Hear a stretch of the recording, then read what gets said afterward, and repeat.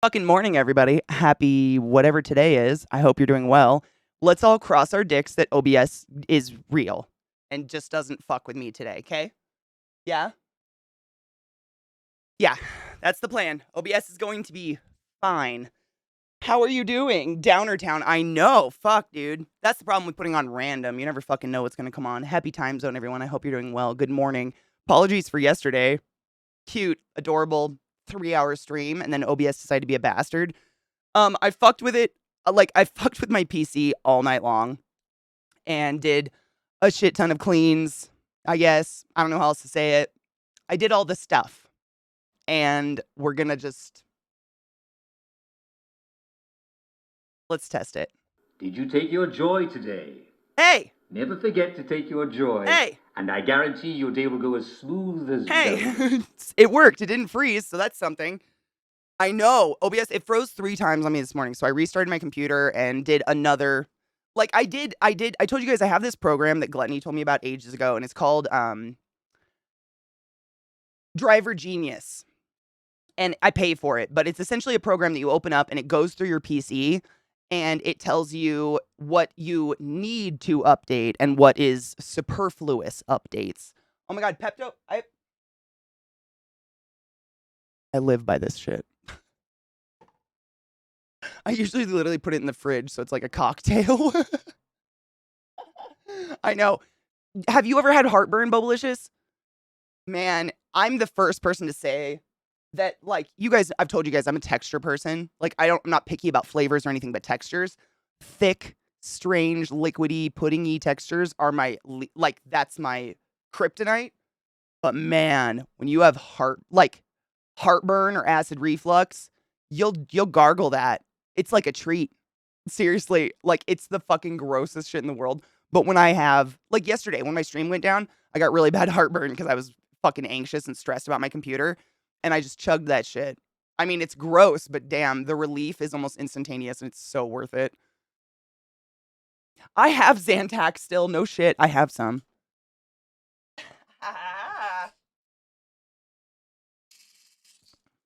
The precious is. Stomachs are stupid.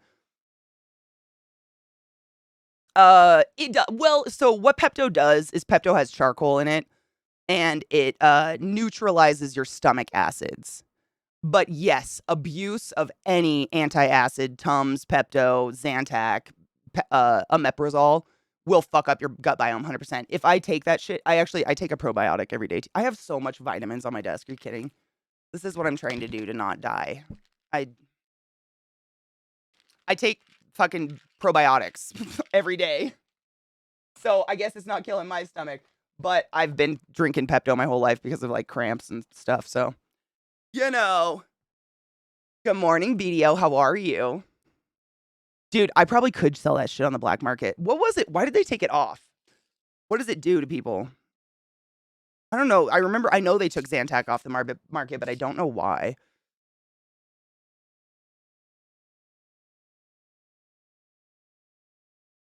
See, I don't have gut problems either. My only issue, I have a gut problem. I have an ulcer that just doesn't go away. It's not a bacteria-caused ulcer. It's a stress ulcer. And if I have to take painkillers, it my ulcer sets on fire. And it's the only thing that saves me. It's the only thing. Because otherwise, I just sit here, in a cold sweat. My tummy's a careful balance. And once in a while, it will try to murder me. Yes. Yep. Activia. Activia is the shit. Recommend a good probiotic, or does it need to be more tailored to your innards? Honestly, I would just go to a natural food grocer, like a co-op or something like that, like a Whole Foods, just because they have the real shit. They used to be so expensive. Way back when I first learned about my ulcer and stuff and I started taking probiotics, literally it'd be $70 for a jar of your shit, and you had to keep it in the fridge, and it was crazy. Now you can get them way less expensive. This is just Garden of Life, Woman's Daily Probiotic. You want to get at least 20. So the only what's the word? A recommendation I would have is you want to get, so if you look at it, it says 40 million CFUs. That's how many cultures are in it. You want at least 20,000. That's it. As long as it's at least 20,000. Under 20,000 and your stomach kills the majority of what you're putting into it, and it's pointless. You know what I mean? Kind of like SPF. David. Are you excited to peel paint today? No, it doesn't need to be tailored at all. All probiotics are just a probiotic. There's probiotics that are like, they're say, for women or for men or whatever. A probiotic's a probiotic. All it is active cultures that will replenish your gut bacteria. They help replenish your gut bacteria. That's all it is. Good morning, Praxis. How are you? My anxiety makes my stomach go, really? Like tummy aches? Good morning, Jade. I had a colon resection too. Oh my God. No shit, Shaloop. Oh, 14 inches? Did you get to see it? That's wild. Can I ask why? Like, what happened? What's the disease process or whatever? You know what I mean? I had to run in with the TBI, and the pain meds were more hurty than the TBI. Pain meds kill me. Great subject to start the day with. Blame me. Yogurt is expensive. Dairy's expensive. Yep, yeah. Garden of Life, maybe. I mean, I've had many brands. I'm not like one that's like, I must have my Garden of Life probiotic. I just always take a probiotic. It literally, like, I don't know what it does that makes me feel better, but I do, and I have less heartburn because of it. We better be peeling some tape, dude. David, I did so much PC maintenance last night and this morning that if my PC crashes, I don't know what to do. Like, she's done for if it happens. What? Hurts a lot. Shut the fuck up. Did you know that expired sunscreen is a tan acceleration? What? I didn't know that. I've never, ever had sunscreen long enough for it to expire. Wow. It's party time. Get your Activia out. That'd probably fit that song pretty well, to be honest. They did it with a robot? Oh my God, that's amazing. I used to work in a surgical center, so this shit's like nerdy as fuck to me. I'm so sorry if I'm gross about it. Yeah, exactly. The men and women stuff, like, I understand with some vitamins, like, a daily vitamin, like, I don't know. I do these, I get these Ollie ones because they don't hurt my tummy. I don't know what it is, but vitamins make me nauseous. They always have. So I get like ones that are like either chewable or they're like a gel cap or something, and then they don't make my stomach like burn like sin for some reason. I understand a vitamin being specific to, your, like, if you have a uterus, you got some different shit going on. If you got a penis, you got some different shit going on. But other than that, like probiotics and shit like that, if your gut is so fucked up that your run-of-the-mill probiotic doesn't do anything, it means you got to get a fecal transplant, man. That's your next step. You said green screen? No. No. Jade, shut the fuck up. Do you have any suggestions? Do you have a suggestion for a good probiotic? Oh my God, Jade, give us your brain. Hell yes. We seriously need to do something about drug costs in the US. My bipolar meds are $1,500 a month. Yeah. Oh yeah. My bipolar meds are $369 a month. Nowhere near yours, but I completely, yeah. It's insane that you and I have to go broke to not want to die. Which in turn kind of makes us want to die. Life is weird, isn't it? Wait, was there a vitamin D joke and I missed it? God. Did I miss a vitamin D joke? Because God damn it, I need a D joke. Fuck. Sun is terrible. Wear sunscreen. Flintstone gummies are the shit, and they're legit. Honestly, I've heard that gummies or vitamins that you chew up and eat you actually absorb more of it than you do from something you just swallow because your mouth starts to break it down before it gets to your stomach. Someone make a vitamin D joke. I didn't miss one, but I need it. I have like 5 scars. Damn. Like 4 on my stomach that are about an inch long, and I have a C-section scar from 2 inches where they pulled it up from. Dude, that's so metal. Do you feel different? Speaking of my TBI, I get to see my skull flap tomorrow. What? Oh, I'm very excited for you. That is so creepy. A good facial moisturizer with built-in SPF. Pendragon, honestly, any Korean sunscreen. Like, across the board. I have had so much incredible luck with really good sunscreens, just Korean sunscreen across the board. They have chemical and mineral. I go for the zinc one because I don't want to die. I don't think I don't care if I have a white cast on my face. I'm gonna have a white cast no matter what. I'm not white. I'm like yellow, but I'd rather have that than skin cancer. But Korean people tend to have the same like olive tone skin I do. So their sunscreen they like formulate it so the zinc doesn't sit and create that like blue cast, you know what I mean? On your face. I have one. It's in my bathroom. Shit. I'm trying to think of the brand I'm using right now. I like to try new stuff, but Korean skincare is just off the fucking charts. Don't you just feel like you're yelling? Yes. Bubblicious, I yell into the fucking air all the time. Sausage versus meatball. More surface area equals better absorption. Chi of food, y'all. Oh, chew your food, not chi. Oh, you're getting a vasectomy? Shut the fuck up, Rod. What? What? Congratulations on your freedom. Damn. I take their multi because it's whole food based. Your body processes it much better. Who's multi? Did I miss it? Oh, Garden of Life is one of our top sellers, and honestly, they're a really clean brand. Not sponsored, not an ad, but just coincidentally smart. I they're I go by the type that doesn't make my stomach hurt. I don't know. I'm really sensitive to some like vitamins and stuff. They burn my tummy. I get free samples every month for my bipolar meds. My insurance doesn't cover them at all. Your insurance doesn't cover your bipolar meds at have you ever gone to like looked for coupons online, Prex? For real? I'm not kidding. That's how I get my meds, and it's the only way I can afford them. There's literal coupons online for medication. It's insane. It's the only way I afford them. I mean, yeah, just grab a pube and ride the ride, Hurts.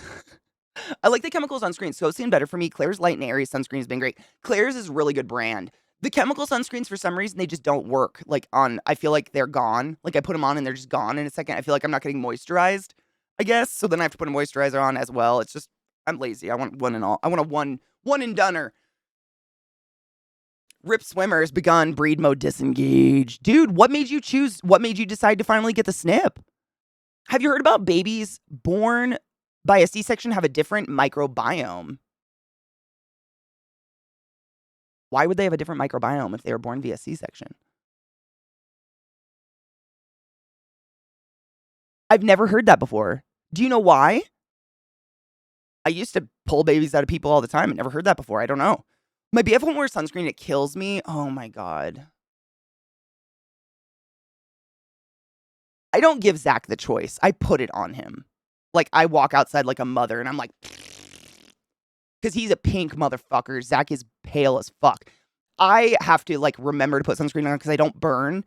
So I won't even notice if I don't put it on, but he is pale as fuck. Good RX, baby. Good RX is everything. I'm not shit. I can pull it up right now. If I go on Good RX and look up, like, Lexapro or any of my meds, there will be coupons for them. So, like, my Lexapro alone is around $369. Nice. Every month just to not want to die. But I pay $40 a month because of that coupon. You don't have to sign up for it. They're just there.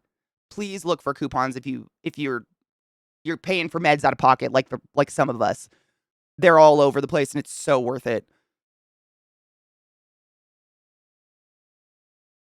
Jade, seriously, like if your lover wants to come hang out, I can scare him.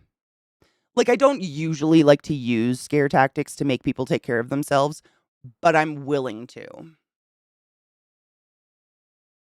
Oh my God, David's got a point. Lather them up while they're sleeping. Be like, no, babe, this is totally lube.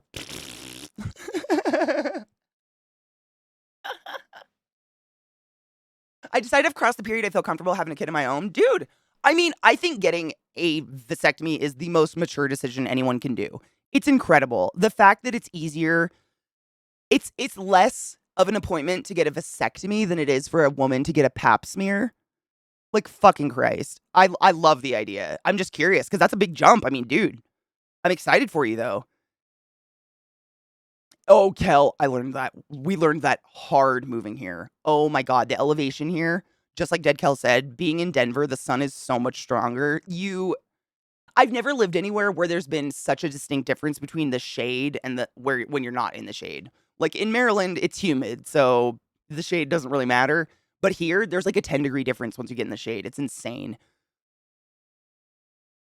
Imagine waking up and your SO just rubbing sunscreen on. I know. Good morning, Sirska. How are you, love? C-section babies have a different microbiome, but not for long. Babies born by cesarean section have different gut bacteria in those born vaginally, but these differences largely disappear by the time the babies are 6 to 9 months old. That's according to the largest study in the effects of birth mode on the microbiome. Previous research has suggested that babies born by C-section are more likely to collect hospital-acquired bacteria when they're born, while those born vaginally collect microbes from their mother. Because the gut biome is thought to be intricately linked to health, these differences have been suggested to make C-section babies more likely to develop obesity, asthma, and eczema. The hypothesis is that the moment of birth might be a sort of thermostatic moment for the immune system that sets the immune system for future life. But, like, why?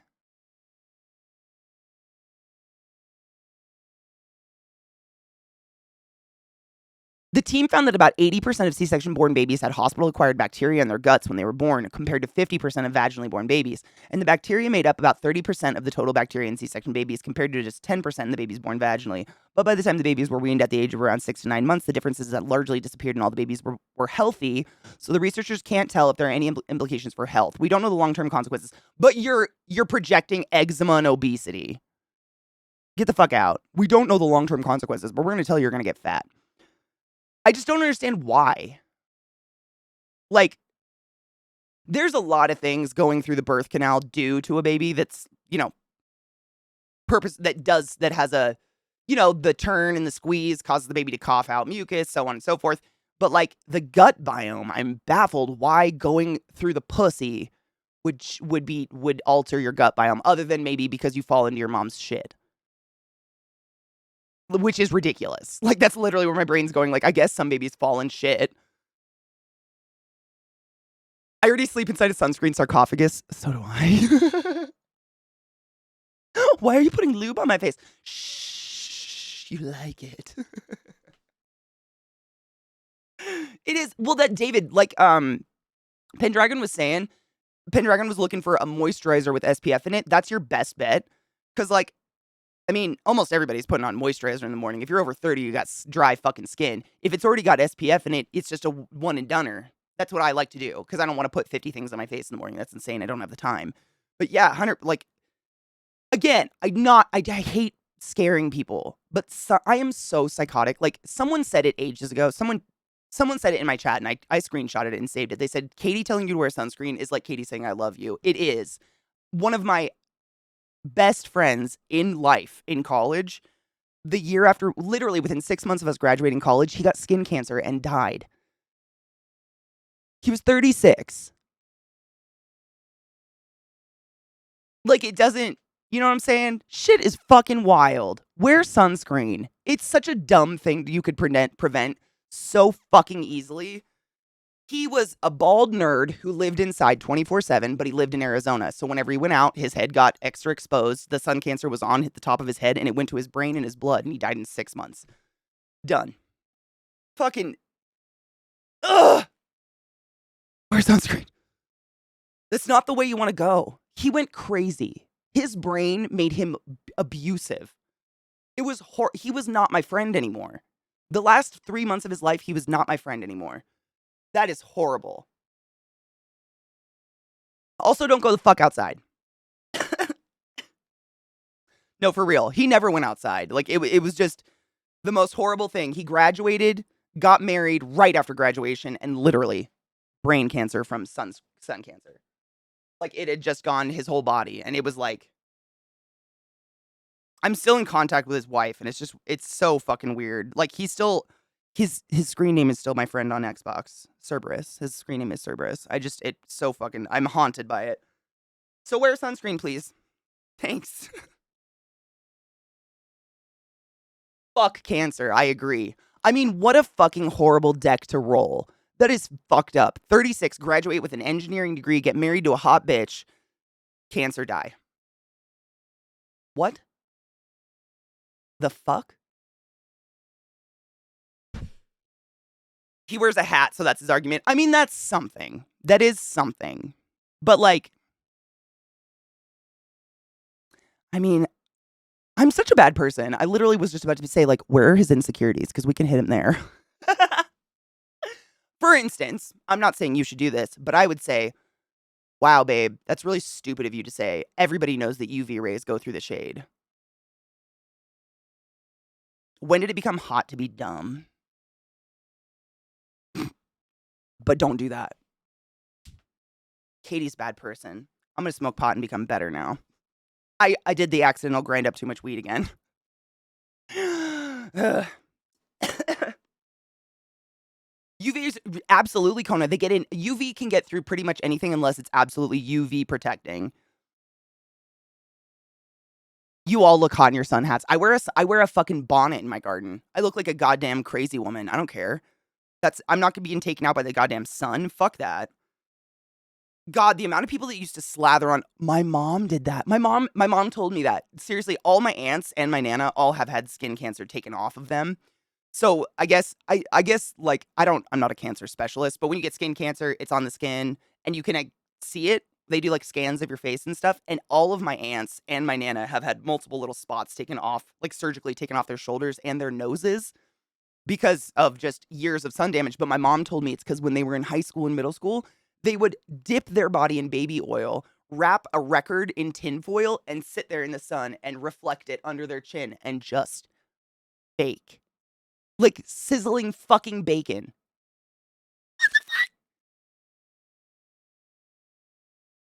Can you imagine how fucking hot that would be?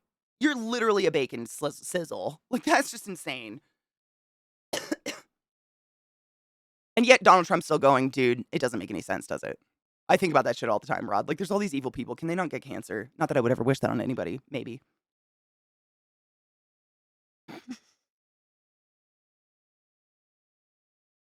I know. It's because I got new weed last night and I didn't check my grinder and I just ground it up and then I was like, "Oh shit, look at all that weed." Oh, here it is. I got a new strain from a new brand actually. I've never seen this one before. From Root to Rise, Seed and Strain Cannabis Co. Oh my god, the writing is so small. The strain is Honey Hiker. Sure. It is allegedly, wow, really high in THC. Holy shit. I got it because I like honey. Oh my god. Um, it says the total's 32.21%. Fun. Honey Hiker.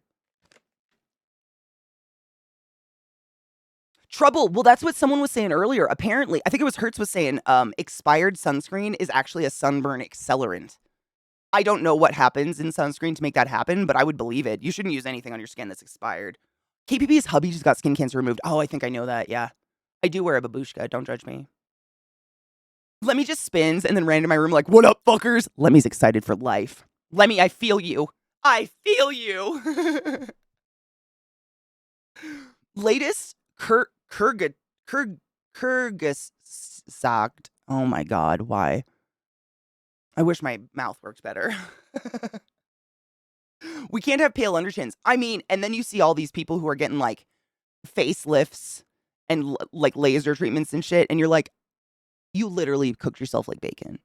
My mom does it. She bitches about her neck all the time. My neck just feels old. It looks like a turkey. I'm like, you sizzled it. You sizzled your body like bacon. I can't remember the last time I had a tan line. Anyways, I'm loading a bowl.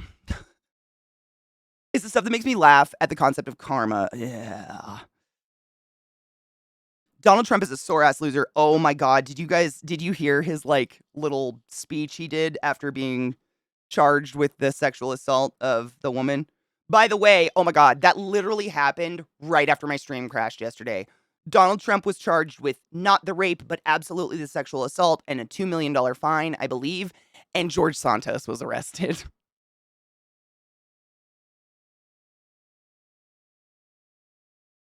Happy! They deserve worse, but you know what? We'll do it. Cheers, motherfuckers.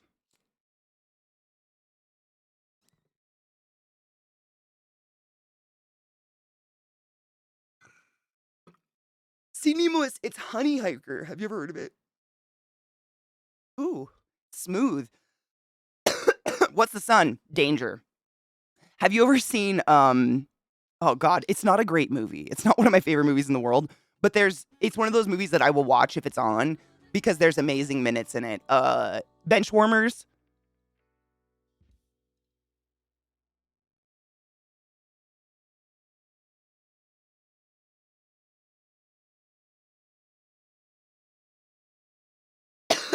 Ashley!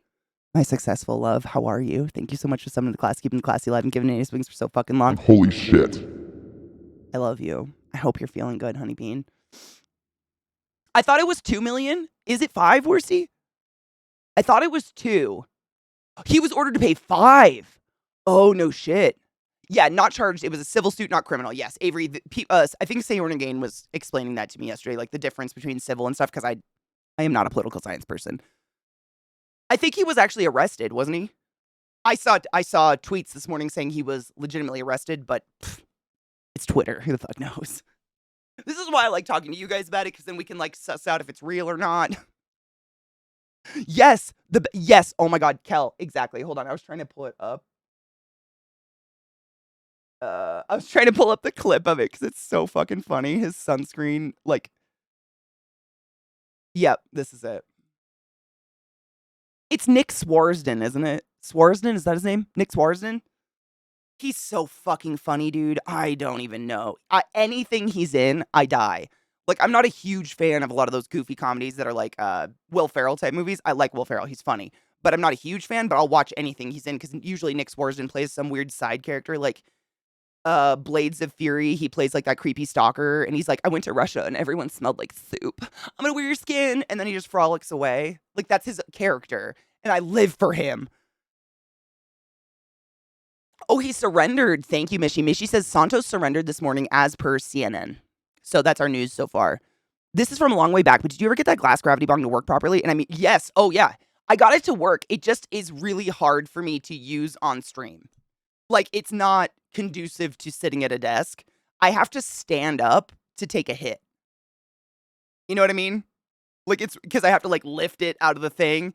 And the hit, it's really hard to nurse a bowl the way I do. Like, I've kind of perfected how to smoke pot all day long and not smoke myself stupid or go poor from smoking too much weed or just being fucking an idiot and being high off my gourd. And it's really hard with that. Just because I don't have control of where the burn is going. Like, when I, like this, I took a hit off that, but you see the tiny little corner? This is what I do with my bowls all day.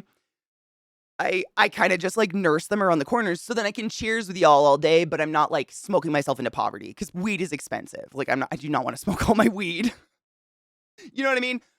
But yeah, it's really, really hard. So it honestly, I love it. It's a super cool thing. I have it up with all my bongs. And if I ever had a friend over or like, you know, people that were smoking socially, like that's ever going to happen, I would whip it out. It's fun, but it's real weird to use. Like, it's basically like you need to learn the exact bowl that's going to burn all the way down on one pull out. Giggity. You know what I mean?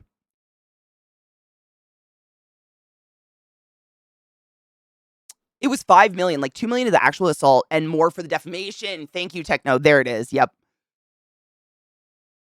I'm here. It's been a hell of a week, but I didn't relapse. Oh, girl. And I went to the center when I needed to. Ashley. So at least I have that. Having the courage to ask for help and go to the center is arguably more successful than anything most of us have accomplished in the last 30 days. That's huge. I have a panic attack just calling to get my meds every month. Still, to this day. Like, I think that's just going to be, I don't like to call people. That is so huge. I know you probably don't feel it and see it, but I want you to know that I do. That's huge. For real. That's fucking... I hope you know how big that is. And that the vast majority of us who suffer, the reason we suffer is we can't go. We can't ask for help. We literally cannot go. We can't go to the clinic. We can't go anywhere and ask for help. We physically are incapable. That's fucking awesome. I love you, girl. I'm just happy you're taking care of yourself because selfishly, I want to keep you around.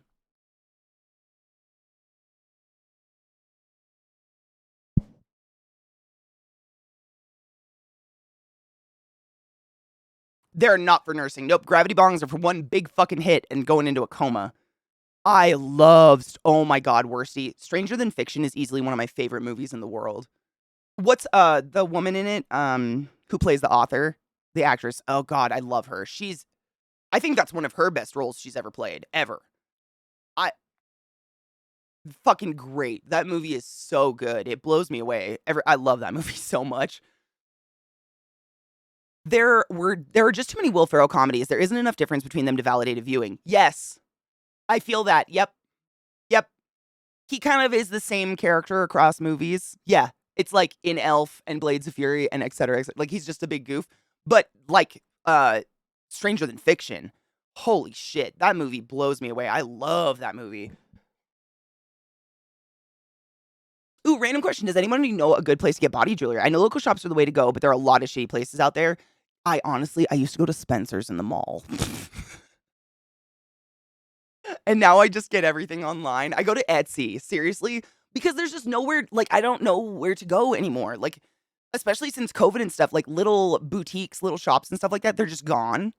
And like you said, like, you don't want to put shitty metal in your nose and get an infection or something like that. So I usually just go on Etsy because it's like shopping, little stores that are owned by real people, but it's online because I don't know. And it's legit. Like they'll say it's gold or it's silver or it's whatever. So you're not like rotting your fucking face off. I totally get that. I get that weird green cast if I put in shitty metal. But like this nose ring, I have had this. I honestly can't remember the last time I changed my nose ring. Years. Fucking weird. I have no idea anymore because I just don't take it out. It's like part of my body. God, that's weird. Technically, how the fuck are you? I was stuck in a panic attack for almost 4 days. Oh, honey, been there. Oh. You can't. And Ashley, I know I'm being that preachy bitch today, but again, realizing you can't do it alone. Do you realize how big that is? Do you realize how big that is? Acknowledging that you can't do it on your own. I still can't do that. I'm still like, I'll do it. It's fine. I'm fine. I'll figure it out. I'm fine. I'll figure it out. I'm like volatilely independent when it comes to that shit, and it's not good for me. That is fucking, I'm just proud of you. You're so much mentally healthier than I think you realize. Like, we're all fucked up. I'm not saying you're cured or anything, but like, I feel like getting a diagnosis might have really fucked you up more than you're actually fucked up, if that makes sense. You know? Because, like, it's like if you, like, I'm bipolar, Kanye's bipolar. I'm not Kanye. You know? And I think maybe when we get diagnosed, we immediately go to the extreme. Like, oh, that must be me. No, you're doing so fucking well. I can't even fucking express to you how monumentous it is to acknowledge your suffering and that you can't do it on your own and you went and asked for help. Like, holy fucking shit, I have never done that full step in my life. I love you. I'm very proud of you. For real, I've never been able to do that. Like, my panic attack takes over at one point. You're a brave bitch. He's one of the riskiest actors in the business. His movies bomb more than they succeed. Which one? Who are we talking about? I forgot already. Shit. Oh, Will Ferrell. Really? Melissa McCarthy, same. Yep. Yeah. I watched a decent Emma Thompson. Yes. Oh, I fucking love her so much. I can see her face. I can see every movie she's ever been in. I love her. But goddamn, in Stranger Than Fiction, she wipes the floor. Yep, cinemas, that's what I do. It's the only way you can, like, I feel like, or by ordering online and going to Etsy and stuff like that and finding body jewelry, it's the only way I can know exactly that it's real metal. Because those are little private sellers working out of their house, and those people, like, if they lie, their whole shop will be fucking decimated. They're not big enough to survive a lie, you know what I mean? So I know I'm getting good quality stuff there, and it's always less expensive. You got scammed on Etsy? What the fuck? How? Ew. It doesn't gather boogers at all? It doesn't. I know. Crazy. And you know what's super weird? I've had this since I was 12, but every time I see a septum piercing, I immediately think, like, doesn't that gather boogers? No. But for some reason, I think that about septums. I don't know why. No, it doesn't. It's like you kind of like, I was just talking about this yesterday. you kind of how do I say it? Like, if I do take my nose ring out for some reason and then I go to blow my nose, it's bizarre. I don't know how to blow my nose without the nose ring in. It's, like, become part of me, so, like, when I blow my nose, I have this weird way of pushing on my nostril so I don't squeeze it with the nose ring. It's just, like but no, I've never had a booger stuck on my nose ring before. Like, even blowing my nose is crazy. You'd think so, especially my nose ring has little gems in it. It's like it's got little claws. It should grasp things. I get dog hair stuck on it sometimes. That sucks. Katie is not the voice of our generation. Mm-mm. Smart trick if you ever want to use fake jewelry in your body, only do it for a short time. I've read about that. Use clear nail polish. Yes, I've read about that as well. Like, if you have a shitty piece of costume jewelry, like big old earrings or something, but you want to wear them for one night for an outfit, coat the peg, like the post, in clear nail polish. Let it dry. Yeah, it's literally, you don't want to like keep doing that, but like if you just want to wear it for one night, yeah, I've read about that before. Oh, I think a lot of people get anxious this time of year, techno. I don't know what it is, but I have been as well. Like, for no reason, just like existing, I get anxious. I'll just be sitting here and I feel like weirdly stir crazy, like I can't breathe or something. And I've noticed a lot of people in stream in the community have been coming in like, I'm just feeling shitty lately. And I don't know if it's like the change of seasons or if it's like like empathy, like a lot of people are having a hard time because it's tax season, so that mood like crosses across people, so people are grumpy and sad even though they don't know why. I don't know. But I've noticed a lot of people are not feeling top notch, and I hope you guys feel better or find something that relieves it. Cheers, Ashley, my love. My little nursey bowl.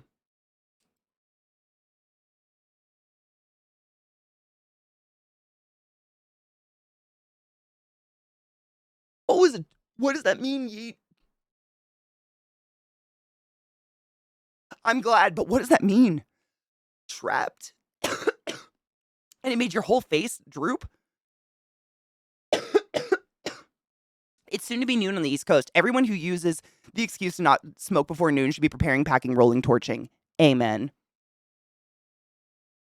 It's 4:20 somewhere. Morning highs are the best. Really, Yeet. What happens when you take ibuprofen?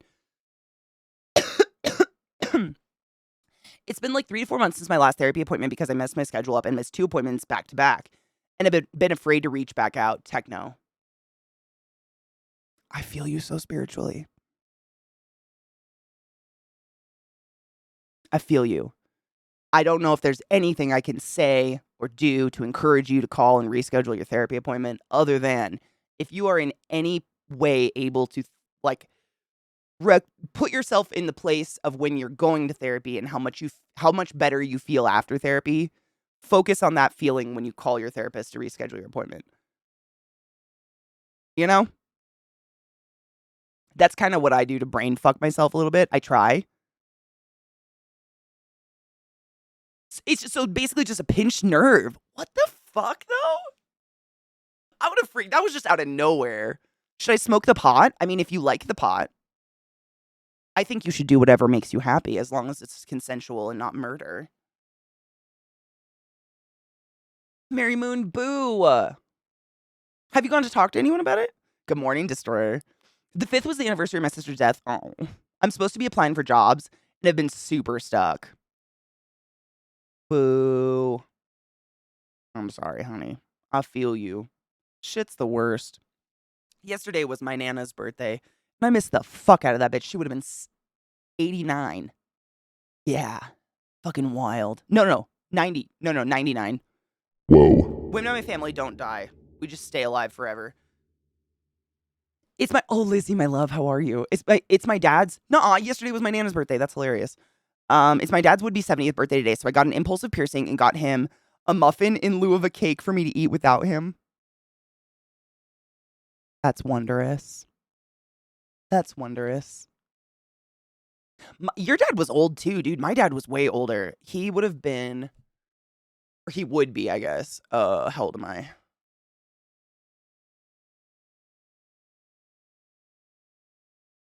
78?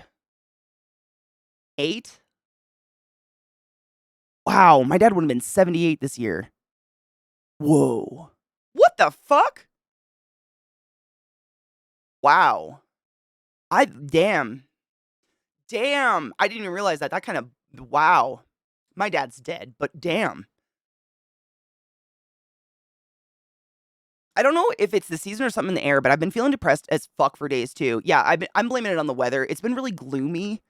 You know when you wake up, like, you have a week of nice sunshine, you wake up and, like, the sunshine wakes you up in the morning, you know, that light thing, and then you get a couple days of that gloomy shit, and it's like I almost took a picture of my desk this morning, actually, because normally when I come out in the morning, like, I can actually see my desk before I turn all my lights on, and it was pitch black out here just because it's so, like, gray and overcast outside. It's kinda creepy. Usually I'm the same. I gotta do it for myself, but I watched Jay go to jail after I'm the one who fucked up. That was the biggest eye opener that I could ever have gotten. Doesn't it suck that sometimes, like, horrible things have to happen before we wake up to the reality of the situation? I'm the same type. I'm the same person, Ashley. Like, I fight it on a daily basis, like, my instinct to learn the hard way. I don't know why, but when people, like, give me advice, I just assume they're lying, and I'm like, "No, I gotta do it on my own." But why? I don't know why. I feel bad for you because I feel you. Like, we're the type of people that have to break our neck before we learn how not to break our neck. Why? What the fuck? I know sleep has been my biggest issue. I'm stuck using the bed in this room because Ella has too much crap. I asked her to take it out, but she said she has nowhere to put it. Dude, you should nest her shit. Like, no shit. If it's just crap piled up in a room that you're sleeping in and it's in no use whatsoever, build a nest. I would. Cover it in pillows. Maybe some fucking, like, sticks. I would. Fuck that. Woke up late. I hate that. Confirmed vampires. Techno geek. No shit. It's very bizarre. All the women in my family, they just don't die. They live forever. Like, my Nana was trying to die. Like, she was living off chocolate and whiskey. It was crazy. I'm going out a bit with some people from the neighborhood to play Pokemon Go. Ooh, my God, I haven't played. You know, I completely forgot Pokemon Go was even a thing. We used to play the fuck out of that. You know, in the hospital, Nick, no shit, in Hopkins, we had Pokemon gyms. It was awesome. It was for the kids, but of course, the employees did it all the time. All night long, we would walk the hospital and fight the gyms, and there'd be kids in the children's hospital fighting us back. It was fucking hilarious. We never saw them. Like, I was not in the children's, but, you know, it was fun. It was a fun time. Yeah, some of my parents were born in the some of my friends' parents were born in the 70s. That's almost all my friends' parents. It's so bizarre. I've never met someone who has parents as old as mine, but my mom didn't have me till she was like 34. Generally, my mood's been bad. I'm not sure if you knew about my bad back, but I had a major setback on Christmas. Like, couldn't stand up. No. Do you know what happened? Did you have like a slip disc? Colorado. Our weather is like a bipolar person. 93. Damn. Isn't that weird? Fuck, dude. My dad would have never made it this long, even if cancer didn't take him. He was a raging alcoholic, but it would be weird. That is weird that I technically would have had a parent almost 80. When I fuck up, I do it good. Same. And then I never do it again. Like, I do learn from all my mistakes. I guess there's that. If you think about it that way, Ashley, there are people who consistently fuck up and never learn. George Santos, for one. Trump. Just to name a few. At least you and I learn. You know? Like, it sucks to have that moment in your life watching someone you love go to jail or something, but, like, you didn't do it again. You didn't go like, you know what? Maybe the second time will be different. You know? No, I've never lived in North Carolina. I lived in Baltimore. I lived in Maryland for a while. And then Colorado. I've lived in Washington too. And Washington, D.C., Virginia. I've lived a lot of different places. I've never found a place that felt like home yet. Same, Kona. I don't understand why, though. I hate it. No, I wish. God, North Carolina's gorgeous. Seahorse. Have a beautiful day. Don't forget to brush your teeth and be kind. Have a good one. Back. Pearl just got back from the store with a 5-year-old. Wait. With the 5-year-old. I thought you said a 5-year-old. I'm like a random one?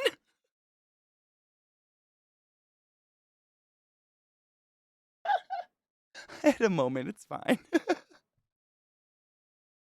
Just like go pick a child at Walmart. It's what I mean. Honestly, you probably could. Let's be real. It's Walmart. I'm sorry. Morning taco. Oh God, that's weird. Oh, it's an old ass injury. Oh fuck. Gloomy, don't buy stuff. My dad's 76 this year, my mom is 72, and then I'm 47. So they're close in age. My stepdad's 8 years younger than my mom. I'm lucky. Why? I got a cute patio love seat and table because my Kindle I got is begging for a nice patio read. Oh my God. I'm building a grotto in my yard, and I too am very excited to sit with my iPad in it. Really. It's not done, but like slowly, I'm building a grotto and I'm really fucking excited. 78 this year because I'll be 48 and we're all 30 years apart. Damn. I'm 28 on Tuesday. My dad was born in 53. So was my mom. My mom was born in 53. She turned 70 this year. Wow. Whoa. Time, though. Wow. I had a strange dream where I was having hot tacos on a skillet that was handmade at a water park. What? I love dreams like this. Tacos in a skillet from a water park. What's been on your mind, boo? Oh, techno, no.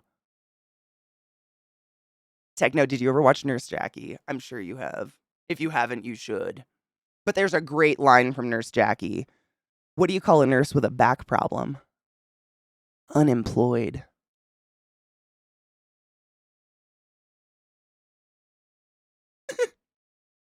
Show me a nurse without a back problem, bitch. Cocky. Oh no, you're sick? Oh no. Wrapped up in a sweater and I mean, that's pretty badass though. And blanket I made, I'll be lurking. Oh, honey. I hope you have hot tea and you're feeling snuggly. That sucks. I'm sorry you got sick. I bet it was the kids. Here's a mindfuck. My mom is actually my great great aunt. Her and her sister were 20 years apart, and one of her sisters is actually her mom. Oh, one of those situations. Yeah. That was pretty fucking common, I think, around like especially if your parents are around my parents' age or their parents. My Mr. Cataract, welcome. Good morning. When I did ancestry.com like years ago, just for funsies, because literally my dad is dead and my entire dad's side of his family is dead, and I look like them. So I was like, I want to know what I am. And I did ancestry.com. And, for the first 3 months, it was very like, oh, look, she's fucking Irish. Who would have guessed it? A Jew. Oh my God. No one's shocked. And then it was like 6 months after I did the ancestry.com like DNA thing, I got a message on there from someone random, and they were like, hey, like just Cliff Notes, this was a while ago, but they were like, hey, I was adopted. This is my name. This is my adoption birth certificate. And I'm pretty sure your grandma was my mom. Can you confirm this or deny this? And I looked, he had all the fucking paperwork, all the adoption signatures and shit. And it's crazy because I've grown up literally until this moment, my entire life, I've been told this story repeatedly of how my nana that I always talk about, my nana's mom, my great grandma, no, it was my dad's mom, excuse me. My dad's mom's my other grandma. Sorry. They're all dead. I've never really known these people. My dad's mom, when she was married and like her kids were already born, she like went and almost became a nun.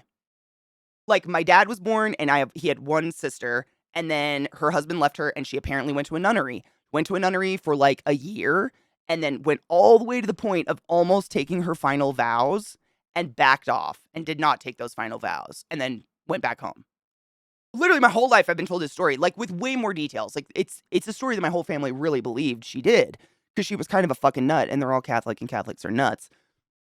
And it's just a side tangent. My nana, my mom's mom, she was, your classic drunk Irish grandma who's nosy as fuck and gets the fuck in your shit no matter what. And she would poke and prod at my dad's mom about this, like, because she was Catholic and she was like, why wouldn't you become a nun? Like, you were almost there. Why didn't you do it? And she would poke her and poke her and poke her. And finally, one day, My dad's mom just turned to her at the dinner table and goes, "Because I have syphilis, Ethel." And then went back to eating her meal. This is the story I've been fed my whole life. Lies. She went and had a fucking illegitimate baby that now lives somewhere else and was adopted. Lies and slander. So many lying fucking bitch. I mean, that story is true. Like the syphilis, that she did that. That's true. But she did not almost become a nun. She went and had a baby.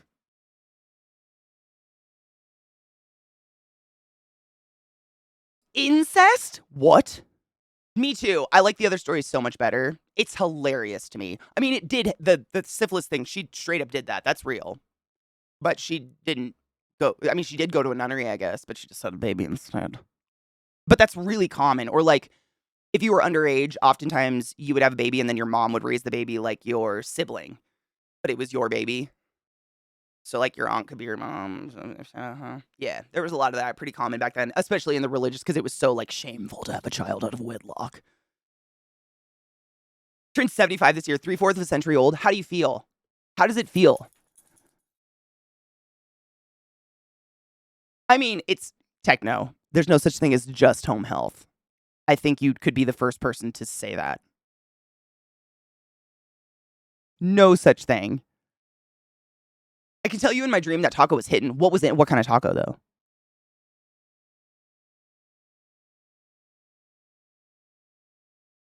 Jade, it was kind of cool. I mean, it doesn't get it like it basically, you can do your little tree and it'll connect you with relatives across the world and stuff like that. It's kind of cool to see your genealogy. Like my nana's Irish. My nana was her mom was off the boat. Like that side of my family was pure Irish. And my dad's side's all dead. So I really didn't know where they came from. I didn't know the history of my family at all. And I look like them. And I think that was a big driver. Like my little sister, Sarah, looks like my mom and my nana. She looks like the Irish side. She's pale as fuck, covered in freckles, red hair. I do not. I am sallow with black hair, like my dad, but they're all dead. So I was like, I just want to know. I wanted something to connect with, I guess. Because I've never been able to, like, go to a relative and be like, hey, do you have this skin issue? Because I have this. Like, maybe because we're related. Because I have everything from my dad's side and they're all fucking dead. Alcohol, my dudes. Never. Not even thrice. Not even thrice. Right, Rod? I mean, dude, can you even imagine? I have no idea what it's like to give birth to a child, but imagine giving birth to a child. And this is literally what I was told, like, later on. I researched this later on after I found out about this person, I guess, who is my uncle. Who was adopted off, they would literally the person who was having the child at the nunnery that obviously didn't want to have the kid or whatever the excuse was. When the moment she gives birth, they throw a towel over her face or a pillow so that they can just pull the baby out and she doesn't have to see anything. They throw a pillow on your face and take your baby out of your pussy. What the fuck? Trick's like, pillow? Bob, pillow, Bob. Hi, Bubba. You just needed to. I didn't even realize he crawled up in my lap. What a creepy little shit. You can do that in a nunnery. Yeah, I think you can leave babies at nunneries too. It's funny. No, it's pretty funny. It's funny. My grandma was a bitch. I met her. Well, my dad's mom. I met her a couple times, but the only time I remember her is my dad's funeral. She was a cunt. She made me go to church. Did she get treatment for the syphilis? She gave it away. My grandma's mom stole her sister's fiance?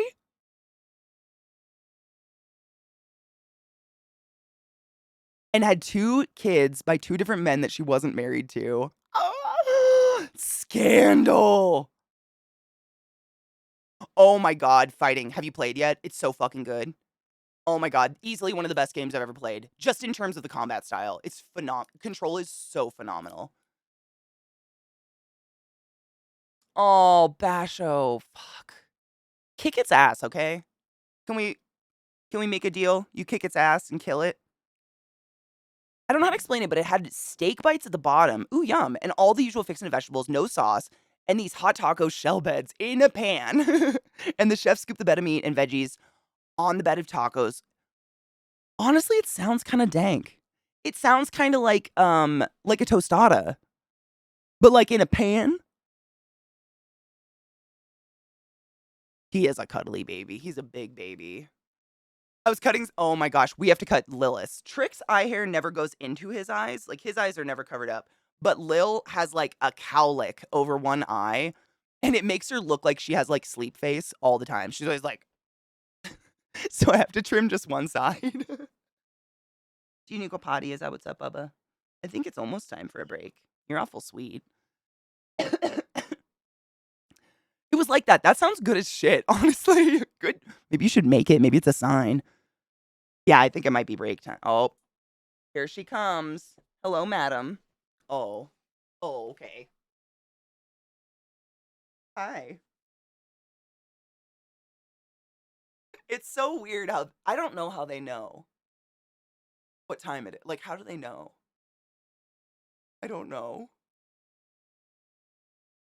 They have an internal body clock. That's great.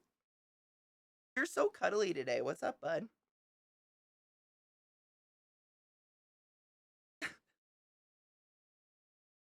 Don't go outside. Oh, you want to go outside? Go play. Oh, yeah, we'll go outside. You want to go? Oh, let's go outside. Oh, my God.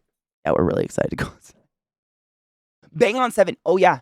Lizzie, they know it's so weird. So right before we take break, this is the part that always freaks me out. So I end my stream like 3 to 4 hours before Zach ends his. And I watch his stream specifically for this moment because before he has made any mention of it being the end of stream, you know, he has like his bot where he's like, all right, guys, that's going to be it for me today. He has his like thing. And then he's like, for all my Berserkers and all of Zakonia. Before any of that, he's literally still balls deep in the game. But it'll be 3 minutes before 7 p.m. They will wake up out of a dead sleep. They'll be out here with me. I'm sitting here like sewing, listening to a podcast or something. They will wake up out of a dead fucking sleep and rush his room. And then he goes into the spiel. And I'm like, they are. And I think, David, routine is good for them. Like, I think it's good to, you know, have a routine like that for your dogs. They seem to be happy with it. I'm just always so baffled. Like, how do they know? Me too, Kona. I live for it. Like, honestly, sometimes I'll close Zach's door while he's streaming because I'm like vacuuming or something. And I don't want to, you know, interrupt the stream. But I always try to remember to reopen his office door because if I don't, Trick sits outside his office door with his nose in the crack like this. And just waits. It's the saddest thing I've ever seen in my life. He literally is like, and like breathes heavy / like snorts Zeke's office because I didn't open the door back up. I know. He loves Papa. Oh, speak of the devil. Dad's off work, guys. Gotta go lick him. Thanks for some of the class, keeping the class alive, giving it swings, Boo Bear. I appreciate you. Every day is chaos. Same. I think they enjoy it though, right? You kind of dig the chaos, right, Bill? Do you want to say hi? You didn't say hi today. Hello, my baby girl. They're sleepy. I think it's the gloomy weather. It makes them like drowsy. Sweet girl. You drowsy? They smell like dad. Have you been sleeping with dad? You sure do smell like dad. Acting like there's been no love. I can smell the love on you, young lady. You smell like dad's pit stick. She's like, I maybe went in there. You don't know. Go lick him. Haven't heard that ever. They love to groom Zach. Dude, right, Rod? It really brings your mood down. Gluttony. Thank you so much for some of the class, keeping the class alive and giving it fucking 41 months. Jesus fuck. Can you smell the pit tonight? Tonight. Ma'am, were you snuggling Dad? I can tell, Zach, they're so sleepy. Okay.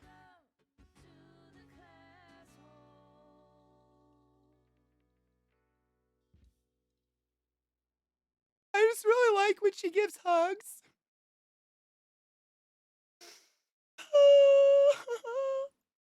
You're just the cutest girl in the whole world. I know. I die. I feel like Peacemaker. Oh my god. Oh my god.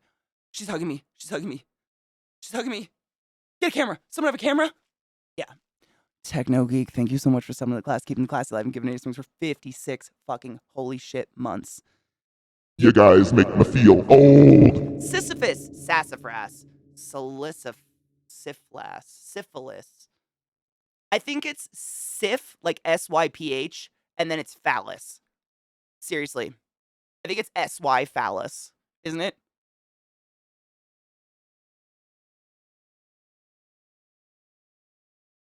That's how I spell words in my head. I have to break them up and make jokes. Sick penis. It's literally sick penis. Yeah.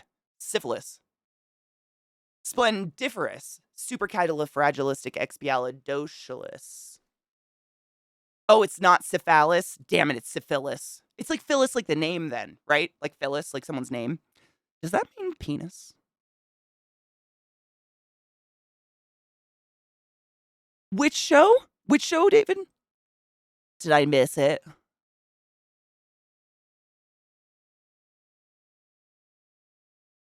Sif Dickus. Did you ever think you'd be in a Twitch chat where syphilis was typed so many different fun ways? Oh, my Void Kitty will sit on me and stretch his arms over my shoulders. Oh, Peacemaker. Jesus, David. My brain is really broken. Peacemaker. Me too. What people in the community have told me is that the director has been taken off of Peacemaker indefinitely to make like another Spider-Man or a Batman or a Superman or some fucking remake again.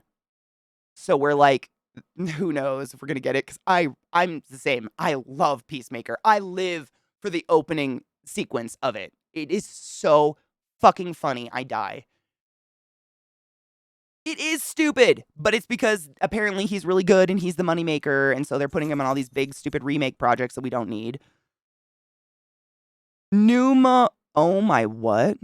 Pneumonaltramicroscoic silicavolanosis. What the fuck?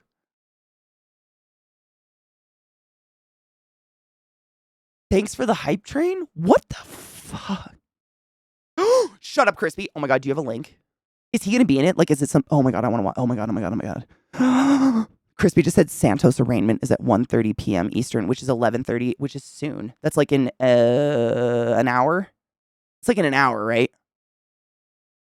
No, it's in 2 hours. 2 hours? Yeah, 2 hours. James Gunn's taking over the whole DC universe, right? Is he? I haven't seen Guardians 3, I don't think. Oh, really? David, I didn't know that. It's an hour. Okay. It's 10:30 here. Oh, yeah, it's 2 hours ahead. That's my bad. I always fuck that up. It's 1 hour west, 2 hours east. That's my bad. Oops. Cocky, thank you for the biddies. What the? You sick hoe. Helps if it's you know what? Spelling is overrated. We ain't here to write a thesis paper. We're having conversations. I stutter all the time. It's still, nothing helps. I don't even know what you did. That word is too long to notice a typo. I'm not doing that again. It hurts my mouth. He's doing a Superman movie? Why? Calm the bitch down. I hate Superman.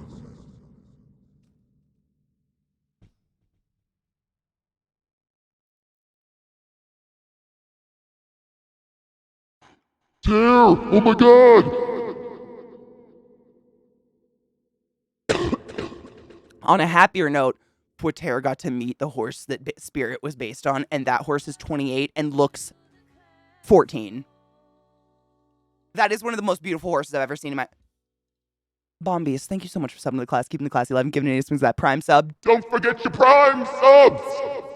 Every time you forget a prime sub, you're firmly tucking a $5 bill into the greasy-ass G-string of Jeff Bezos.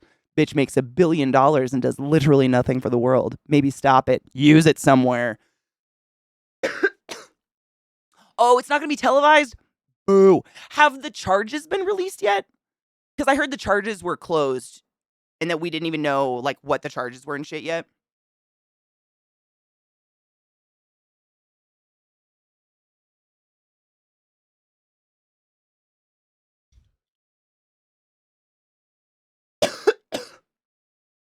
Kona, right? Same. I think Henry Cavill is a great actor.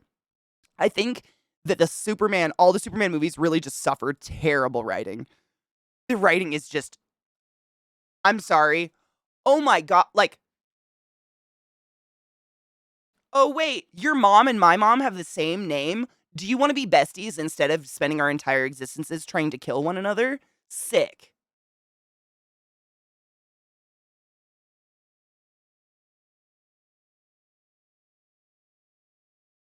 I'm sorry, what?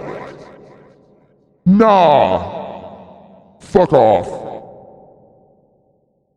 Oh, they were just released. Oh no shit. New mono ultra microscopic silico volcano coniosis. That's insane. What does that mean? Koto, honestly, what I do is I put my Prime sub on a stream. Like, I literally have my Prime sub on Zach. I try to put it on a stream or a streamer that I watch all the fucking time. Because the one downside to Prime subs is they don't renew and we forget about them, right?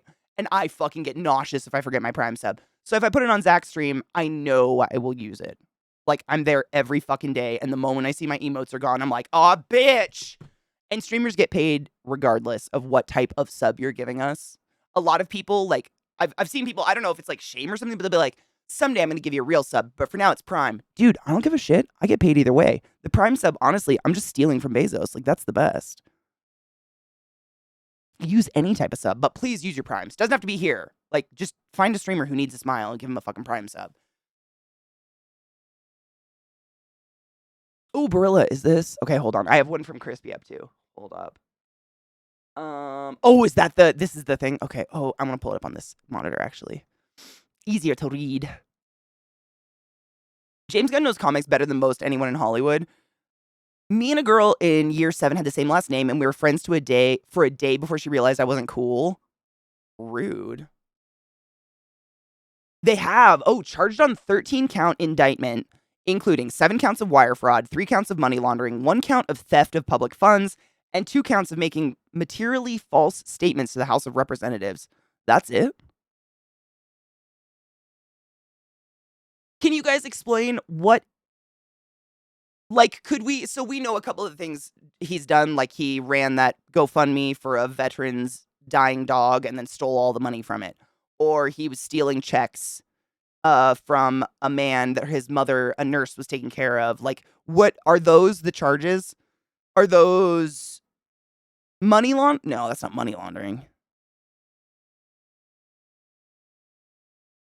It is impossible to write well for Superman since he's such a Mary Sue character. God damn it, ClassyKatie, you're fucking speaking to my soul.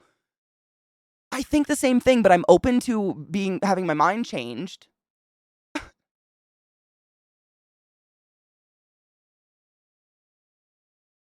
Wait, lung disease from inhaling fine ash and sand dust. Wait, what?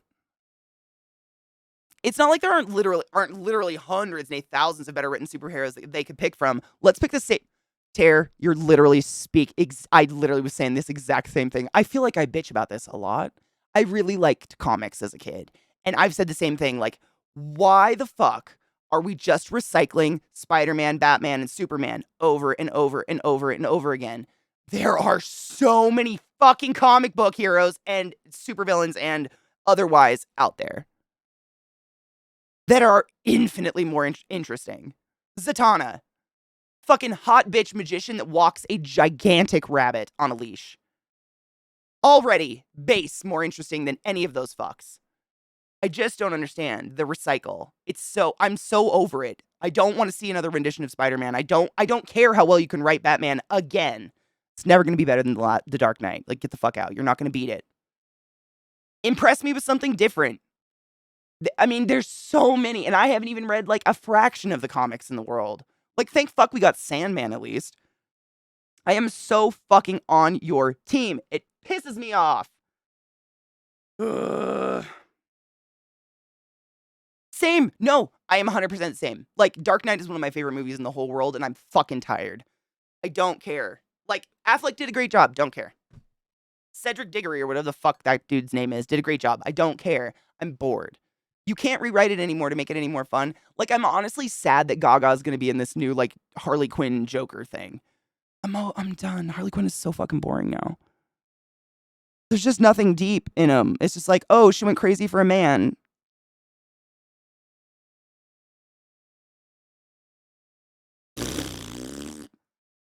Over it. Hi, gay. Hi, Mayo, my love. How are you? Yes, Moon Knight should have. And didn't they cancel Moon Knight? I feel like they do that, and it's like same with Peacemaker. I've never met anyone who hasn't watched Peacemaker and at least enjoyed it a little bit. It's fucking entertaining. It's funny. It's not your goody two shoe run of the mill bullshit. And they take the amazing director creating this amazing show and they throw him on fucking Superman! Ah! Why? No!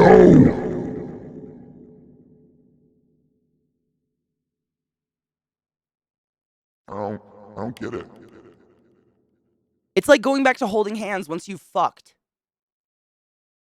Bitch, gimme that pee. I'm over it.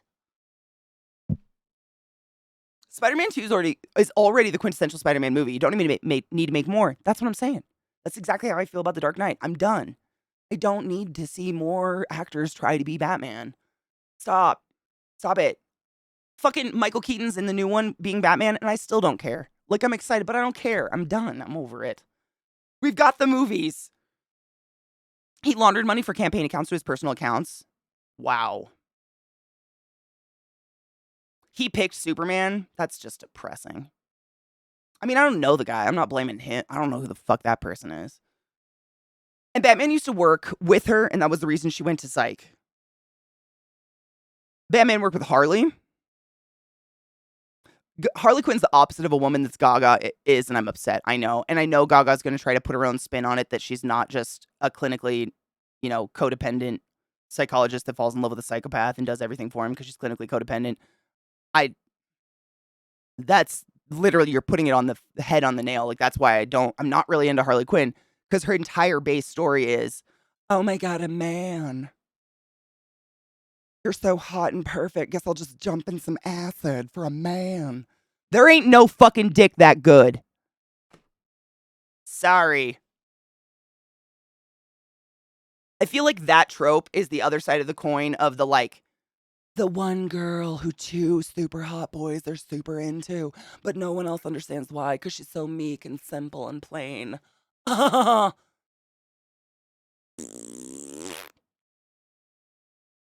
Impress me. Great Jennifer Coolidge version. Thanks. Yeah, I mean, unless you're making a Batman like a bat that hangs from a ceiling where their balls hang in their face while they're sleeping, or if you're making a Spider-Man where they have cummy ball hands, I'm not interested. Hi, Dapper Dame. How are you, love? The Joker is literally infinitely abusive. He's a manipulative, yeah, 100%. I mean, it's just not. She's cute. It's fun. They're entertaining. But let's stop now. There's more. There's more to experience in the world. Variety is the spice, right? Folie à deux is supposed to be a completely different spin. What is that? That's one of the reasons I love Birds of Prey so much. Harley was moving the fuck on. Birds of Prey is the best Harley Quinn movie. I agree. And I think 80% of the reason I watch that movie is the breakfast sandwich. Oh, now I want one. Sorry, I blacked out a little bit. Yeah, that's the best one because she does the fuck the man. But I mean, other than that, Man Bat. I want Man Bat. Oh, she's a patient? Oh. Well, I mean, wasn't she a psychologist that became a patient? Or is this a spin where she's never been a psychologist, has no PhDs, and is just crazy? I'm just excited for the Green Lantern TV show that they said is inspired by True Detective. What? Season 1?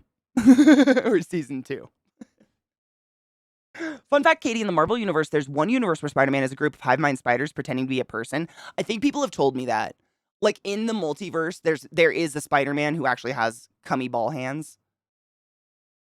I think chat has told me that before because I was pissed about it. Scarecrow, right? Scarecrow with the guy who originally played him. The dude, was it the dude from Peaky Blinders? I think he made a phenomenal Scarecrow. He's a scary dude. He was in another movie where he played a bad guy. It was like called Red Light or something. Do you guys remember that one? It had Rachel McAdams and they were on a plane flight together or something. He's scary. He plays a very unnerving character. I would love to see him as Scarecrow. Like an origin story or something like that would be yeah, Red Eye. Rod, I'm so glad you've seen that. It's such a weird, obscure movie that's pretty old, but it scared the shit out of me. It's a good one. Oh, she still has a PhD. Okay, cool. That breakfast sandwich is everything. I live for a good breakfast sandwich. Fully I do. That's the Gaga Joker movie. I mean, I'll always give it a chance. Like, I'm not one of those people that's just gonna be like, no, I refuse. Because what if it's great? Like, whatever. It's an hour out of my life, or a couple hours, or 5 if you're fucking Zack Snyder. But like, I'm not excited. True Detective Season 1 was great. True Detective Season 2, I just don't understand what happened. It was just like Rachel McAdams was a nymphomaniac. That's Season 2. Like, if you want to watch Rachel McAdams, like, dry hump everything, watch True Detective Season 2. Like, that's it. Which, to each their own. I'm not here to judge. It was just a strange time. Zach gave me this. Zach's the one who showed me this band, actually. The Squirrel Nut Fuckers. What are they called? Squirrel somethings. Squirrel Nut Zippers, not fuckers. Oh, no, you're right. I have to pee really bad, too. I'm just like, that is Rachel McAdams. Isn't that fucking crazy? I know. She's hot. I mean, and I really like her. Like, if you guys don't know who Rachel McAdams is, it's Regina George from Mean Girls. Raise your hand if you've ever been personally victimized by Regina George. Spider-Ham, Peter Porker. Spider-Ham was my favorite, probably. A spider that's bit by a man. Stop it. I want that. Cillian would make a great Batman. I agree. He's just a good actor. I enjoy him. He's very good at I don't know how to put it, like silent acting. Zach and I were just talking about this the other day. There's a term for it, but people that have a really uncanny ability of portraying everything they need to portray without speaking. Like, they don't have to have verbal lines to get across what they're trying to say. Fuck, dude. He's great. Boo, you whore. I can't go out. I'm sick. David, you're right. I know. Let me get our video up. Hold up. Or I have to pee so bad. I've had a lot of coffee. Break time. Every hour or two, we take a break, my dudes, if you're just swinging by and unfamiliar. But I do it for my own health. I do it for your health, and I pee my dogs. Stand up, stretch your legs, put your arms over your head. I swear this will wake you up more than a cup of coffee. It's insane. Oh, my God. My shoulders are so fucked up. It's fine. I'm doing great. Load a bowl and get some water. I'll be back in a few. I'm set free. Good morning. It's shitty outside. Boo! That song just is sad, man. Fuck it. Here, this one goes perfect with twerking.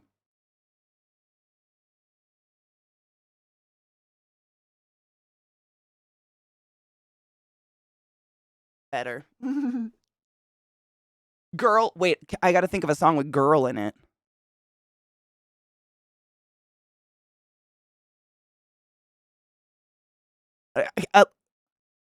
Fat bottom squirrels, you make the world go round. No, that's pretty good. Yep. I want to see a fat bottom squirrel now.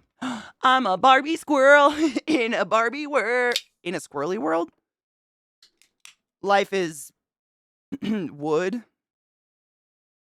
I'd eat it if I could. Rich girl? Yeah, that's true. You guys are better at this. I'm going to today's station. I was trying to fix my computer yesterday. I don't know if you saw my computer did the dump. I don't know what happened. Honestly, it took a dump. Like, that's all I have. My computer decided to literally take a dump yesterday. It fucking sucked. Sorry, I had to pause the music to get my brain to work. So I was trying to fix the... I still don't know what went wrong. Oh, actually, I was going to tell Zach, though. So, I know it's got to be OBS that's causing whatever happened yesterday. But essentially, what Zach told me is he's had this exact same thing happen to him on his OBS, where OBS goes not responding and then his entire PC like freezes. But to stream, it still looks totally fine. It still looks like live and, copacetic. But to us, like, we have no more control. We can't do anything. Same exact things happened to him. But he said what happened was he couldn't see his OBS moving, whereas I can still see myself moving on OBS when mine goes non-responsive. And he said his OBS would start flashing, and mine has flashed 3 times during stream today, I've noticed. But it's responding, it's fine. But it does, the whole app, just white flash. What the fuck is going on with OBS? I am running it as an administrator. No. I mean, not that I do not update shit until it's critical. Like, I don't touch shit because I don't trust updates as far as I can fucking throw them. I don't think I've updated OBS. Maybe I need to update it. It hasn't, spurred me for an update or anything like that, but it is weird. Don't start yours. I just don't know what to do. Like, I know it's got to be OBS doing it, though. And because OBS is, like, sending all this information from all of my PC to you, it takes control of it and freezes everything when it fucks up. Wait. Do I remember this right? In the nose, out the mouth for control. I think it's in the mouth, out the nose. No, in the nose, out the mouth. Yep. And then, but you want to do pursed-lipped breathing. So it's not like it's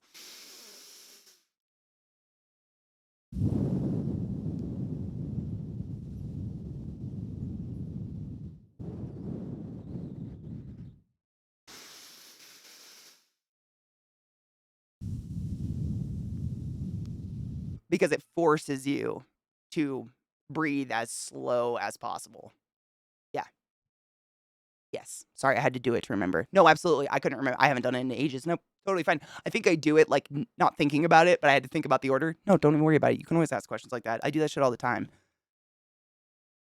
Twitch giving OBS a bad handy. It's so weird, Glut. Like yesterday, I went live for like 30 minutes and then someone said joy. So I went to do my like joy alert and it didn't play. And I was like, oh shit, GoXLR must be having a heart attack.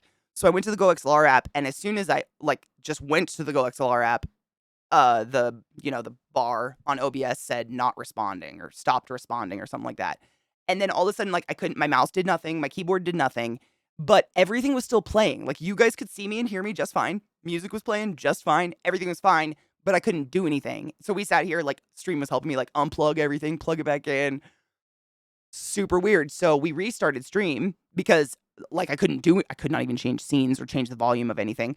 So we restarted stream, and stream lasted like 2.5 hours, and then it did it again. And so I was telling everybody about Driver Genius and that amazing thing that you told me about, because that's what I did last night. Was I did like the major cleans of like, outdated drivers and shit like that of the whole thing. But I haven't been prompted for an OBS update or anything like that. So I don't know. I'll have to look in OBS. But I try not to update anything without it being absolutely critical, because I just don't fucking trust them. I'm not Windows 11, whatever one's before that. But I don't update Windows either. Like I could see what I can, let me see. Why?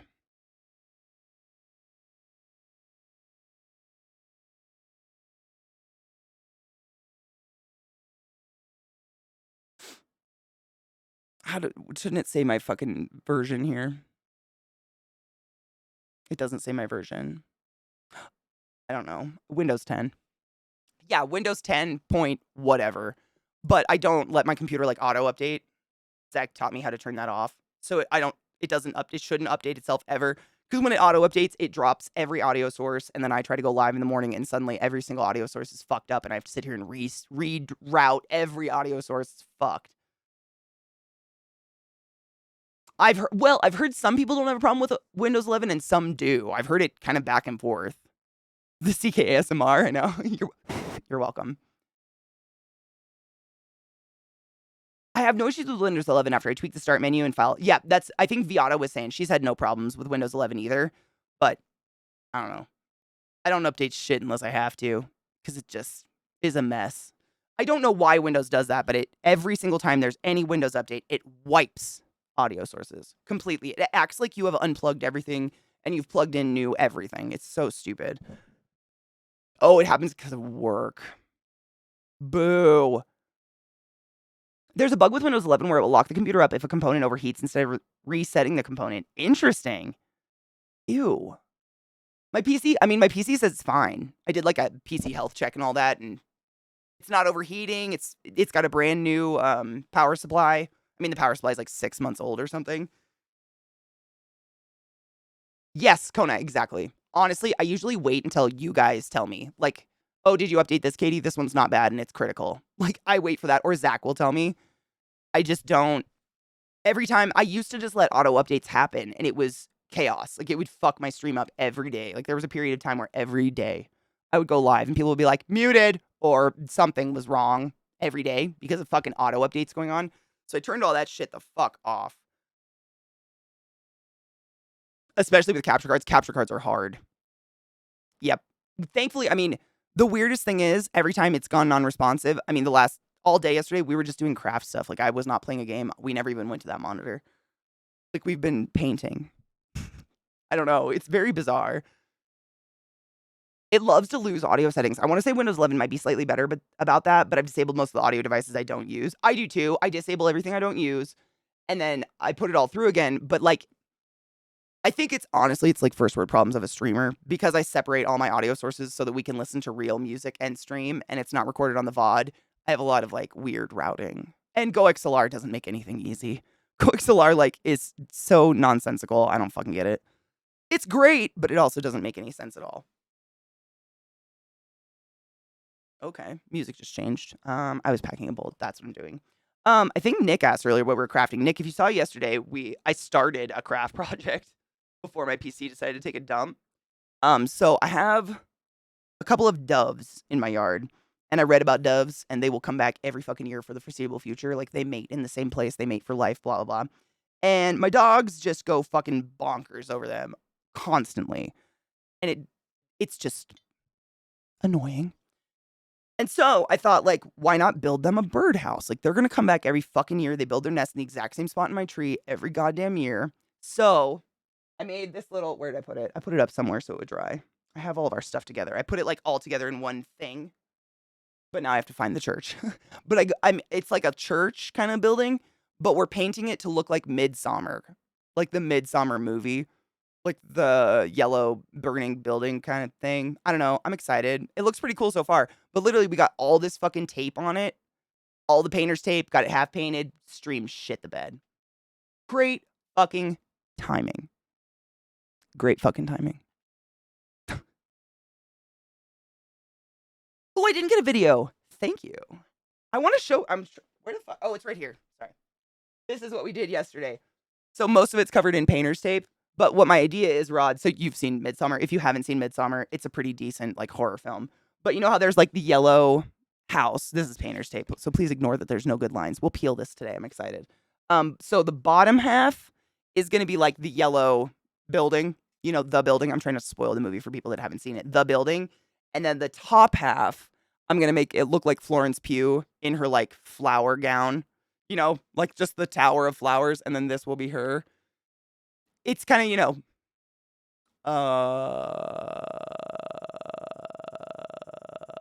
I can't think of creative.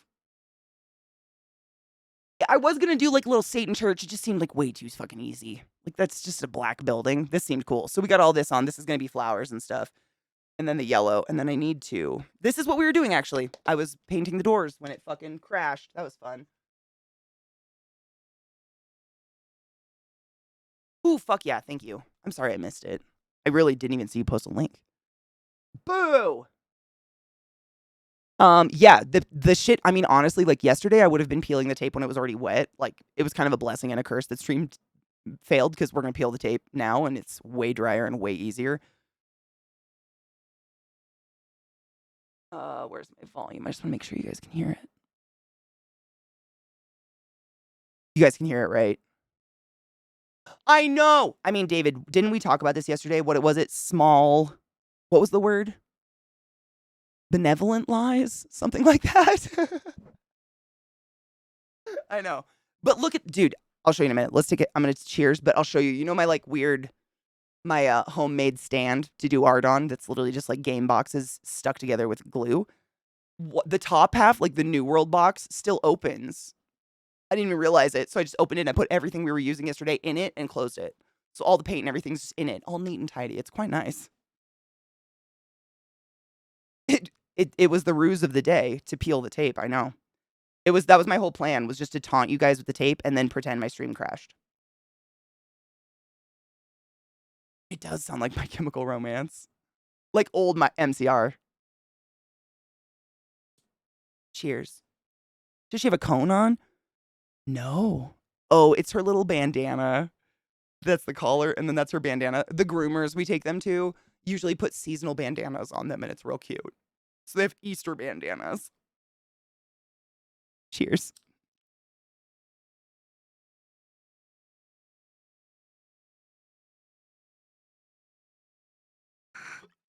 Sounds so much like MCR.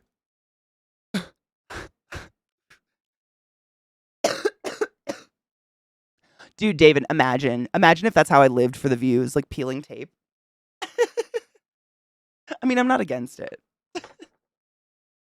I love me some good peel porn, to be honest. Ooh, I also poured some resin stuff. I poured some dice last night, and I think I'm getting better at it. I think I figured out why they're bubbly. Should we see if they're ready? Peel tape or dice first? I'm nervous about the dice. I think they're still going to be bubbly and shitty.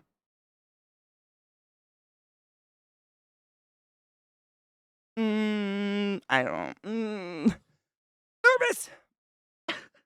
Peel porn's great. Everybody loves peel porn. Everybody loves peel porn.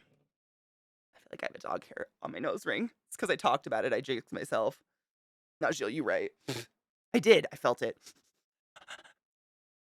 Ugh. Oh my god. You want to know a stretch I've been doing that's been helping my arm a lot? Side note, I don't know. I mean, I know there's lots of studies in terms of vitamins not being worth a damn. However, I've been telling y'all about I've been getting these crazy painful like muscle cramps in the middle of the night. Like I cried the other night. It was so bad and they last way longer than they should. And it's like it's not just a toe curl, it's like my whole leg is just in extreme pain and it's horrible. And Gluttony and a couple other people in chat said they started taking magnesium supplements to help with muscle cramps, like, you know, Charlie horse cramps. And I get them in this arm I don't know what it is. My forearm muscle right here is almost always sore, and I get these cramps in my arm while I'm fucking sleeping. And it drives me crazy. Since I started taking these, it hasn't happened once. I don't know if one has to do with the other, but I was getting them every fucking night. And since I started taking this every day, I haven't had one night of muscle cramps. But also, I started doing this crazy stretch I looked up online for my arm. If you have like forearm tightness like I do for some, probably from gardening or something. So you put your hand under like this and then put it on the table and put weight down on it with a straight arm. Oh my god, it hurts so good. Ow! Oh, but holy shit, it feels so fucking good on my forearm. Oh my god. I can't even tell you. This one, I'm basically double jointed this way. Ow! I have no. Oh my god. Owie. Yeah, I don't know, man. That stretch has been fucking feeling nice. Yep. That and potassium. I mean, I eat bananas and stuff. Like, I try to have. Oh my god, there's a needle on the ground. Hold up. I sew a lot. I try to have a banana a day, and I've been having a lot of avocado lately too to try to get because I've read that avocado has even more potassium in it. I don't know how legit that is. I'm not a food scientist, but I've read that, and so I like just put salt and pepper on avocado with some lime juice, and it's pretty fucking tasty. I have so many links up right now. Jesus, H on an H. Perfect.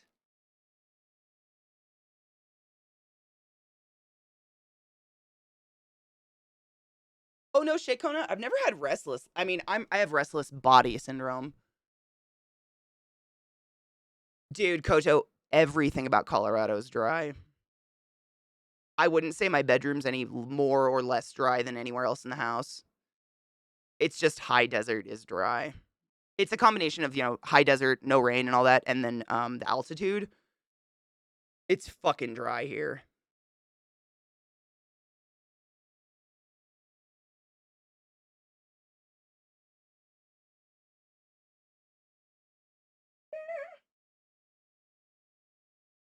Oh my god. Oh my god. I'm fine. This is my homemade stand. Viata, my love. Cheers, bitch. Yeah, CO's just dry as fuck. Avocado has healthy fat. Yep. I like avocado. I don't like guacamole, though. Is that weird?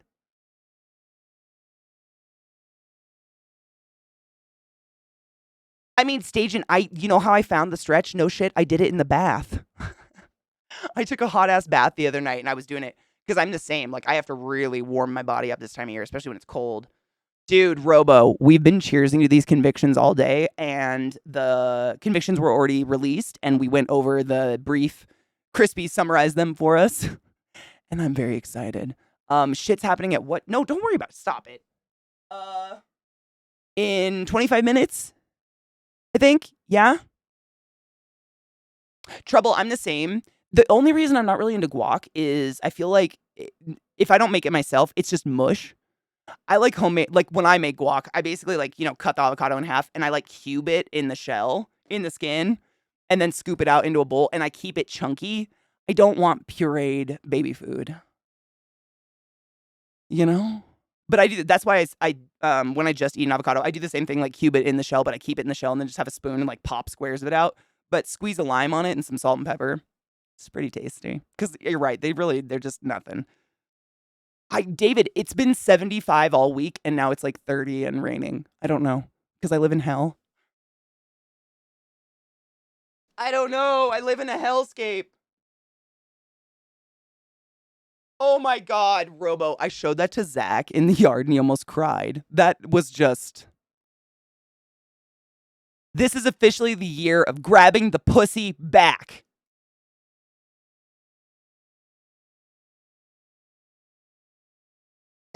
I have to cheers my girl. Oh, yeah. Crispy bacon on avocado. That probably gives it good texture, too. That's the thing with avocado, I think. Like, not only does it not have much of a flavor, it's just, like, soft. You know? Here's my lighter.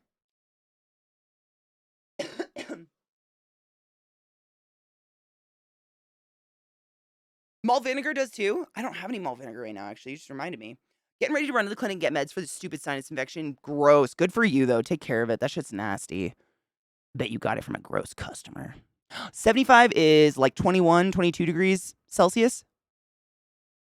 I think 20 degrees is about 70 degrees. 20 degrees Celsius is about 70. Oh my God, Najeel, I was so fucking close. Oh, that's what she said. Jeff, thank you so much for stopping the class, keeping the class alive, and giving any swings for 14 fucking months. I appreciate you. Aloha and namaste. Nastrovia, bitch.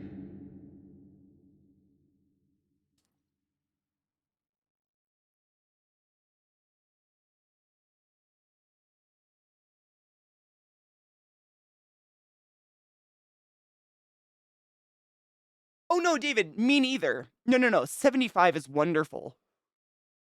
Right now, it is. I'll see it for you. One sec. Where's my? There it is. No, I was saying yesterday it was 75, which is no, it's totally cool. Yesterday was beautiful. What I was saying is it's just bizarre because our weather changes so extremely overnight. Like yesterday, it was hot, dusty, like dust bowl hot. Like gross outside, like the sun hurt. Today it is 43 degrees in the F's. What's 43 degrees in the C's? Like 15? No, it's lower than that. It's like 12. Shit.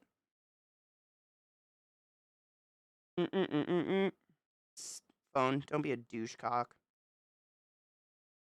12. Oh my God. Wait, mine says 12 degrees.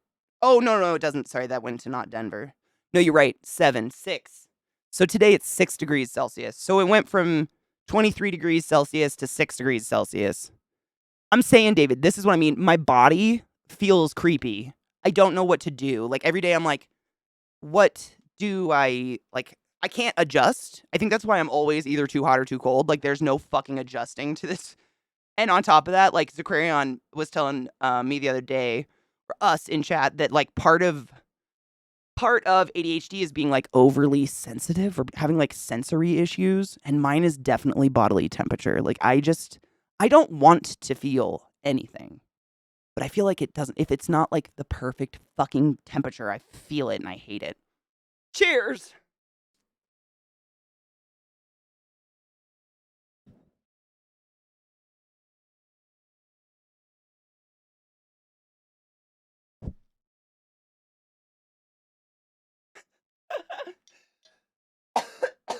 Fiata. I have more degrees than you today. It's currently 69. Nice. An 80? Yeah. It really is weird, David. I don't like. Bitch. 76 tipped $20. What the She fuck? walks in beauty, like the night of cloudless climes and starry skies, and all that's best of dark and bright meet in her aspect and her eyes, thus mellow to the tender light which heaven to gaudy day denies. Can I just say that the voice on my donation alert was the only voice that could have read that accurately? That was beautiful. Thank you and bless you. The hell? Thank you. Dude, I fucking love Shakespeare, and that was awesome. There's nothing worse than listening to an American read Shakespeare. That was perfect. You know, Myron, my therapist has said that. She's like, you know, it's not something honestly that is I'm doing good, so it's not like I'm searching for another diagnosis. But there's another weird ass symptom I had. I think I've told you about this, but when I was a kid, and I guess not, I should say I still have it because if I get really fucked up, like really anxious, I do feel it. I notice it still happens to me as an adult, but when I was a kid, for until I was like 9 or 10 years old, I didn't know I did this until a kid bullied me about it. But I repeated everything I said out loud under my breath immediately to myself. And I've told my therapist about that before, and she told me that it's got a name. Lalia is the last of it. Something Lalalia, something like that. But it's basically repeating yourself to yourself, repeating yourself under your breath to yourself over like. And I didn't know what was happening until someone bullied me, and apparently that's a big tism. But again, like I'm doing. Is it echo? Is it? I thought it was a one that started with an L. It was like Lalalia, something like that. There's a lot of Lalias out there, but I don't remember. Oh shit, it didn't go to the part. Where is echo? I don't remember. Oh man. Oh man. Oh man. I don't know. I don't know how to navigate that page. I'll have to look at that. Is it echo? Okay, cool. Yeah, Myron, I can't remember. Like, honestly, people have told me in chat a million times because I've told this story before. Because it's weird to think back on it that I didn't realize I was doing it. I would literally be like, Mom, I'm going to go get a bagel. Mom, I'm going to go get a bagel. Immediately, I would like speak to my chest. And I never went to therapy or anything for it. Literally, my neighbor girl came over and she was like, we don't want to hang out with you because you talk to yourself. And I was like, no, I don't. No, I don't. Oh my God. Oh my God. Katie, stop it. Katie, stop it. And then I just stopped talking to people because that was scary. Having increased pain. Hi, CJ, by the way. Specifically in the upper back from using a CPAP machine. Could this pain actually be from my lungs? Yes, sorry, CJ, yes, absolutely. Hold on one second.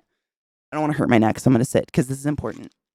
We're just peeling tape, so I don't technically need this. I just wanted to show you how I stacked all my supplies inside. I was pretty proud. Ugh. Look at that. It's everything. Right there. Amazing. Amazing. Owie.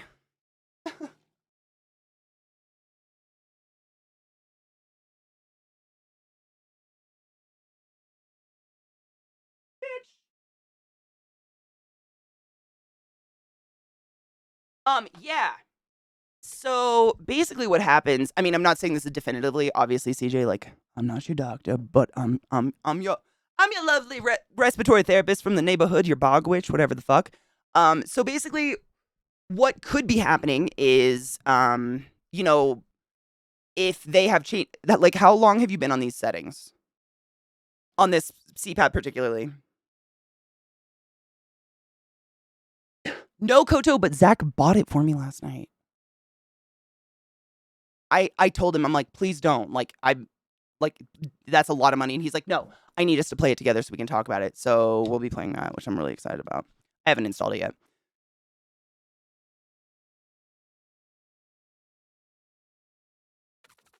I don't know, David. I literally, I was like, please don't. Seriously. Like, I can just play it on your account when you're whatever. And he just went and bought it for me. I know. Fucking sweetheart. I actually tweeted a screenshot of the gift message. I have to read it to you because it's funny. Hydrate before you die straight, motherfuckers.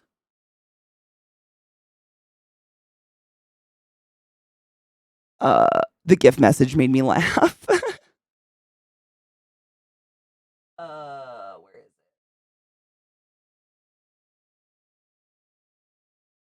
This is his message to me. I'm just gonna show it to you because I can't even read it. Show me them boobs. Wee, game on. From licking them boobs. And I tweeted, can I goals my own relationship? Because I'm a nerd. Oh, that's an actual test for it. Okay, I thought that was like info. I'm an idiot. I'm sorry. Is there a dog hair on my mic that's touching my nose? No, honestly, like clarity is amazing. I understand though, like I used to think that too. I used to have this opinion like, why is everyone so obsessed with getting a diagnosis? But I've learned that in a lot of countries where medicine is like at least a little bit socialized, any country that's not America, essentially, the NHS, etc., whatever your health system is, they do not pay for your healthcare unless you get a fucking diagnosis. They won't pay for shit. Like I know people that fight for 20 plus years to get a goddamn ADHD diagnosis because the NHS is so psychotic. They're like, don't give it diagnoses, then we have to pay for it. It's fucked up, dude. It's me. Listen, if he really wants to be a sugar daddy, I know a guy who'd be willing to get spoiled. It's me. I'll pass that forward. Is it really good, Kona? And see, I am so not a Darkest Dungeon virgin. Like, I have played stupid amounts. I have Darkest Dungeon on everything. Like, I have it on my PC and on my iPad and multiple places because it's just like the game I go to when I'm bored and need something to fucking take my brain away.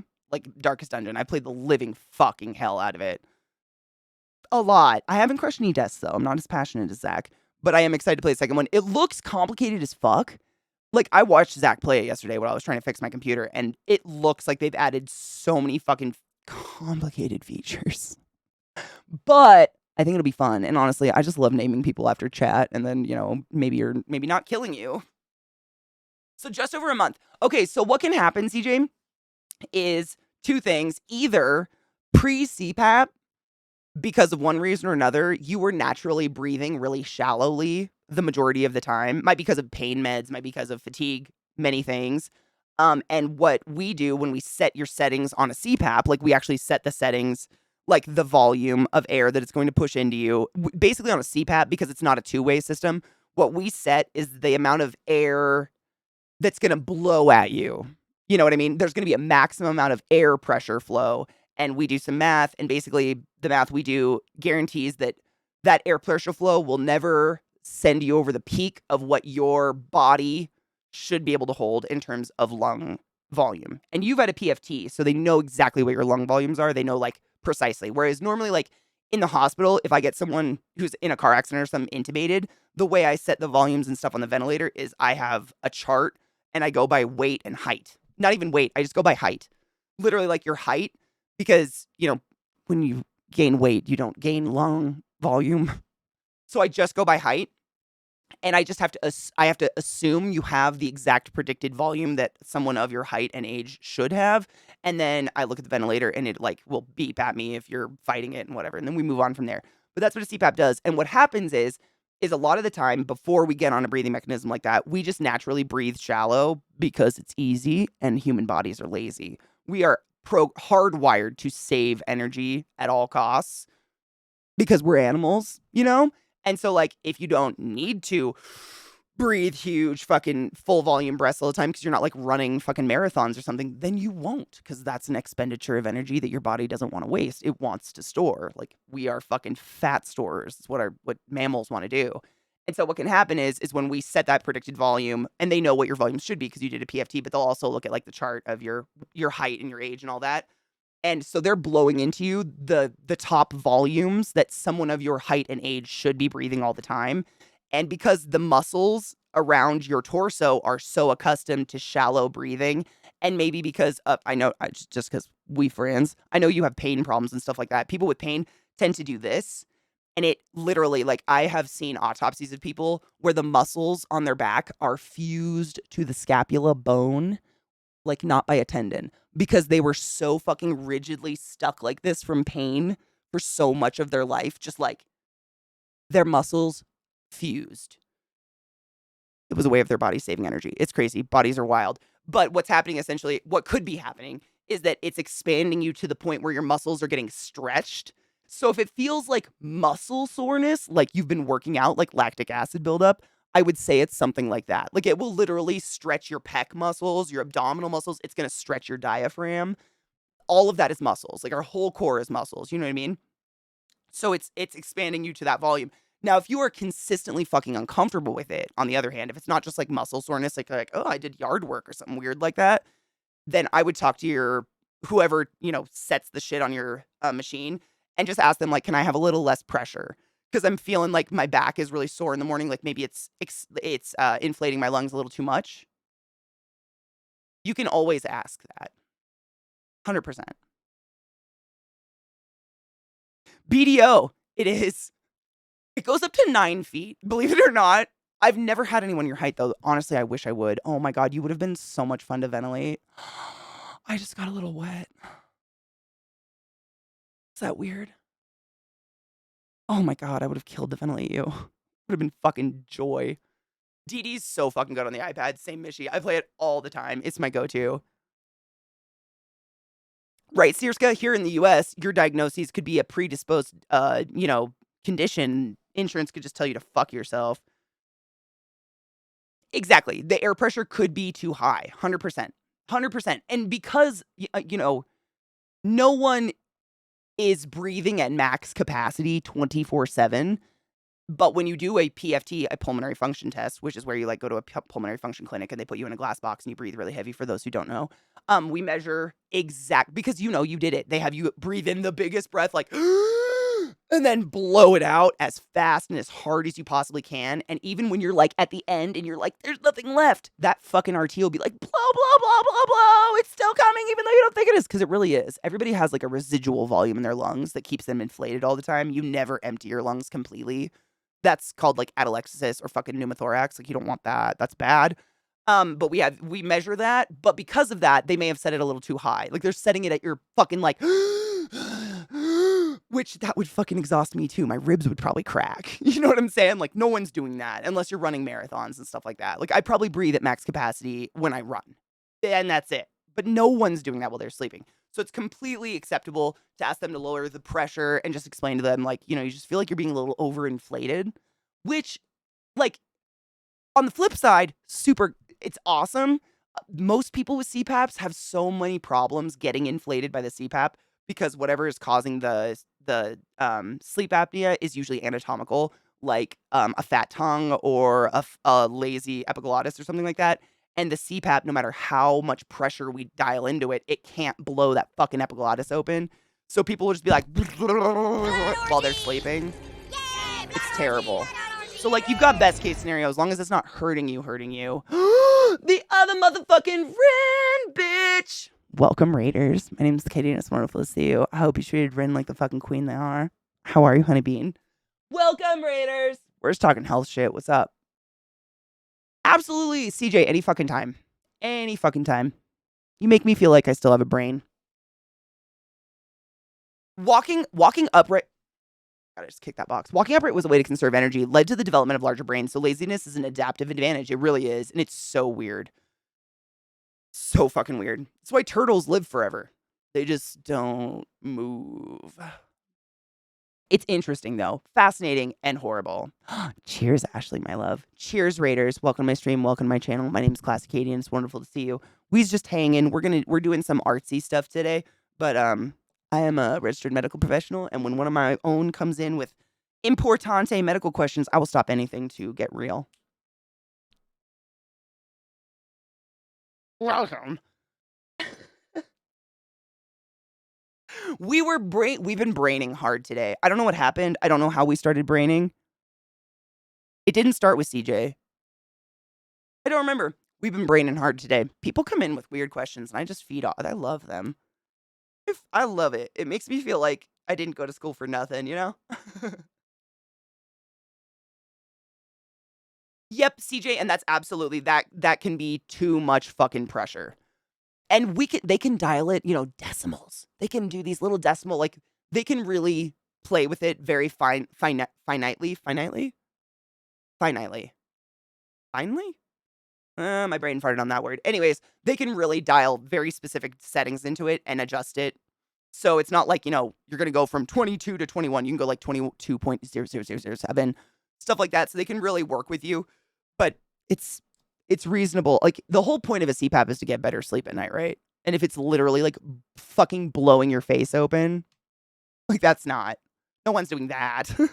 I'm the first one to say I need a fan blowing at me while I'm sleeping, but it's not in my mouth. My CPAP winds up being too powerful sometimes. I'm going to have to go get another adjustment. Do you have one that ramps? And if you don't know what ramp is, let me know. Otherwise, I'm not going to bore you with it. Cheers, motherfuckers.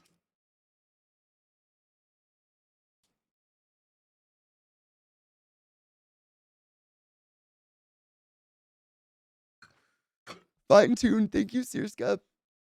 That was the one.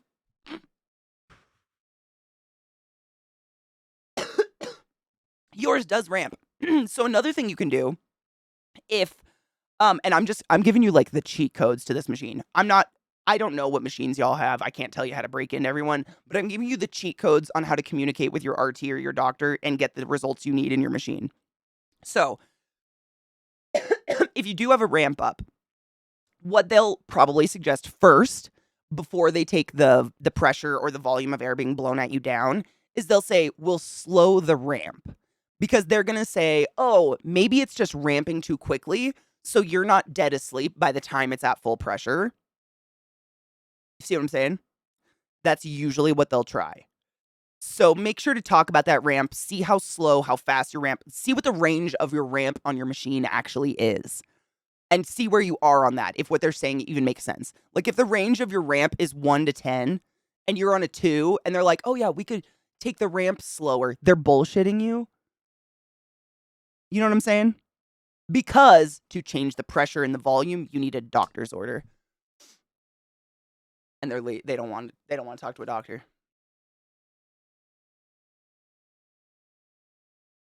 Lazy. Because a volume change can kill you. I've told you guys that before. Like, someone was talking the other day about how, like, you can't get into your CPAP and change the settings. And, like, I could teach y'all how to fucking break into any CPAP in the world, but I won't. As much as I really want you to have autonomy over your healthcare, you can kill yourself. You can blow yourself up.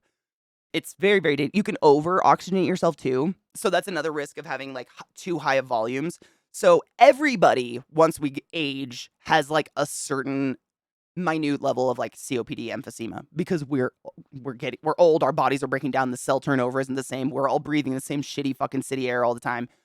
But it's obviously accelerated if you smoke things. And death breathers. Oh my god. Yep.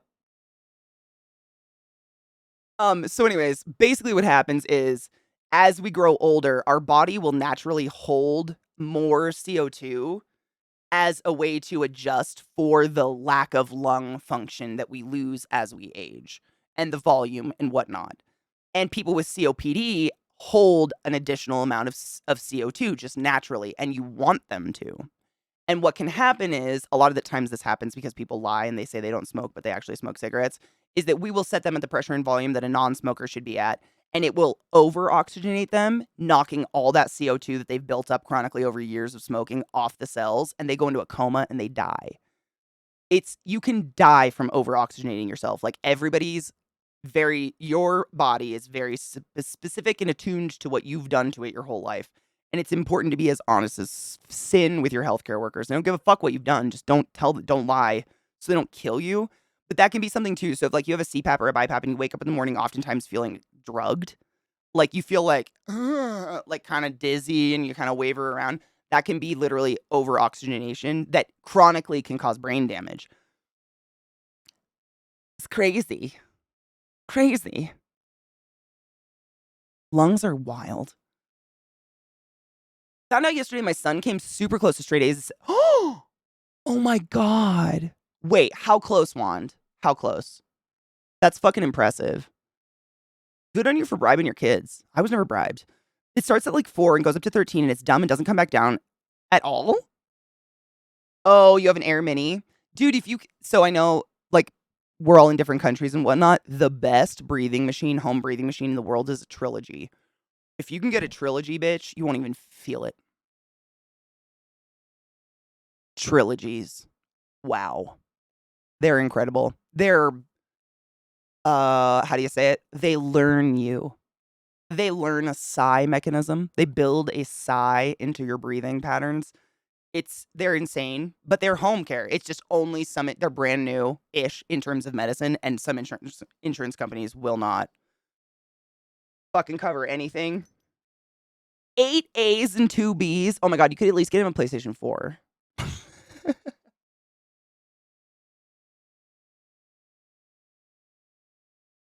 Yeah, dude, don't. I mean, it's like, it sucks because I get it. So many people are like, it's my healthcare, it's my machine. Why can't I set stuff on it? But if you set the volumes and the pressures too high, you'll literally pop a lung and die.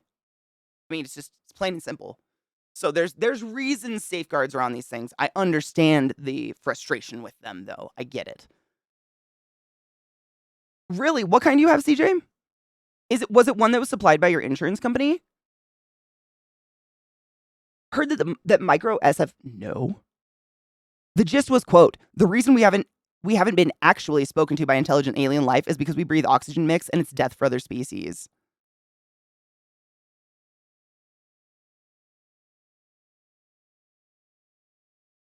I mean, it kind of makes sense. Like, we have yet to, in our small reach in space, find any planet that has an atmosphere like ours. Why would we assume anything could breathe our atmosphere? I mean, on a really extended level, it kind of makes sense, right?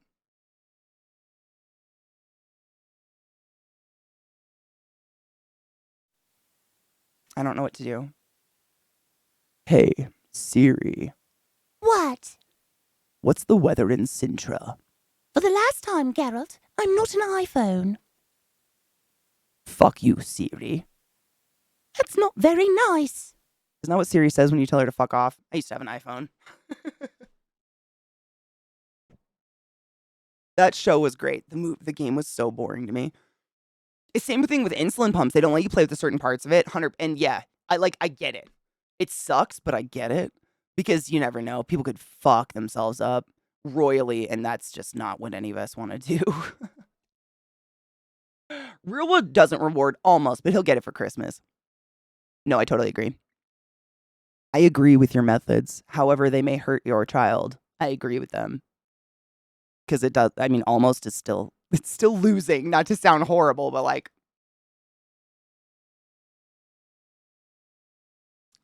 it sucks. I would be such a mean parent.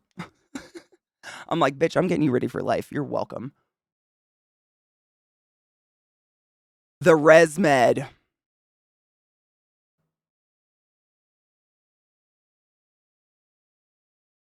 Every RT's nightmare is to see ResMed on a chart. Nobody wants it. Oh my god. Male birth control. Wait, is it male birth control or over the counter for everybody? Wait, what is it? Hold on. Federal health advisors said Wednesday that a decades-old birth control pill should be sold without a prescription, paving the way for a likely U.S. approval of the first over-the-counter contraception medication. The panel of FDA... The font is so small. I'm sorry. The panel of FDA advisors voted unanimously in favor of drug makers Perrigo's request to sell its once-a-day medication over the counter. The recommendation came at the close of a 2-day meeting focused on company research. Wow, that's amazing.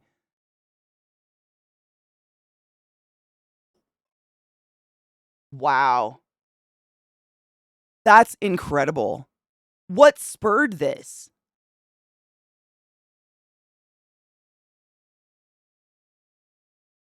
Oxidizing, right, Tora? Dude, I've never forgot my bio 101 teacher said something about that. I don't remember the exact quote, but we were talking about, like, you know, how we're just slowly oxidizing ourselves to death.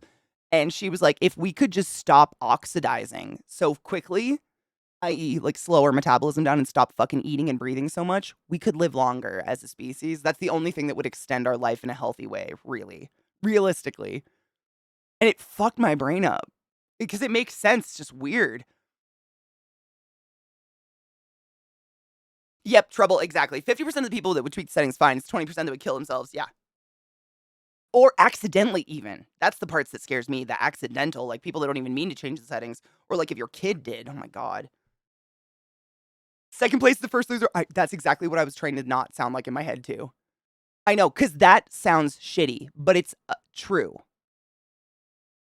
Like, it is like a life lesson at its core that, like, if you apply for a job and the company's hiring one person, you could be the second best application. You could be the second best whatever application that they read. Applicee. That's not a word. And it doesn't matter. You're not going to get the job. Applicant. Thank you. Brains are stupid. Can you just calm down today? Thank you. Thanks. Applicee? What's happening? Is there brain coming out my ear or something? I did tech support at college. Oh, yeah. Yep. What do you think that is? Because I've met some people like that where you're like, oh, you just aren't going to get it. This isn't going to happen for you.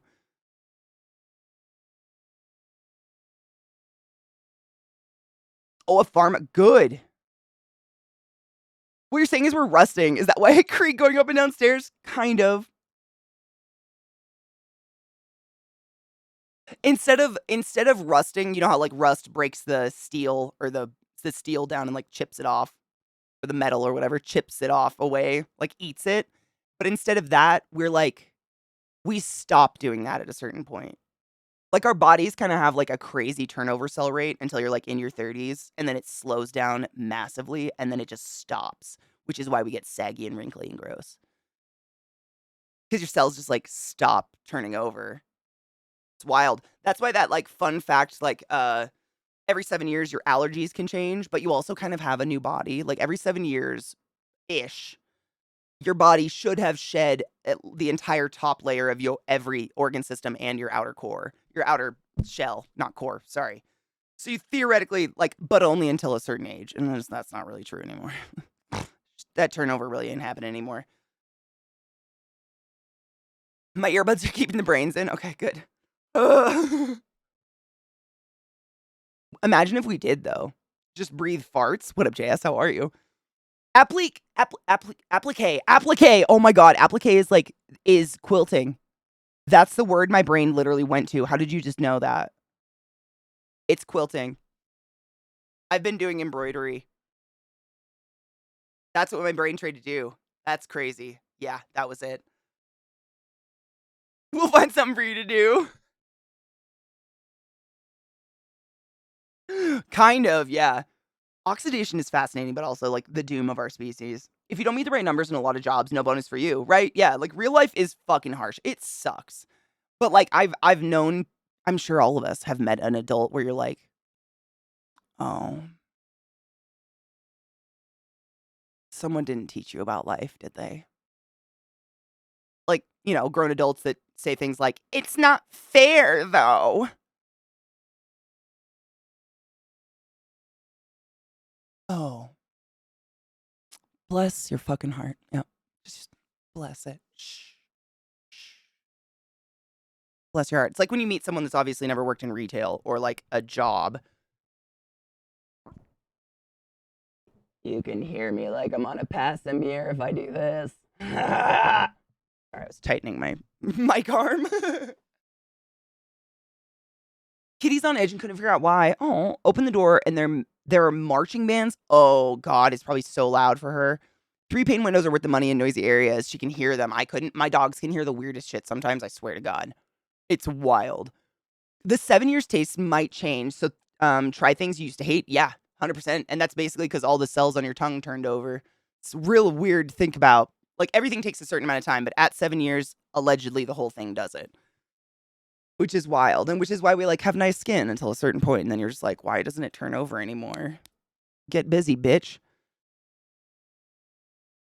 How many more? Oh, the news should have happened. Hold on, let me check Twitter. It was supposed to, the court thing is happening right now. George Santos, right? The George Santos court hearing is happening right now. I think it started literally like 7 minutes ago. I think.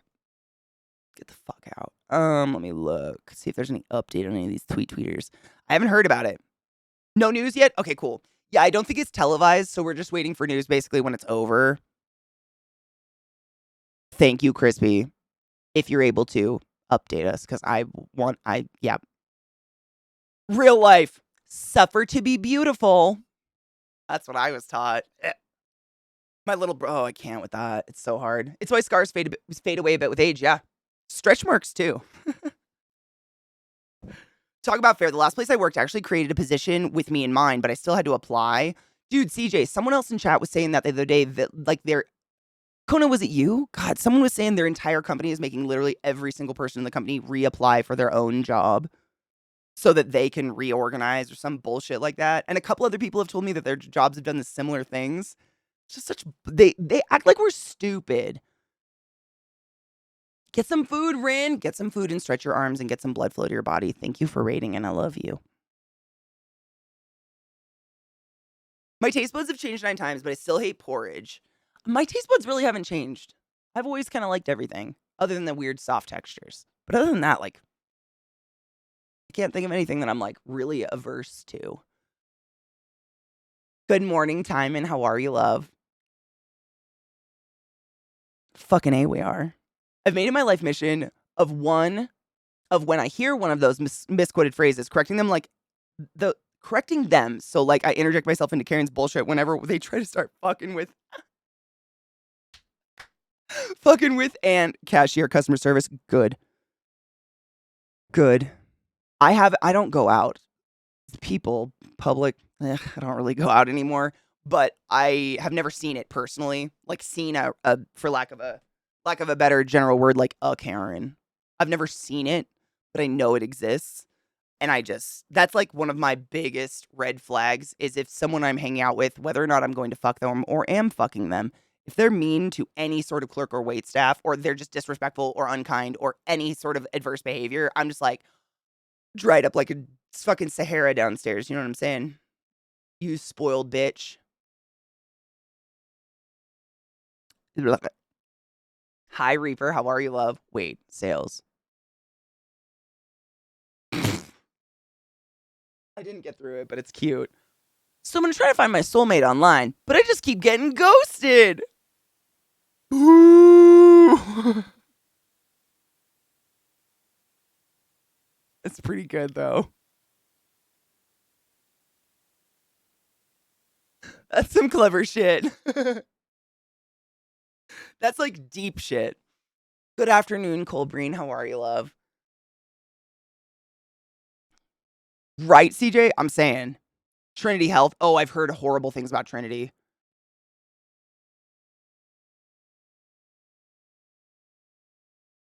No, thank you. Your rat brain remembers things that made you sick, I think. Dude, I'd believe that.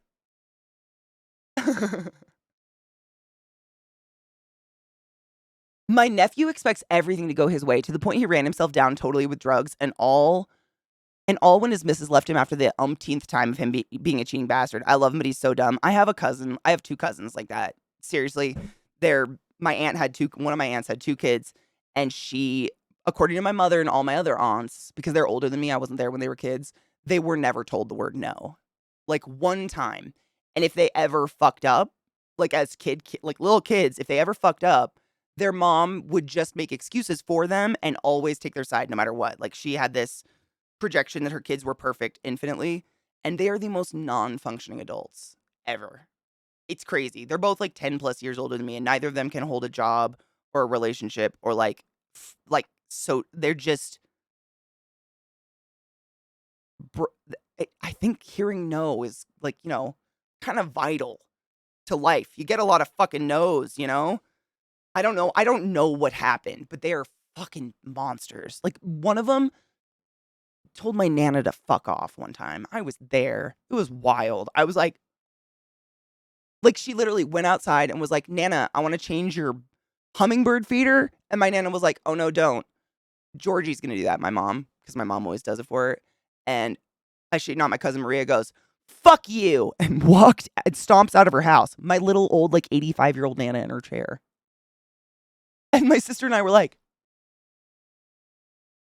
So we corroborated my Nana's story to my mom and my aunt.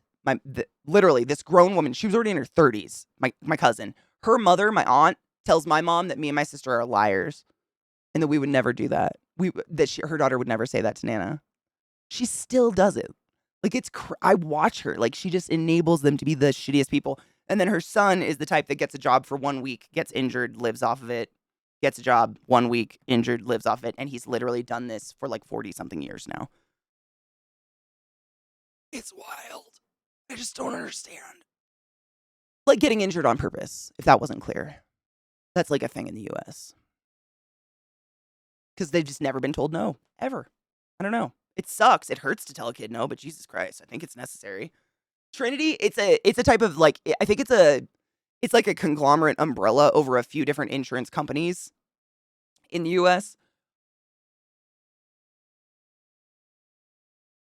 Oh God, I was a cashier for 2 years at Walmart, so I saw my share of them, but I was the best asshole cashier ever. Fuck yes. I used puns endless, strings of technically harmless puns. Oh my God, till they give up on their bullshit. My combined health problems ended my cashier service. Boo. We need people like you. I hate saying parenting fail because I don't have kids. I feel like I'm not allowed to say that, but wow, parenting fail. They are so crazy. Oh yeah, and this has been their life forever. And I mean, that's what happens if you don't discipline a kid. They just end up spoiled bitches. Survival coping strategy on hard mode, it seems. Ugh, God.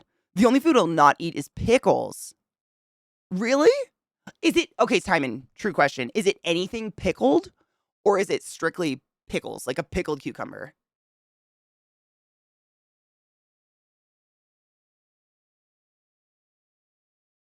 Oh, same trouble. Like, I think I backmouthed my mom a total of 3 times before I learned that she can whip. My mom does not hit. We were never spanked, but she would get our attention quite quickly. I don't know what it was. She's like a fucking raptor. She could get her hand out and have her finger whipped around your hair and so goddamn fast. I was like, bitch, are you a praying mantis? What the fuck is this? 3 times. That's all it took for me. And I was like, oh, I'm sorry I sassed.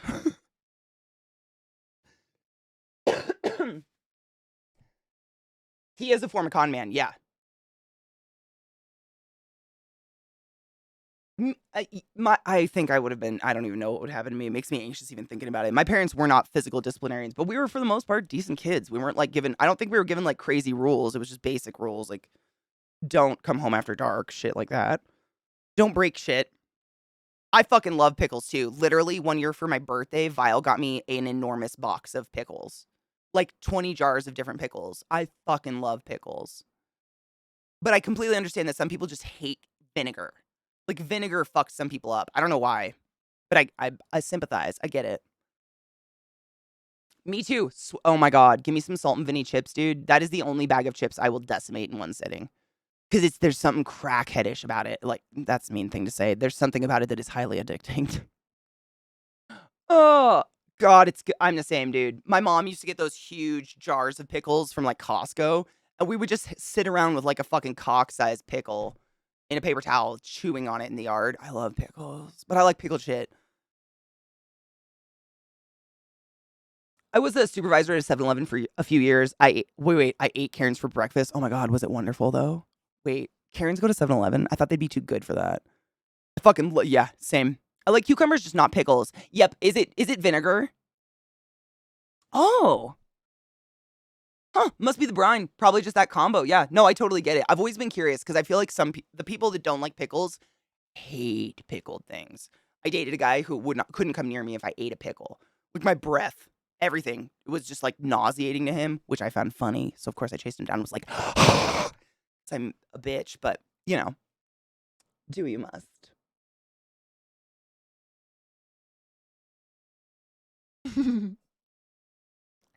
I dealt with criminals, drug addicts, people pooping in the store. Oh my God. Pooping in the store. Wait, where are they shitting? Is there a shit corner? Crispy, hard same. I literally have a shelf. It's like so high that I can barely reach it, but it's high enough where it's out of Zach's eye line, and I have a line of pickles against the wall. He doesn't has no idea. Don't tell him. I'm addicted, dude, but they're a good snack. For the next 2 hours, your mouth is dry and sore, Sierra. Oh, yep. I do the same with like pineapple. I can't stop eating pineapple. Like my lips could literally be bleeding, and I'd be like, I like it. I can't stop. Like I cannot chop up a whole pineapple and just put half in the fridge for later. Crack. Again. I love olives. Yeah, I really do. I've never had the only olive I've ever had I didn't like was like a it was like similar to like a green olive you would put a pimento in, but instead of a pimento in the green olive that was pickled, it was like a chunk of cheese.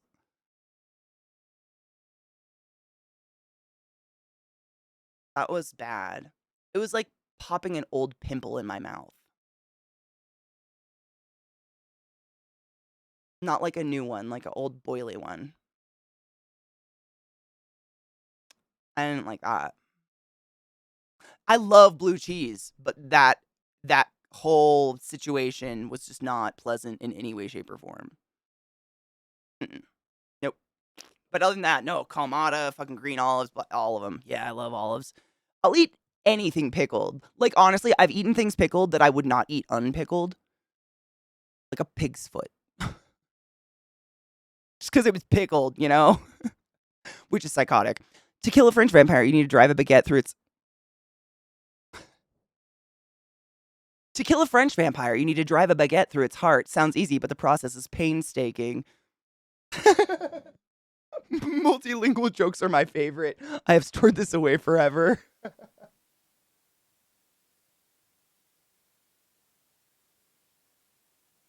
It's a lot of wordplay, and I love it. I know, Tom. It's that bad. Imagine someone stabbing you with a baguette.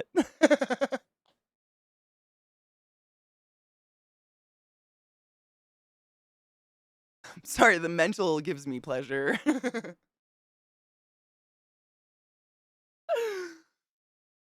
Oh, God.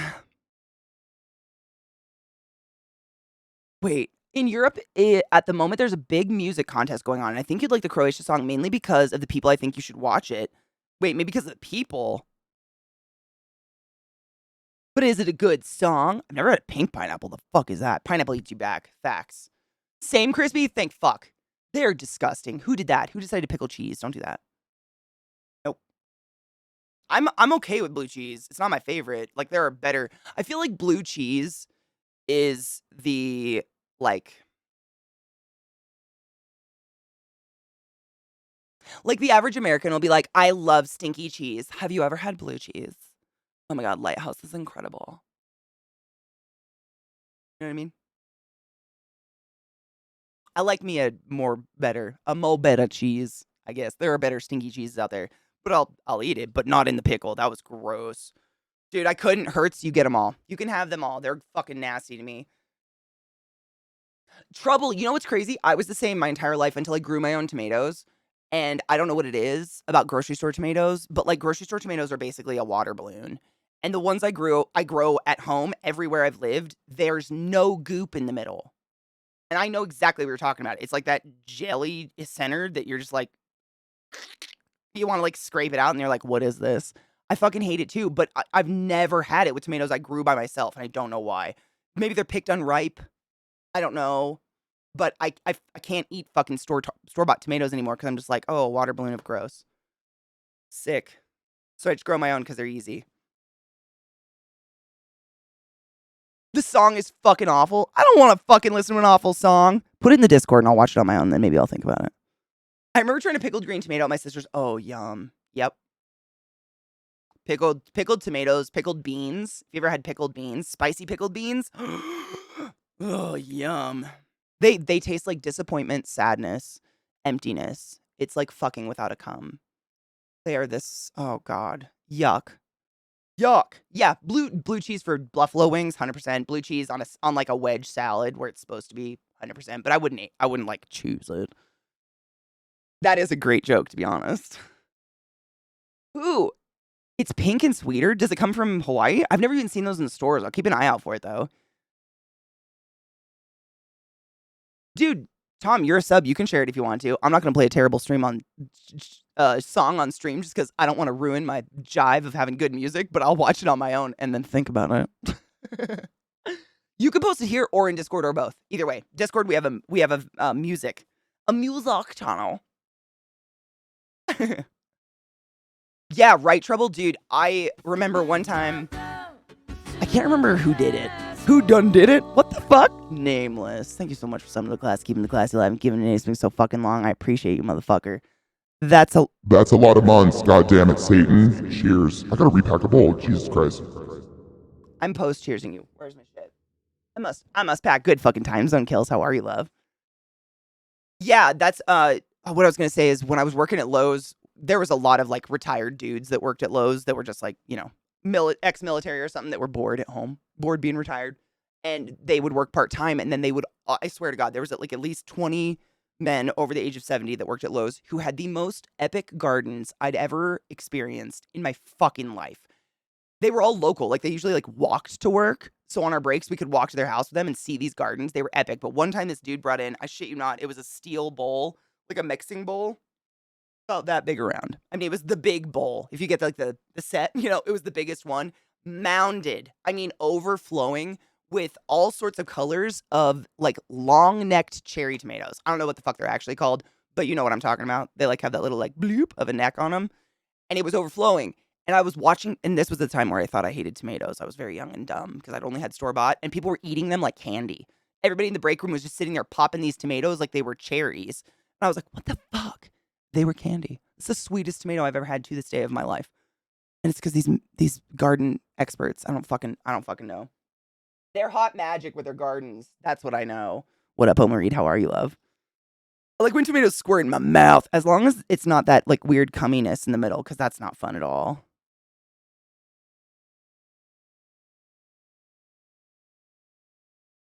Pickled asparagus. Fuck yeah. Have you ever, I was actually thinking, there's the beans, there's asparagus, and then there's that jar of like, it's got like carrots and cauliflower in it, and I think maybe beans or something. It's like a jar of spicy pickled veggies. I used to buy that and just eat it with a fork all the fucking time. Yep. Is that what it's called? That makes me think of Giardia. Giardi. Whatever. Yeah, it's so tasty.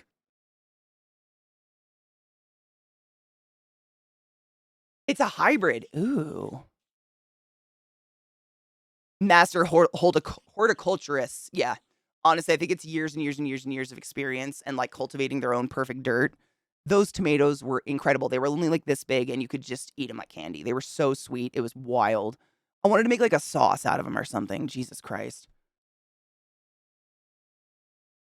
My folk, you know what happened? I bet I know what happened. Oh my God. Thank you, Kills. I bet I know what happened.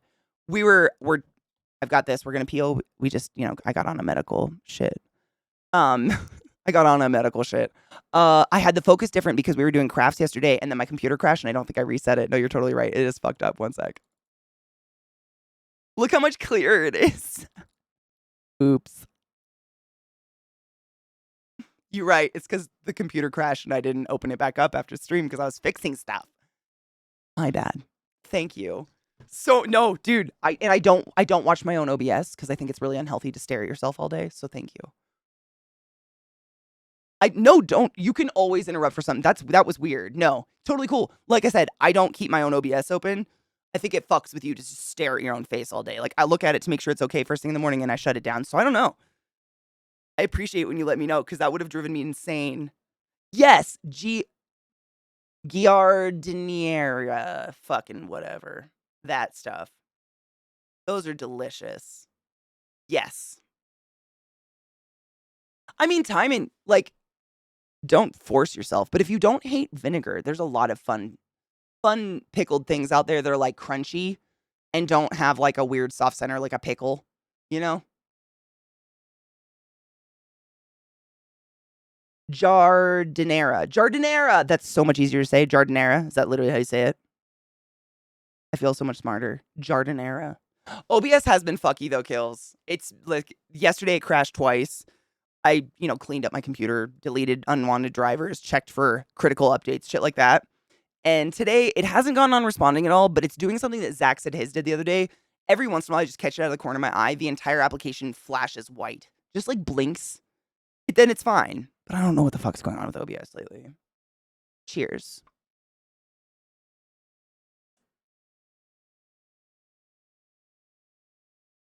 A music parody? Hold on, brother. I want to pull it up on the right monitor. Oh, I love kimchi. Good kimchi. Have you ever had bad kimchi? My mouth just sweated. I just mouth sweated like I almost puked thinking about bad kimchi. Bad kimchi tastes like chlorine. I don't know what they've done wrong, but it doesn't taste like delicious pickled cabbage with spicy stuff. It tastes like chlorine. That's all. I don't know. Chemicals. I don't know what the fuck they did. I don't know if it's like cheap kimchi. I've only had it at restaurants, so I don't know what the fuck's wrong with it, but it's almost like they tried to force it to ferment too fast or faster than just like letting it ferment naturally so it just doesn't taste fermented. But get decent kimchi and it's fucking delicious. I literally used to, there was a market. It might still be there. I don't know anymore because of COVID. But it was like a little indoor kind of market where all these individual business had a little stall. And there was one where it was like a local farm and they did all their own fermented. They made homemade kombucha and all these different types of kimchi, I guess you could say. Different, all across the board, different types. My favorite one was like sunshine something. I don't remember. But I used to buy it and literally put it on like potato chips and eat it. Like I would mound kimchi on a potato chip. Crack. I hate saying crack all the time, but I can't think of anything more addicting. Orgasms. Yeah, I've had it like twice.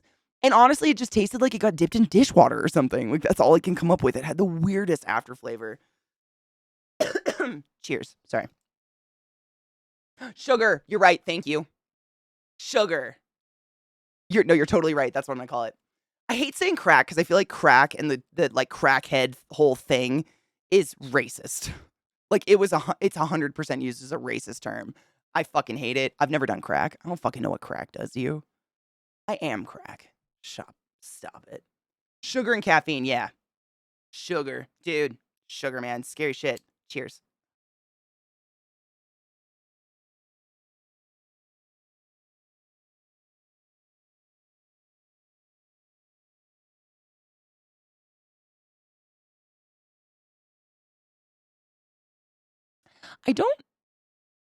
I wonder how do you measure, what is the scale of how addicting something is?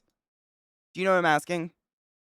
Like, is it how bad the withdrawals are? Is it how quickly you become addicted? Is it yes? Because, like, I've quit coffee before. You get headaches for a couple days and then it goes away. It's not that bad. But caffeine, I mean, I definitely, you get headaches. For sure. I don't know. It's a good question. Through broken life experience, and I know way too much about too many illicit substances I've never touched. Hard same. Also chemistry. We learned how to make meth. In college, of course. How else do they make their money? Book sales? Let's peel this house. I think it's dry. I'd put it in front of the heater just in case. Just to tack it up. See how nice these lines are. I'm not nervous. You are. Really? Anticlimactic as fuck. You know, Tora, I actually, God, it was when I was in college, so of course it was many years ago. I need to get tweezers to pull it out of the corner. When I was in school, we read this study that they did to mice, and it blew my mind because I was an ignorant chud child, and I was like, drugs and kind are bad. And we learned that they got two groups of mice, and one group they got addicted to cocaine, and one group they did not.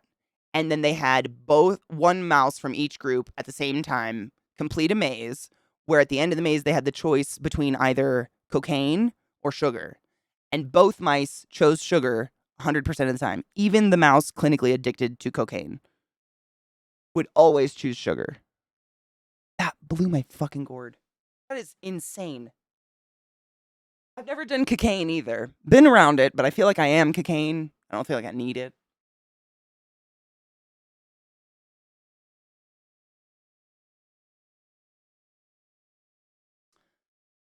If peppers are measured in Scovilles, what's the measurement of caffeination? I don't know. I imagine it's like milligrams of caffeine, but I think everybody's different. I don't know. It's a good question. For someone that drinks as much fucking coffee as I do, I should know that.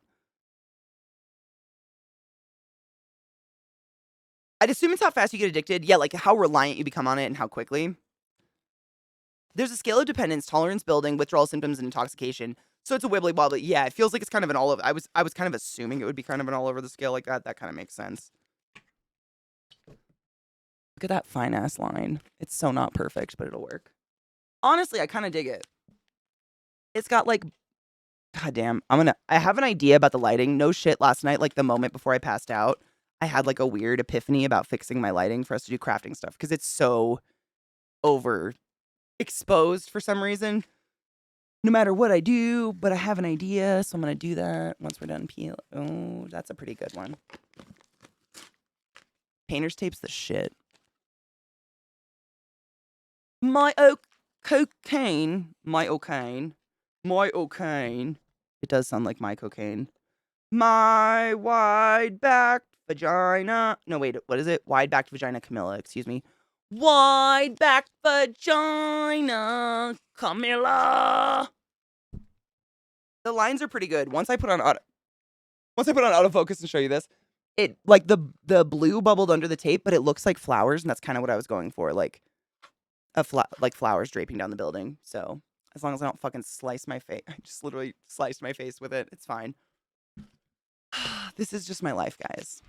Welcome. I call it tater tot. Oh, tater tot poutine. Breakfast crack, because it's tater tots, 2 fried eggs. Yeah, nope, you sold me. Cheese curds, shredded bacon, topped with hollandaise sauce. I'd sit on that face. Wide-backed vagina Camilla. Or I like vagina Camilla. I hear both. They both miraculously make me laugh, and I love them. Not miraculously make me laugh. They're miraculous. Like, how did they not test that shit? No one heard it. No one heard the vagina. Look at that line's nice. Sick. And then there's that nasty red underneath. Oh no! I have to fix that. That's fine. Come off in one piece, please. Oh, hell yeah. Who needs a steady hand when you have painter's tape? What did I leave on? What the oh, I literally painted it in. Jesus Christ. I like vagina, but not Camilla's. I like that one. I mean, what's funny? So get this. In case you weren't here in case any of you were not here the other day when the coronation first happened, and Lizzie, my love, shared that wondrous video with us. So Lizzie said, "Do you want to add like insult to injury or whatever?" I can't remember exactly what she said, but something along those lines. And I said, "Yes, of course, let us do that." And she said, "There was a phone leak where a call was leaked from Charles's phone." Where he was stating that he was saying to Camilla that he wished he were her. He wished he was her tampon.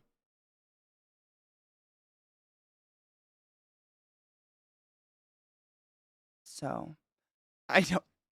It's the hinges, dude. I got some paint on the hinges right there, and I was like, oh, but we should. I have like an old sanding block. I don't have any new sanding paper, but I have an old sanding block that might work just enough to sand those down so they're not like, because I think I'm going to glue at least one of them open permanently. I don't know, maybe both.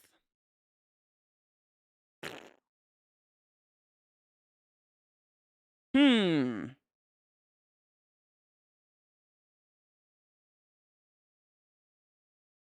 No king shaming, but Charles is a twisted fuck. Amen on that. Not like I want to be in you like a tampon. I want to be your tampon. How did she die? She was taking tape off a birdhouse. Someone please call 911 if that happens. I am very accident prone. Like, whatever's more than accident prone is me. So, maybe he's a vampire. He kind of does look like Nosferatu. I'm just looking at it in the camera, literally trying to guess what I want to do with the doors. Because I want to make it so squirrels can't get in, but the birds that are going to get in are doves. So they're fairly large, and I think that's too small. And I think that's too small.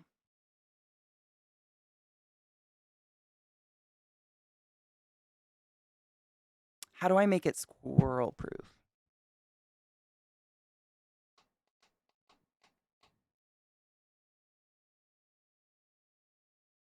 Could I put like a little like a ledge?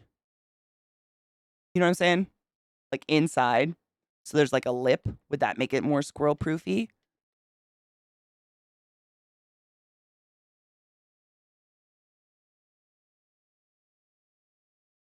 Put razor wire? Want to kill my dove? Nothing squirrel proof. Yeah. I mean, I was just putting it in the tree. I wasn't even putting it on a pole.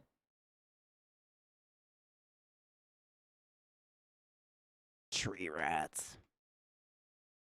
I think I'm gonna have to leave the doors open. Ow! But I need to tape it first. Where uns tape?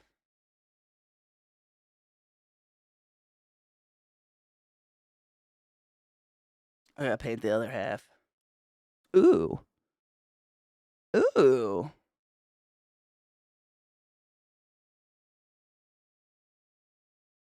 That would be dope. But it won't scare the bird, right?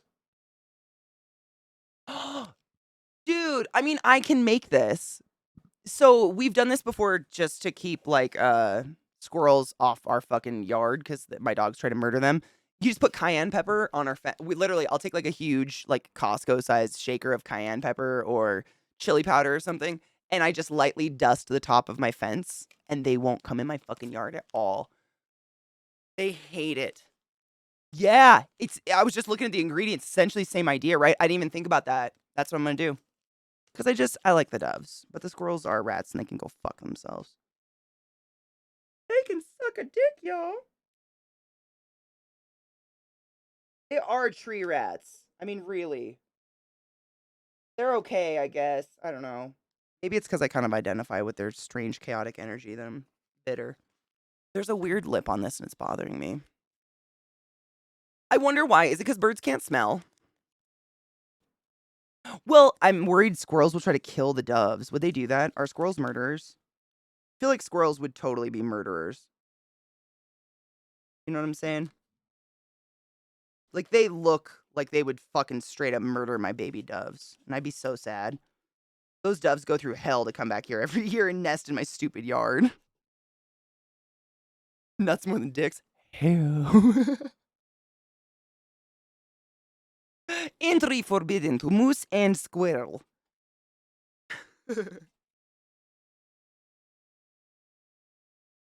Dude, they terrorize my dogs. And it really does, it's stress, like, and I watch them. They fuck with my dogs on purpose. And it drives me nuts, and it drives my dogs nuts, and then my dogs are jumping around, and that's how Lilith injures her leg. Oh, really? They don't have the taste receptors for capsaicin? No shit, dude. But squirrels do.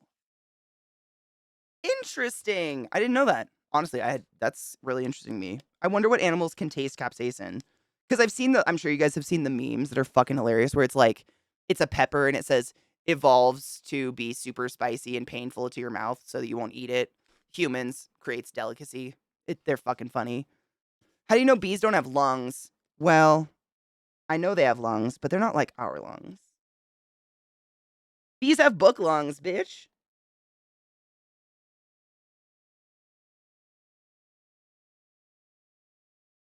They've got book lungs, don't they? Like gills? Or is their version like not considered a lung? Because I'd believe it. Insects are wild. But I was under the assumption I thought they had book lungs. Most flying insects do, but I don't know. I could be totally fucking wrong. I'd be very interested to know. Insects are cool. Meow. What up, Ens? How you doing? That's why they use a beep, a pap. God damn it, motherfucker. It's a really interesting mix. Yeah, it's hold up. That last one we just heard. It's by Shaed.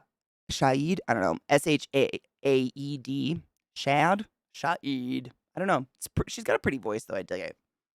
I dig it. Honeybees have thin-walled air sacs at various places along the trachea. They have a trachea. Oh, they must, yeah. The sacs are located throughout the bee's body, including the head, thorax, abdomen, and legs. Sacs? Like internal? Are all of these sacs like individually respirating? I know, spicy is a joke mechanism. Ha ha ha ha. I once saw a man on YouTube smoke a habanero in a bong.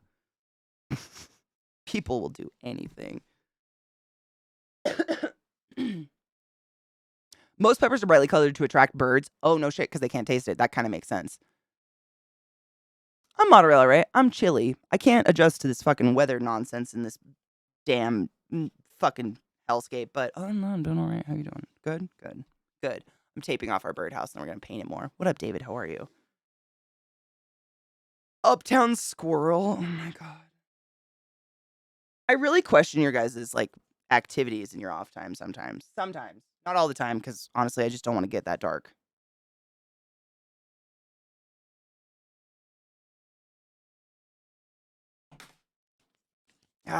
Man, I get it, David. I think you're the majority of the world. To me, I get a certain level of cold where it's impossible for me to now be warm. And it's sad, and I hate that.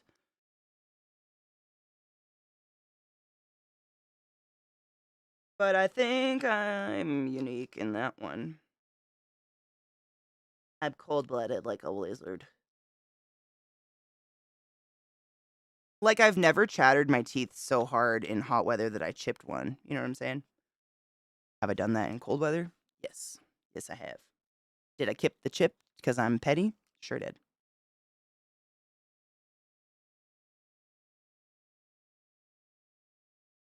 I need a straight razor. Fuck. I have a knife. What up, money?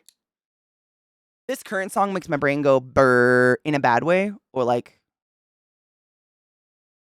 because I have a million songs and I can totally change it. I'm not here to. Okay, good, good. Okay, you never know. I just wanted to make sure it is a good song. This one's Flume. This is Flume, which you could probably tell, but it's featuring Carolina Polchek. She's pretty great. She's featured in a lot of like really good EDM-ish stuff, I feel like. Don't cut yourself, Argentina. I didn't. It's fine. Woo! Did I cut the tape at all? Yeah. You know what, bitch? I'm gonna slaughter a bit. I love creepy weird facts. When asking what a human first found out that XYZ can be consumed, just remember that some humans will be like, ooh, brightly colored animal, let me pick it up. Or medicine is bad. Bleach and enema is good. Yeah. Yeah. Or here, drink this peyote and then have sex. And then drink some blood and fuck a goat.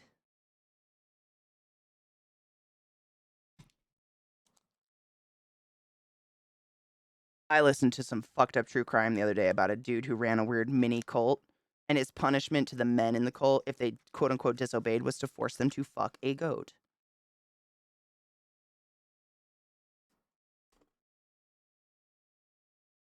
I don't know if it's weirder than I can sleep at night or that, I don't know. We won't go there. Oh shit, what was the song? I think it was. Hold up. Yes, Sirens. Yep. Men been doing that for centuries for free.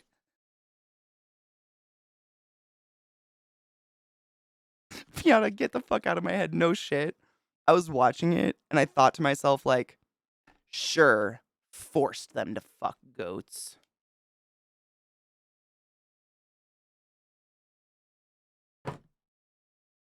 Sure. Sure.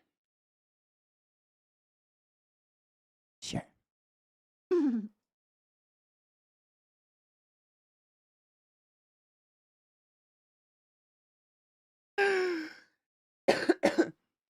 Who Framed Roger Rabbit was the first time a hint of bestiality was hinted at with Jessica Rabbit, although she hot for a tune bit weird.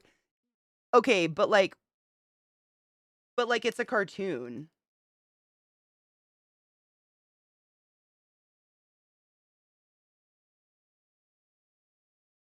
And we don't know if they fucking, they didn't have any kids.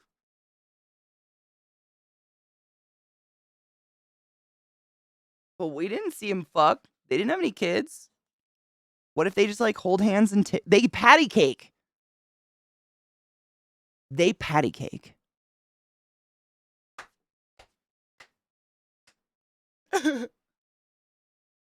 I ain't seeing no fucking. Now, if I can't play patty cake with Trick, I don't want to be a part of this world. He's got adorable hands. And I love him. Huh. Right, Bubba? Yeah. He agrees. I mean, that means Beauty and the Beast is fucking bestiality. I don't know. I think it's more of that furry thing. Because I totally, like, when I was a kid and I watched Beauty and the Beast, I was legitimately heartbroken when he would turn into a human. Because I think he's ugly and gross. Like, Stay the Beast. The Beast was way hotter, better voice, way more cool. Like, I'm definitely into that, like, you know, unbridled anger thing. I don't know. But I didn't think of myself as, like, wanting to fuck an animal. I just like big, hairy dudes. I know, bud. We'll go on a break in just 1 second. I want to finish this so we can get back. We can do stuff.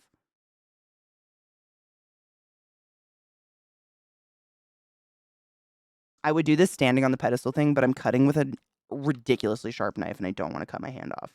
So I'm using my disc and I'm being very careful. Sorry, but then we'll paint it on the thingy. I mean, David, not to be a bitch, but if you're going to argue like that, I'm going to say still a fucking cartoon.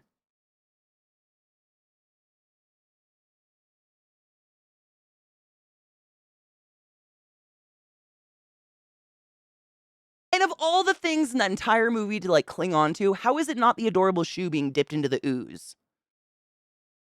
That shit fucked me up existentially. People are like, oh yeah, Jessica Rabbit. I'm like, Jessica fucking who? What about that tiny shoe that cried as it was dipped into a bucket of acid? The fuck? There ain't no titties to take that away. Still a cartoon. Hi, bud. I know. Watch out. I got peeled this, okay? You're the best. Your breath is pretty rank, though. Do you need a teeth brushings? Settle down, baby. Is this good one? Yeah, this is. I found this while I was taking a shower the other day. What is this one? Who Dat by Emmett Fenn. Emmett Fenn's pretty dank, actually. I've listened to a couple things by Emmett Fenn ever since I found this one song. There was another one that had a really good beat like this. Is it? Fuck, I might have already played it today. Nope. Maybe? No. This one. I think I might have already played it today. Tell me, I'll skip it if you don't want to hear it again. But this one's beat is just crunchy and great.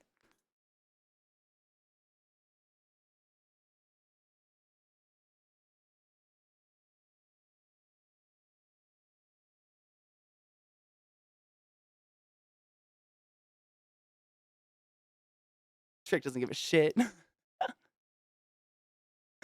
Humans are still animals. Wait. Humans are still animals. Is it bestiality to have sex with an intelligent species that can communicate with you? Am I not allowed to fuck aliens? I mean, as long as it's consensual.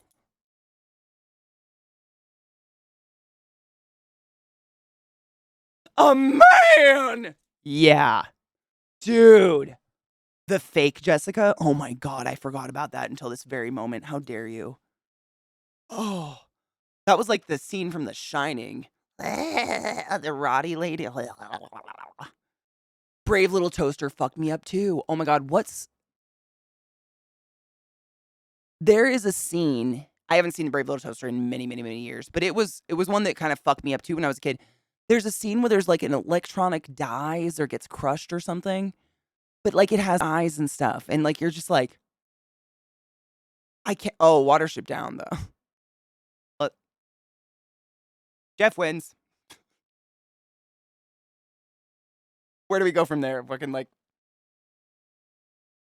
I got nothing. You're right. Although it's still one of my favorite books. I love that book. It breaks me, but it's great. Go on, break it down real low.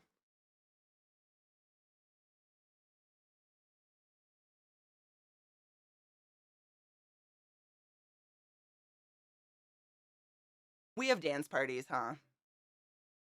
Trick and I have a dance party every morning, so nothing. Oh, Santos pleads not guilty. No shit. Okay, hold up. We'll take a break after this. I must read. Oh shit. Okay. News via EDNY Spock's Daniel Haas. Quote, George Santos has pleaded not guilty. Not guilty. He's being released on $500,000 bond.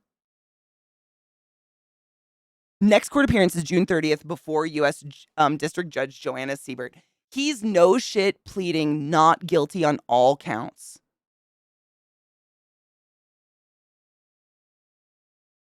Yeah. Viata, I was going to say the same thing. I imagine he's one of those people who believes his own shit after a certain... What is that just compulsive lying? I think. I don't think there's another word for it, but it's like they believe it.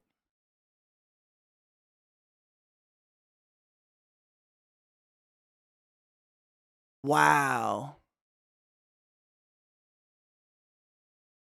Oh, Cass. I mean, it wouldn't shock me if he represented himself, which is classic narcissist behavior.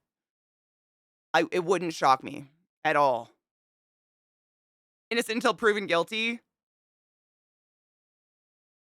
You're not wrong.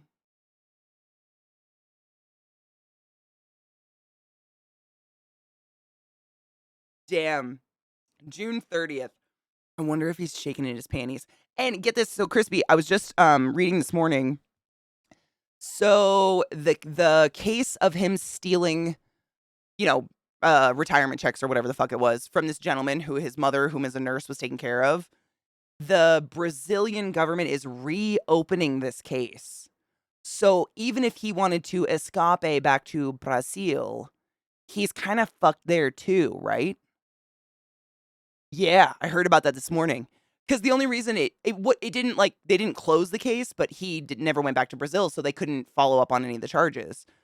But now that he's become such a prolific figure in the media, Brazil's like, we see you, bitch. Yeah, so I don't even think he can run home if he wanted to. Oh, 100% Quill. It's amazing how far people like that can get before it's caught. That's what I think. Oh, Viata, I don't think we do. I think we were I was being very facetious. I think half the shit he's done is, I mean, it's not even a case of like, oh, will they prove it? It's like, right, it's all there. It's like out on a fucking platter. I think, right?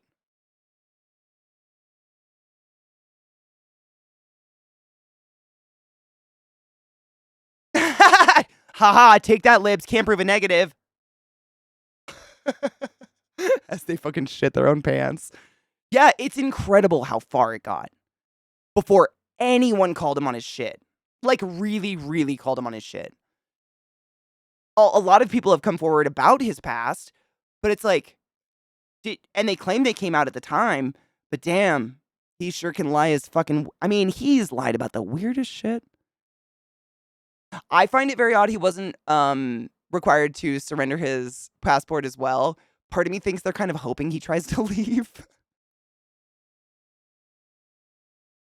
Like, they're all just like, you know what? We really never want to hear your voice again. Would you like to just be another country's problem? Maybe.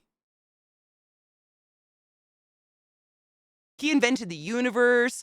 He built Broadway with his bare hands, naked uphill in the winter, with his father who survived the Holocaust, both as a Nazi and as a Jewish survivor. It's insane. He's had such a colorful history.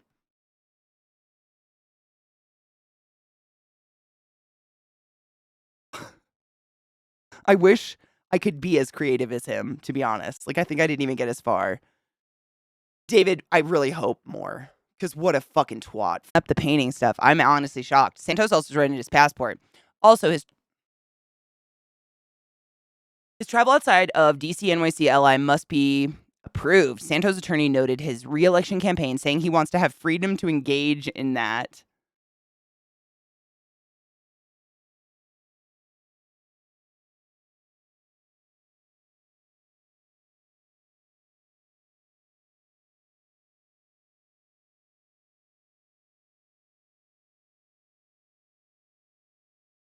I'm sorry, what? Uh,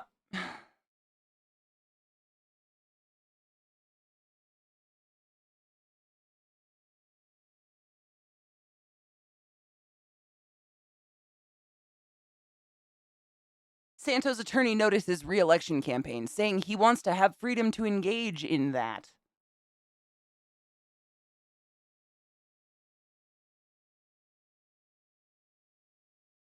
What? You know what's scary is there's probably people that would vote for him.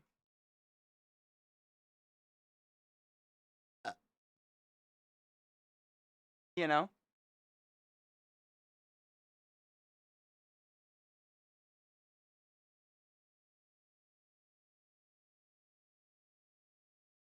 Bitch, I told you to remind me of the show. I wanted to tell you, David, you did it wrong.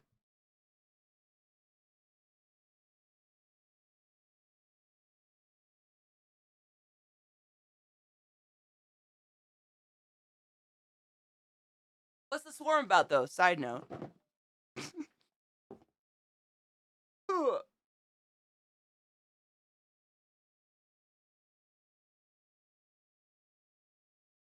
I just getting this stuff out. It's under my desk. Crap. I'm here. Just moving stuff.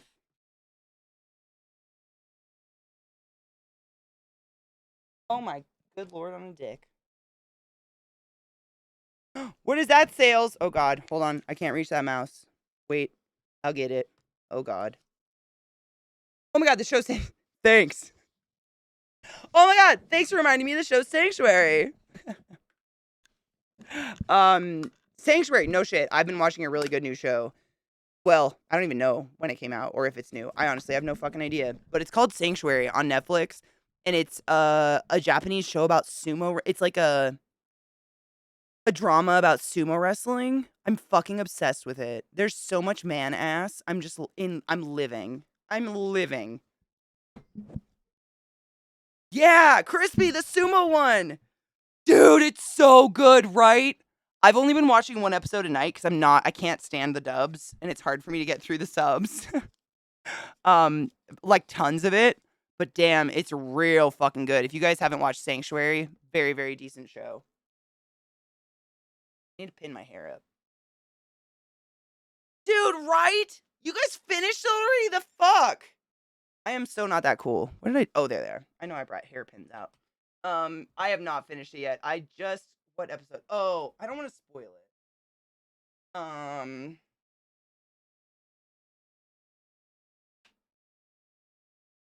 That one. I got it, sales. I just can't move it on the other screen yet. Give me one sec. I at least got it though.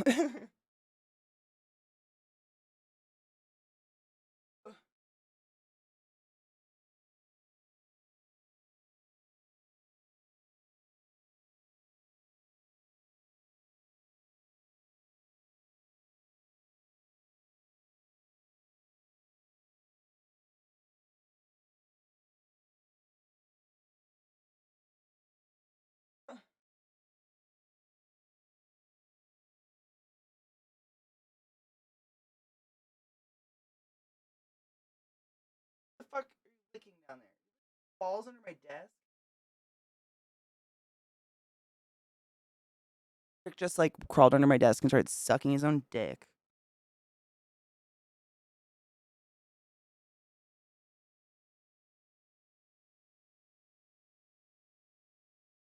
Sorry, I had to pin my hair out of my face because it gets in my fucking eyes.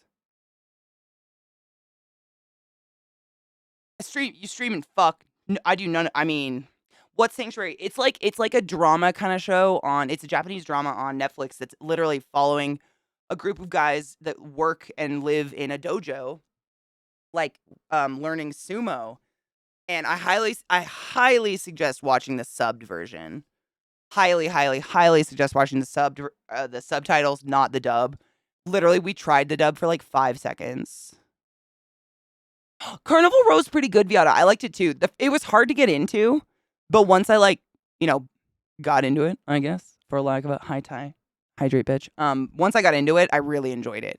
But I was just like, I guess because I was like thrown into the world and I was like, I don't fucking know what's happening. I hadn't read the books or anything.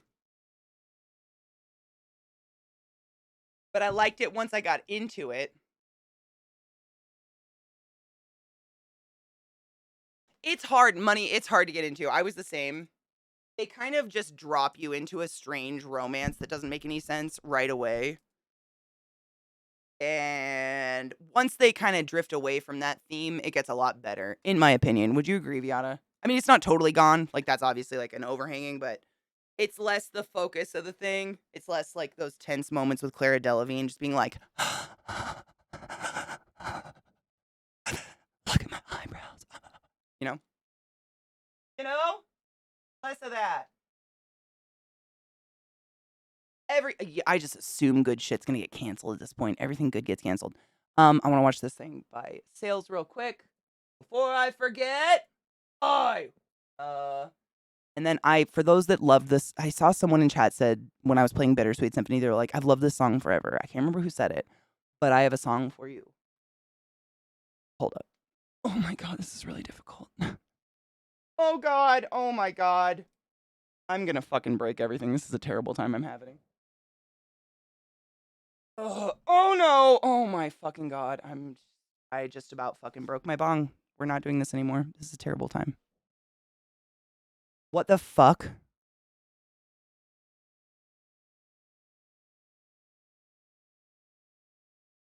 Oh my god! This is amazing. Stop it.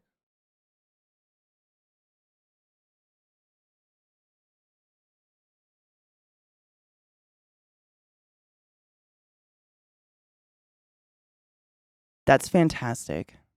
I'd listen to that version of the song. 100% I would listen to that version of the song.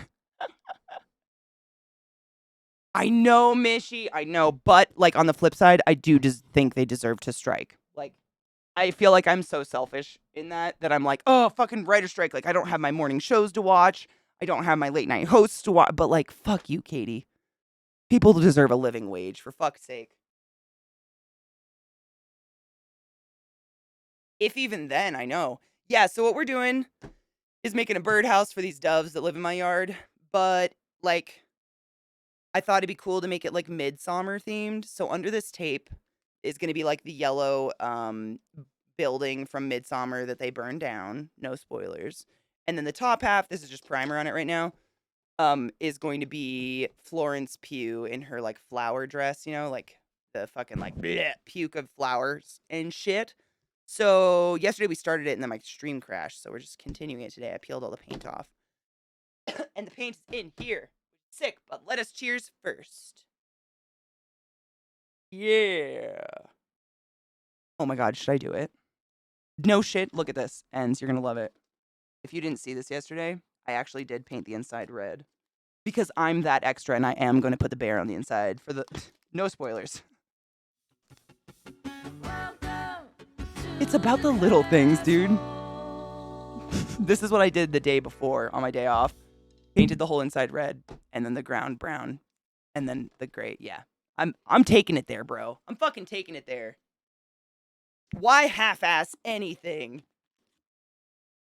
Yes, it's a birdhouse, but like, why the fuck not? No, I don't think they will. So I'm gonna glue the doors open. I just have them taped down right now. But no, I think they're too big. I don't know. Birds are kind of fluid. You know, like birds are crazy, the tiny ass openings they can fit in, but I don't think so. I'd have to bore this open. But the doors, I think just opening the doors, I'll be fine. I'm just gonna glue them open. Ty, you oh my god, Ty just gifted a sub to Dove in the Sky, bitch. Thank you for gifting a sub to Dove in the Sky. I appreciate you. They'll love it. They come back every year. It's very annoying.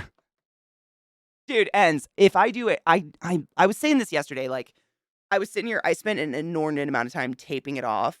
And I was like, yes, I realize that this is probably super annoying for most people to watch, watching someone just be so anal about something as stupid as a birdhouse. But like, it's not fun for me if I don't get to be as anal retentive as I want to be. And like, why even fucking do it if you're not going to do it right? You know what I mean? Why? Why?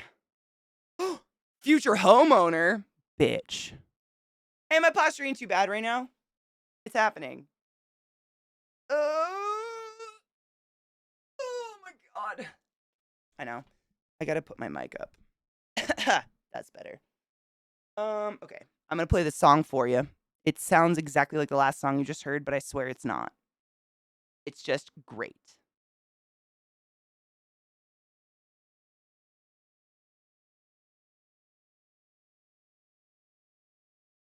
That was not the beginning of the song. YouTube started 18 seconds in. Not only does autoplay suck. Sorry.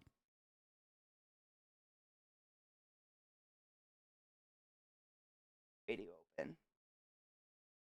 Ah!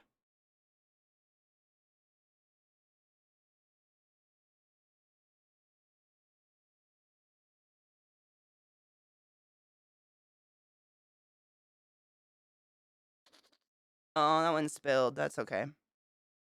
Bum, bum, bum, bum.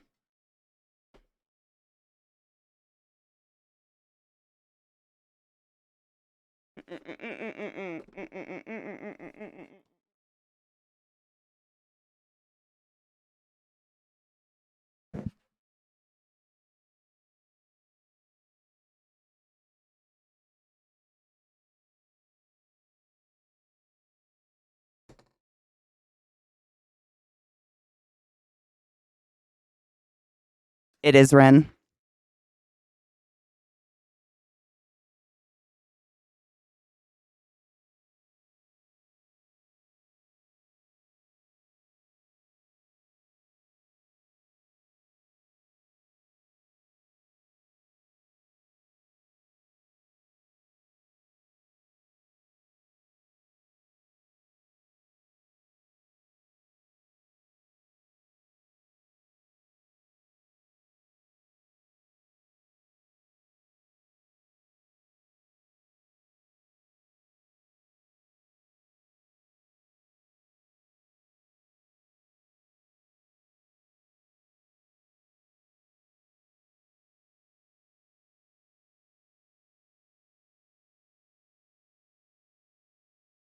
We crafting.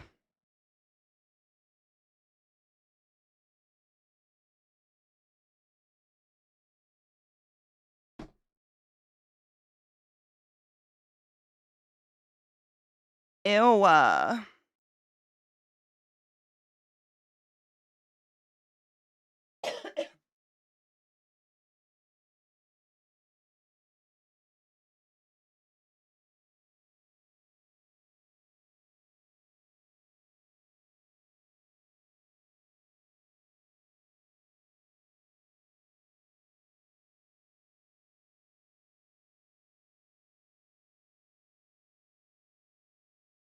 Oh, that is Ren.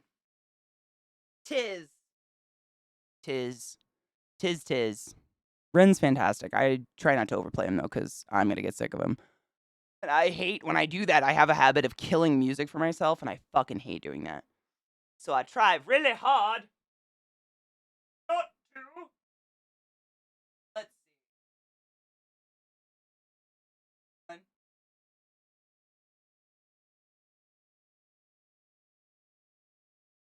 Not the one I wanted!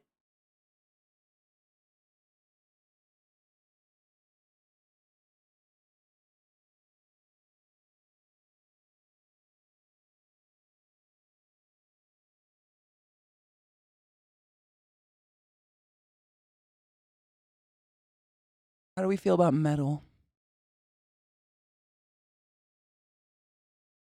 We feel bad about it?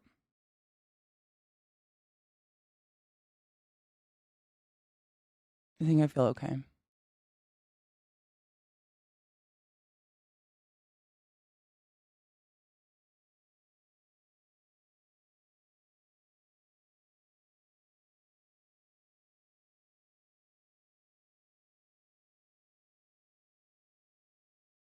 Cheers.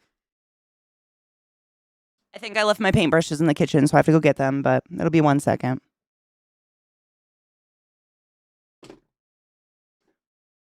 The twerk goes so well to metal. Cheers.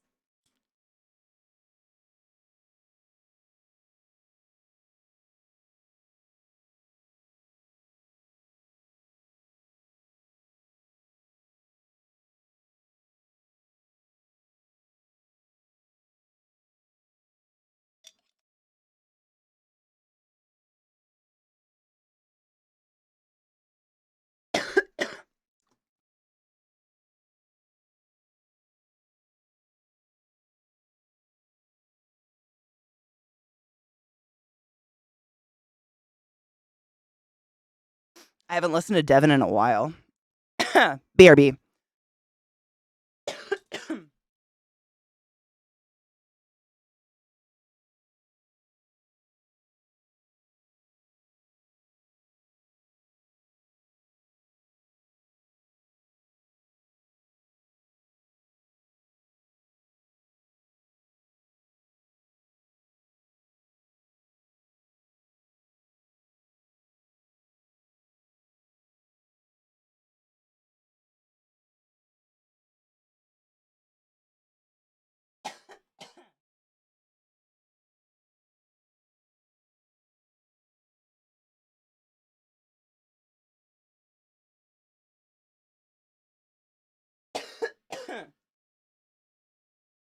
Needles.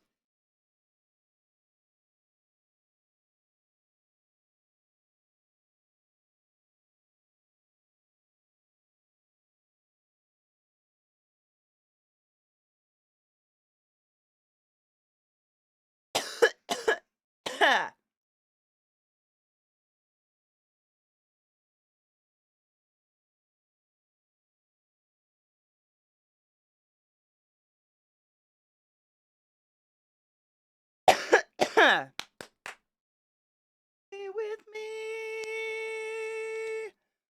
Are you making good money, David?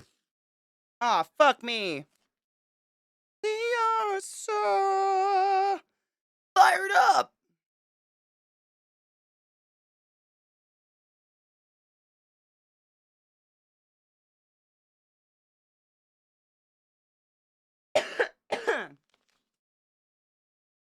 Wow.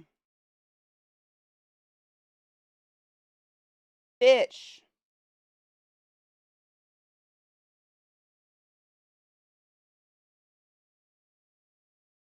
Wow. Fucking piece of shit. Ah.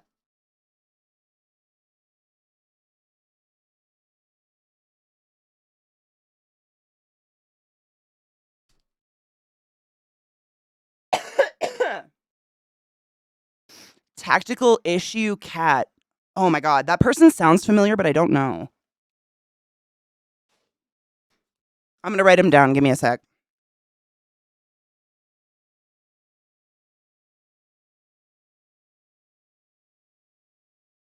Such a wobbly piece of shit. I'm about to throw it off this fucking desk.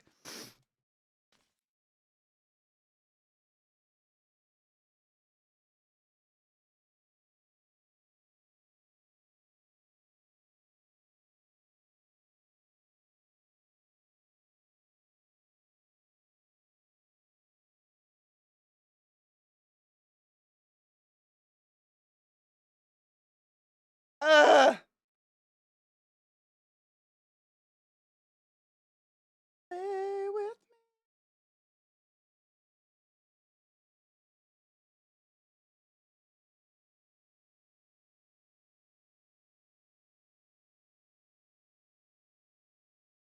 I gotta paint this side yellow, but then we do fun stuff.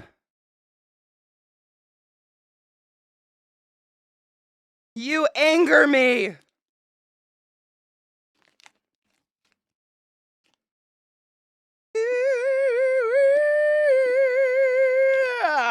Metal!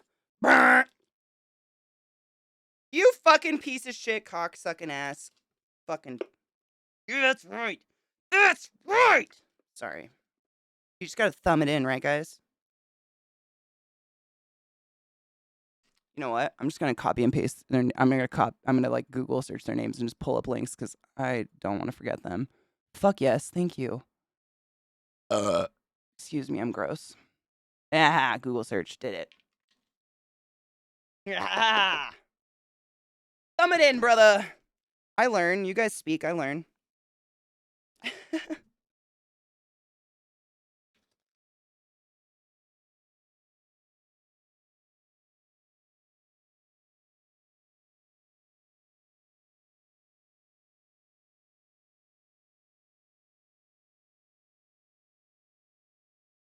That's the only way you get it to work. What do you think I do when I sew? Like, my fingers look like I have diabetes with the amount of pin pricks in them from sewing. All of my sewing projects are motherfucking cocksuckers. Tell me what you see. Life.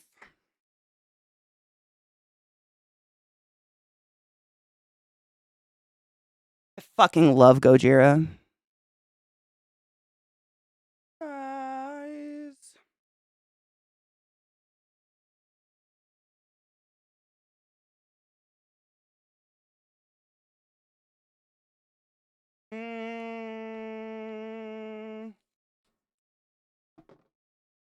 On our side.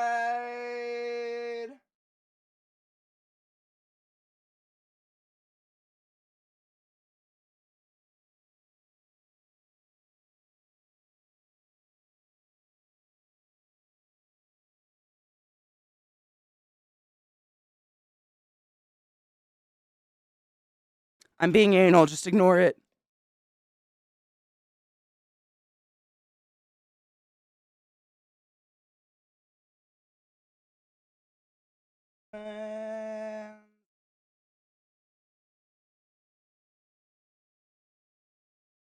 Fuck.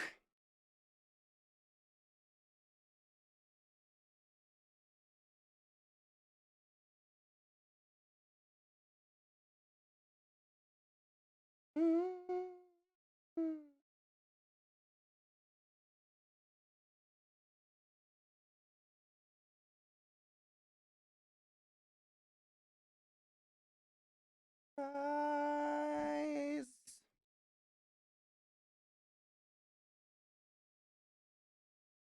Am I doing that to the birdhouse consensually? Mind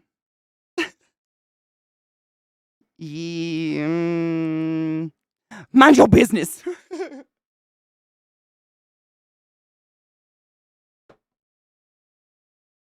Tell me what you see.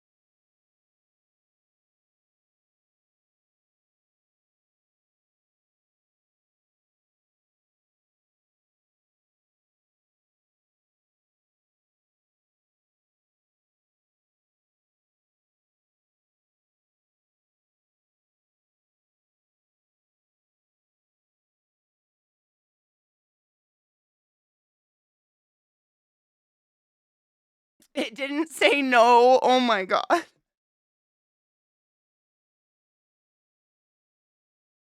It didn't though.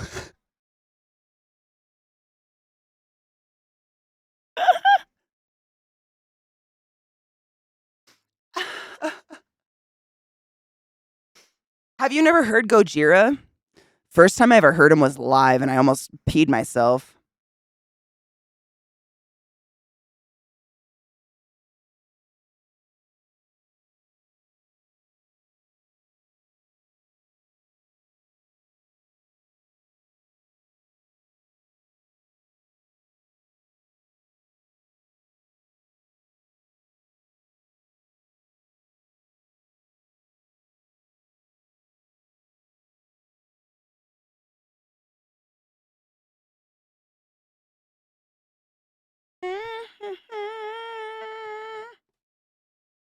Wow, that was sick. Okay, so I had an idea for the back of the birdhouse. Has anybody seen Midsummer? Or does anyone know what runes mean? Or is of I think it's in Sweden. Does it take place in Sweden? Anyone Swedish in here can tell me if something's offensive or gross, because I'm an ignorant American. I just think it's a really cool picture from the movie. I'm gonna pull it up anyways and show you what I mean.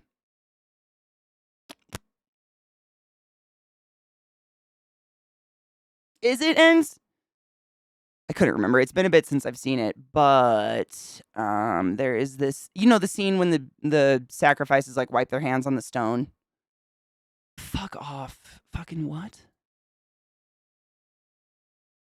PC. I will burn you.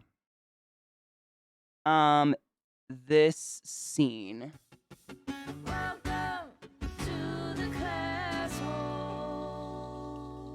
This scene.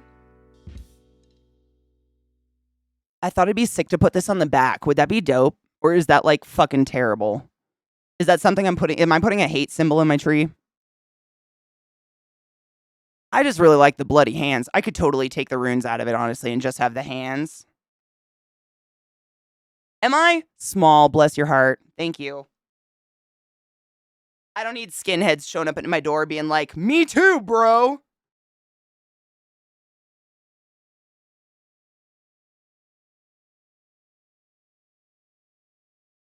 Thank you. I thought that'd be cool to do on the back instead of just a yellow triangle, which is boring.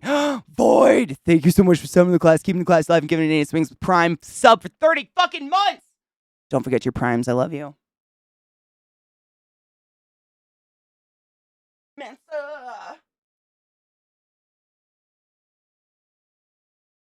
I mean, small, correct me if I'm wrong, but not theoretically, allegedly, none of those symbols are hate symbols, right? It's just fucking white supremacists are trying to commandeer them. They're just like Nordic runes and shit, right? Correct me if I'm wrong on that. That's what I assume. That's what I've been kind of taught. Is that none of it means anything mean. It's that these people are like similar to what they did with like the fucking swastika and shit like that, you know, just being fucking ignorant pieces of shit.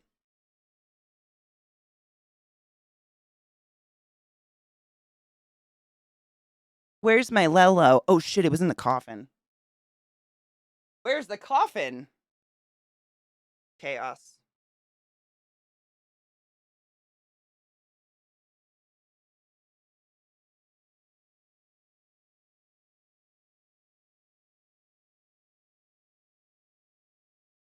Aha! Ma'am, this is a Wendy's. I knew I saved it. Oh, we should cheers. Absolutely. Give me one sec. This is Judas Priest. Dude, are you kidding me? I think I lost my virginity to this song. I did not. I lost my virginity in a Pepto-Bismol Bink room covered in clowns. Aha! Virginity is a stupid concept. Oh my god, my bong is right here. Cheers. I am all kinds of good. Thank you, Small. Seriously, I really appreciate you. Like, you know what I'm talking about, right? How these fucking, like, Proud Boys are like, yeah, these Nordic symbols mean white pride, and Vikings were white pride people. And it's like, no, you are just, once again, accommodating a culture you are ignorant to. Stop.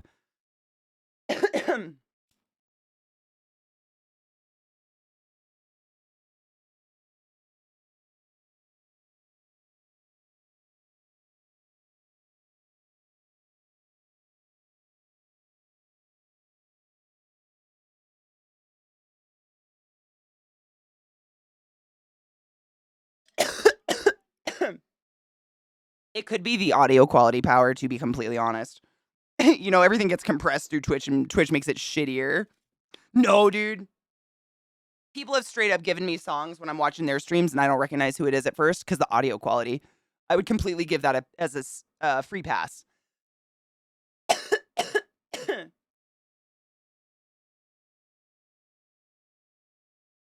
Jack, I mean, seriously, like, it was crazy. The day that I heard about all this stuff going down with, like, you know, stupid white supremacist bullshit people being like, white supremacy, we love taking things from other cultures and making it our own, ha ha ha. There was actually, like, and correct me if I'm wrong on this, it was somewhere up in the Scandinavia area. Again, ignorant American, I don't remember the exact area, but they actually just recently excavated, I think it was a burial site.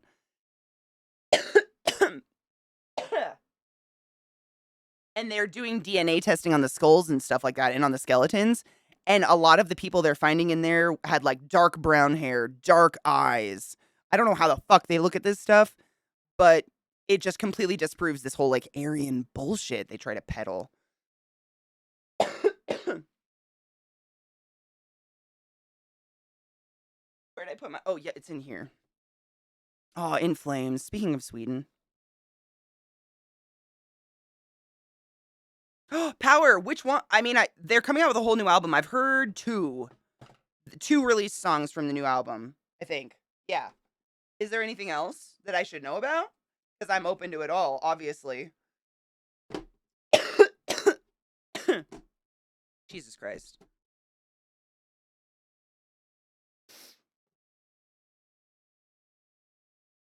Dude, I probably haven't heard it. Because they haven't released the album yet. They're just releasing one or two covers. Dude, I'm down.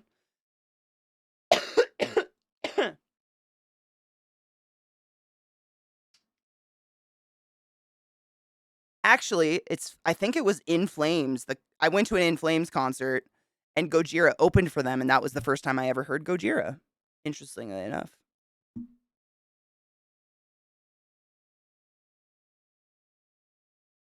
So much yellow. I know, it's really like transparent. So I have to do so many fucking coats of it to make it so you don't like see completely through it. It kind of sucks. It's not the highest quality paint, but it says it's for exterior use, so that's what I'm aiming for. But yeah, it's like it probably doesn't come up on camera because the lighting, but I can see like the wood grain through it in like an icky way, not a nice way. So I have to do a lot of layers of it, but it's fine. It's worth it.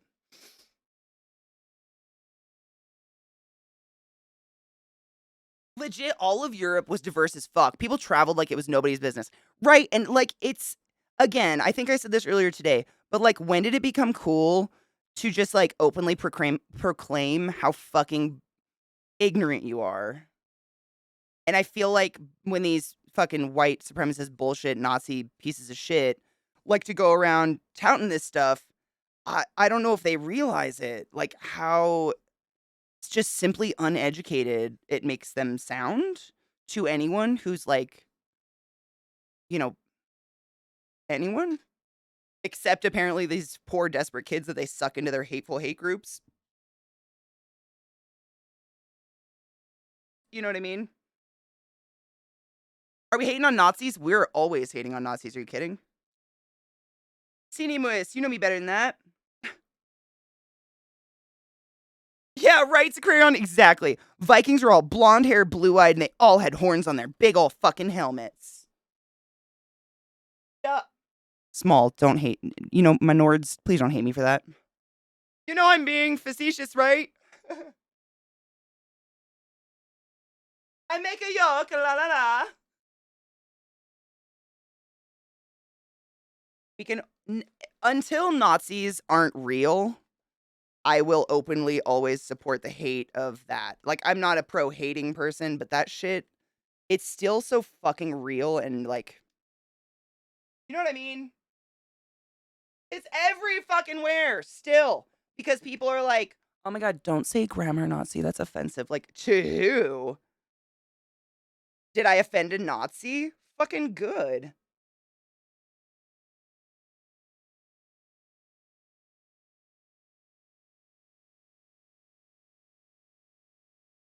God damn it. I'ma fuck you, bitch. What? Yeah, we're pro hating Nazis. I'm anti racism, anti racist to be real. Normalize eradicating hate. Yeah. I mean, it's crazy how it's so fucking just tolerated, I guess. I don't know. It's insane to me. I don't know. It's not freedom of speech to be racist. In my opinion. But who am I? I'm just some fucking hippie, so whatever. I guess.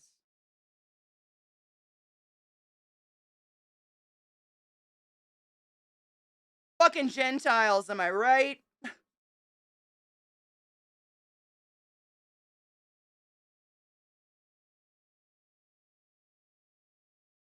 Yeah, it's like there's Nazis don't go away when we ignore them or when we don't talk about them or when we pretend they're not real, as is the fucking case. I mean, prove me wrong. Like, fuck, dude. It's insane how much hate is just like, I don't know. We all know it's systemic. We all know it's built in. I was trying to think of a different word. There's a different word I was looking for. Not acknowledged. I don't know. It's weird to me. Like my parents are still the type of people that'll be like, "Well, there's not that much racism anymore. It's just in the South." Okay. Oh, we gotta do this side.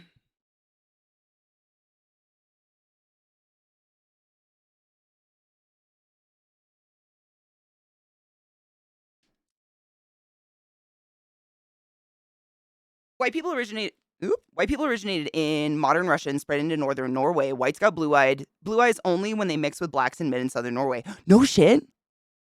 Oh my god, they should hear that. My family has a lot of Nazis in it. Then my ancestors, part of the family, started hunting them. Isn't that beautiful? That's like historic retribution, man. That's gorgeous. My family, like, kind of similar. My grandpa and his brother and sister helped their mother escape some part of Eastern Europe. We have a few theories, but we're not 100% where they came from because they were 100% escaping like persecution. And they changed their last name to a very German sounding last name, and they moved to the States and like adopted, a German persona. They were like, no, we are German. We are German. We are fucking German. And we all did our ancestry and we're like, oh, look, we're Jews. Um, which is interesting because my Nana on that side was hella Catholic.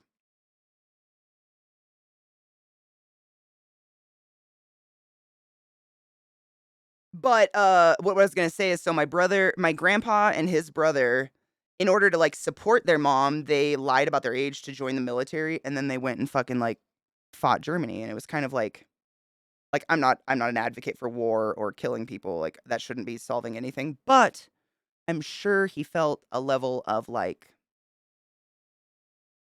fuck you guys. Because to this day, we have no idea how much of my family was like just slaughtered or is just, I mean, there's just no record. There's nothing.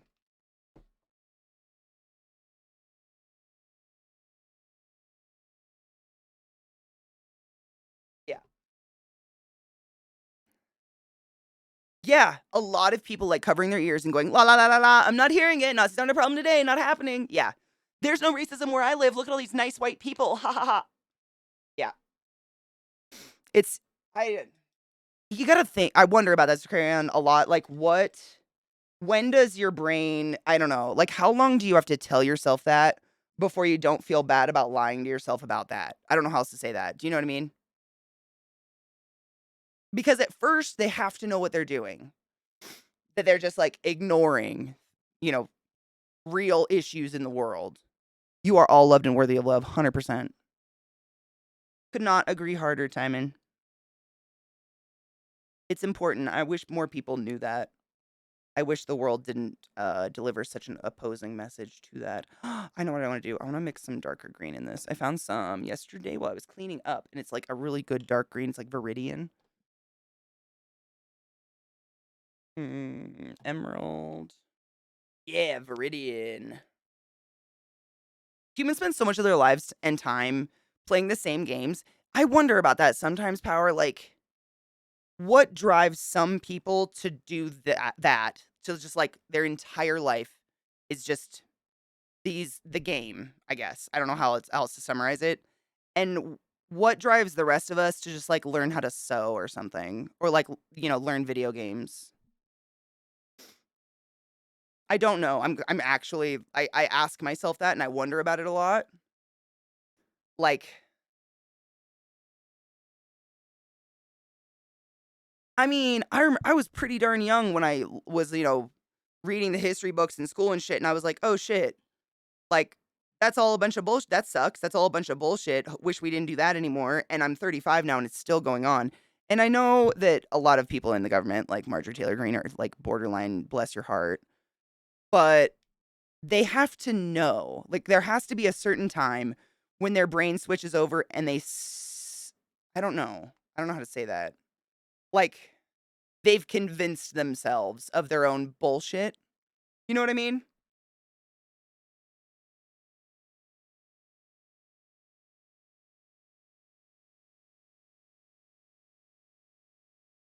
Shut the fuck up. Oh my god, Leaf, you're off your gourd today.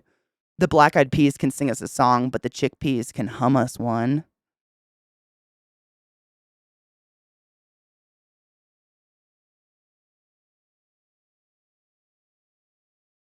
Well done, you fucker. Well fucking done. Well done. If they're living in an all white neighborhood, it undermines the statement of there's no racism here. It's, man, Timon, I can't even. Like, I'm sure I know I'm not the only one that experiences this within their own family or just within any social circle they're in. The sheer amount of, well, I don't feel like there's any racism here, so it's not. And the person speaking is like transparent. Not that that, is the be all end all, but it does add the salt to the shaker. I don't know. It's just, I, you know what I mean? I don't have words for it, but I hear that a lot and it makes me kind of ill because I don't think they hear it. I don't think they hear it.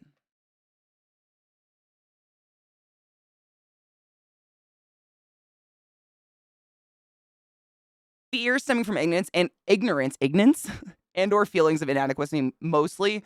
I was, Zach and I were talking about this last night, and we were talking about how like these young impressionable kids who are often like disadvantaged, like they have abusive homes or something going on, that they are so desperate to be acknowledged and to be seen by somebody that they, will buy into any I don't know how to say it, like any indoctrination just for acceptance. And I remember being really like when I was real young in middle school and stuff, and like I definitely was that kid that kind of drifted into a quote unquote bad crew of kids because they accepted me. I didn't have to try, like they were cool with me sitting at their table regardless of whether or not I wore pink, for lack of a better word. And that was really like I've always enjoyed people that I can relax around. But, I wonder, like, man, how do we and I think, like and this is no shame on anyone who is religious or whatever, but I think the same thing happens with, like, religious zealots. People that just take it to that extra fucking goofy level. It's like they've gotta be looking for something. Like, us and I feel like I've like, this is kind of what they're looking for, like, some sort of fucking community where they can be heard, they can speak. But how do we like how do we as a society help these people before they're sucked into the non-shit? Like real like know that that's not the only like there's other people out there that like accept you for who the fuck you are and it doesn't have to be based on hate. Ignorant fucking dip. Right? It's a very, very powerful lure. And, like, I've had it. I mean, I wish I would have kept journals from when I was a kid. I'm sure my mom has them, but I would write these fucking, like, epic journal entries when I was in high school. Like, Why have I never had a best friend? Why am I single? Why am I always the odd one out? How come my friends hang out without me? Like, I had a fucking psychosis, kind of. Like, and no one can make you see otherwise. I don't know how to say that. It's so weird. If I could just read that shit to myself nowadays. I was so fucking desperate to just be seen. I don't know another way to say that. Like, it doesn't excuse anything they do, but I understand the psychology. If I hadn't passed back and forth every other weekend all my life, my parents had taken me to church consistently, and the same one, I probably would have been sucked in. Hard to develop that though when I never had stability. You know what? Honestly, Chesh, my therapist kind of said something really fucking mindfuckery about that to me lately. God, this was a couple weeks ago. She said, because I often like, I've in the past, I wouldn't say I blame my like utterly unstable childhood on, like my stress and anxiety I have nowadays and like, insecurity or whatever the fuck I'm currently emoting. But I wonder about it because it's definitely a huge part of my childhood. The fact that I never lived anywhere more than 3 years and I watched my dad die when I was 7, et cetera, et cetera. Like, those things, if they do nothing to you, you're a sociopath. And I don't think I'm a sociopath. So I wonder about them. And my therapist said something to me. She said, oh God. It was something along the lines of like, think of it as your superpower because you have kind of a feral form of independence in your soul. Like, she didn't say it like that, but God, I can't remember her exact. It was feral independence. She's like, you have that kind of independence that's not like, I'm going to take care of myself. You have that feral independence to where I really wish I could remember the exact quote she said. It was wild though. But it was similar to that. It's like, because you and I have never known a safe, secure, coddled environment, we don't seek it, but we also don't provide it. So like, it's a flipped, I'm a cold ass bitch. Like, I get that. There's two sides of the coin, but I don't seek it. I've never ever understood the drive for religion or for any like cultish kind of atmosphere where you're like singing and praising Jesus together. Like, I just have never ever conceptualized it. Even when I was a kid, I didn't see any magic in it. And I think that's because what they kind of peddle is like safety and security in the idea of heaven and an eternal soul. But like, if you were never introduced to the idea of safety and security, that doesn't make sense to you. That's like someone offering magic, right? You're just like, yeah, and the Easter Bunny. X? Yes, no, David. The music, like, as the artists go, they can get louder and quieter. Like, you can always ask me to turn the music down, David. Don't even worry about it. That's easy. You know I don't hear what you hear, booby. You know it's different. I rely on you guys to let me know when it's too loud, and I appreciate you when you do. I get that. I don't fucking want music blaring my ears out, especially with like a person, not just me, but like a person talking over said blaring music. That's annoying. I empathize.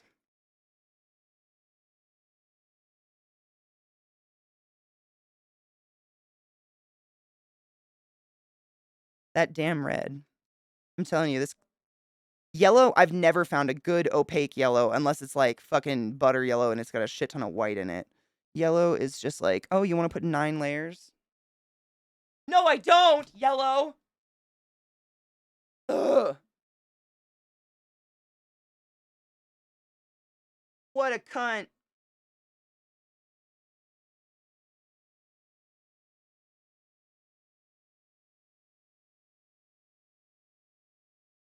I think this is the first Gojira song I ever heard.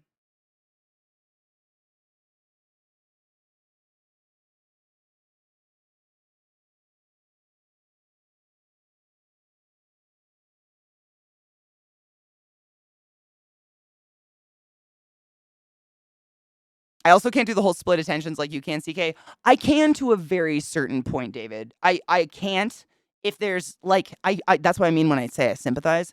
If there's one thing in my environment that's just absurdly more loud or like obnoxious than anything else, I can't tune that one thing out, and that becomes the sole focus of my entire existence, and I have to kill it.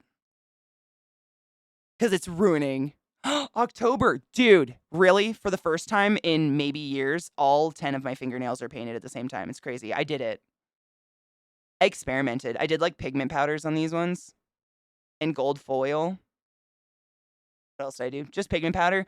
But I'm just, like, even my thumbs, man, I never paint all my nails at once. It's just I never sit that long. Thank you.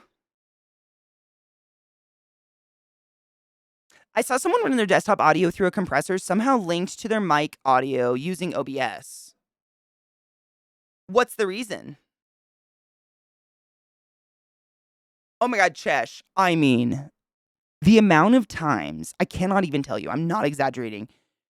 Too many times for me to count the amount of times that I've been telling a funny story on stream. I've been telling a funny story on stream, and chat suddenly just comes to a straight halt. And then maybe 3 people go, "Oh my God, Katie." And I'm like, and then he fucking left me in the woods by myself. It was crazy. So many times. And then I go to my therapist and I'm like, okay, I have to tell you this story that is not pertinent to anything, but like, tell me if this is truly fucked up. And then she goes, "Oh, honey." And then we light candles and we just hum together naked. It's strange, slathered in oil. I feel fine. Like, these are funny to me, but I had no sense of normalcy. Like, I had no sense of it. That was normal to me. I don't fucking know. I'm fine. But now, like, I know it's a little fuck. Sometimes you have to consider us neurotypicals and our handicaps. David, I think all the time. I think it's possible to consider those things all the time. I'm fine.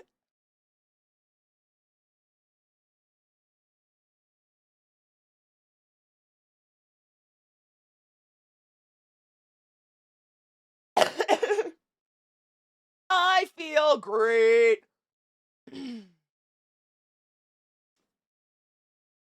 She was always inaudible when comparable with video. Oh, see, and I separate all my audio sources. So, like, I have individual control over the music versus my voice. So I have my mic, like, on a different, complete soundboard compared to everything else. So I can make the music, I can hear music, but I could make it deaf to you or vice versa. Same with game music, which is so fucking nice. Because there's a lot of games out there that I don't know what, but for some reason, for me, like, personally in my headphones, they are blaringly loud, but you guys will be like, I can't hear anything. So I'll have to jack them. I used to have to, like, basically make my ears bleed. I don't have to do that anymore. It's really nice. I'm having a wonderful time. Resin things crashed. And that's just a proof to show how hardy resin is. So hardy. Anywho. It is crazy hardcore, real talk. It's called auto ducking. No shit. It's a pretty normal technique for, like, EDM. So you duck everything out so that you can hear a snare really clearly or something. Dude, my brain does that. David, no shit. I've explained it to my therapist before. It's like my brain puts TV static around everything except that one very irritating sound that's louder and more obnoxious than everything else. And everything else becomes TV static. It's so weird. That's exactly what I do, Spurp. I do a 2 PC system. And literally GoXLR helps so much with it. Just in terms of isolating that damn audio. It can be a pain in the ass.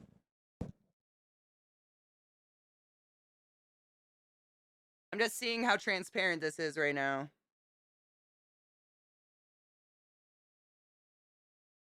Yellow. They call me fucking mellow. Whatever.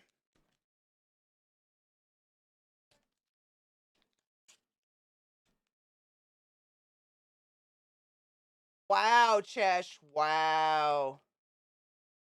More like me screaming my head off as a kid to the point of gagging, realizing I'm probably autistic and my parents never noticed, and my stepdad threatening to record it to play for my classmates while simultaneously yelling at me.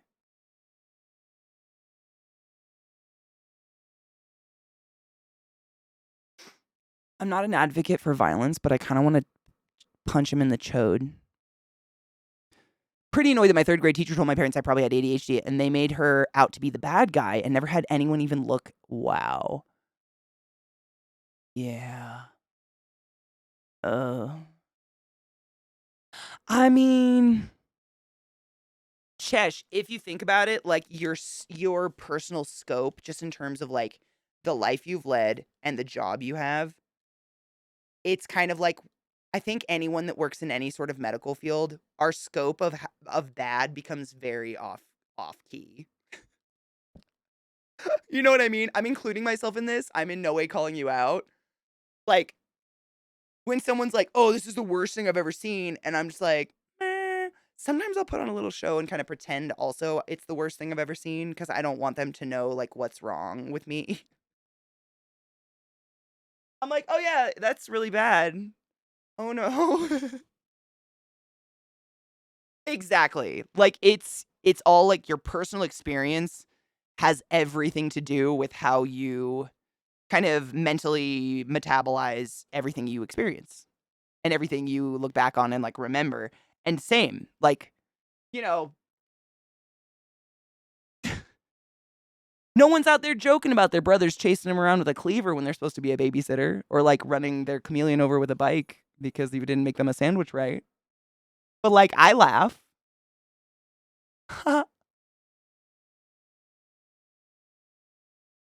What else do you fucking do? There ain't nothing to be done but laugh and just think, fuck, you live a few states over.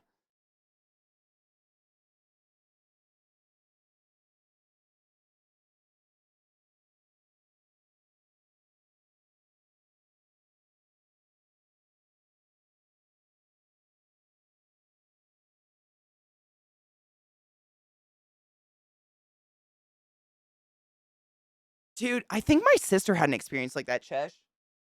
Like, she actually shocked her therapist, like you were saying. Man. This is like such a dark conversation. If anybody's like, Katie, you're really bumming me out, please let me know.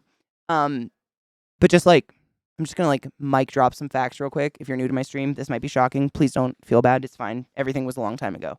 But like, my brother, my sister, and my nana all kicked it within like 365 days of each other. And both my sister were already like, I think I was in there. I was definitely already in therapy because I had been diagnosed and everything. But my sister wasn't in therapy yet, and I think it's because she was in college and she was just busy and not really thinking about it. Still kind of under the sway of my mom. But after all that happened, I think like a year after it happened, she finally went to therapy. And the therapist, I'm trying to think of what the therapist's exact reaction was. It was very similar. It was like, I think the therapist literally like just put her pen down and like wiped sweat off her forehead and was like, how do you walk upright? Or something along those lines. Like, how do you function? Like, normal people don't experience all of that in that short amount of time and like run with it. And my sister like graduated law school and became an amazing lawyer while all that was happening. I laugh because what else do you do? But yeah, like my same. I don't think I've ever gotten to like shock, but I don't know. Maybe they have a good poker face. Oh my god, Chesh. Been there. That's the worst, dude. Doesn't make it okay. Trouble, dude. And that was the main problem. It like I don't know if it's like I think it's like kind of a systemic it's like an ingrained behavior, I guess is the word I'm looking for, to not express large emotion around anyone. And so like growing up, I didn't see my mom cry for the first time until I was like in my 20s. And like I didn't ever see my parents fight. My mom and my stepdad never saw them fight. So I never saw a fucking resolution. Never saw my mom cry, so I never understood how to deal with sadness. Like my mom, it's like a thing in the Irish like Catholic shit to like hide, sweep it under the carpet. Sweep your shit under the carpet. Nobody's got time for your shit. So like as an adult, I had to realize that I was so emotionally immature. Like I was just a ball of anger all the time. And my anger was just the only emotion I ever actually visually saw. So when I felt anything, anxious, sad, horny, hungry, grumpy. It was anger. Like I just immediately went to fucking fury. It's terrible. I'm sorry if anyone else experienced that shit. I've been through a lot of therapy. I don't want to be like that. Also, I am big. Like I'm 6 feet tall. It's not a good idea to be a 6 foot tall or over person and have an anger problem. Like my little brother, he's 4 years older than me, but he's only 5'4", so I call him my little brother. Like him having an anger issue is kind of cute, but me having an anger issue means prison. You know what I mean? Like I would not be okay.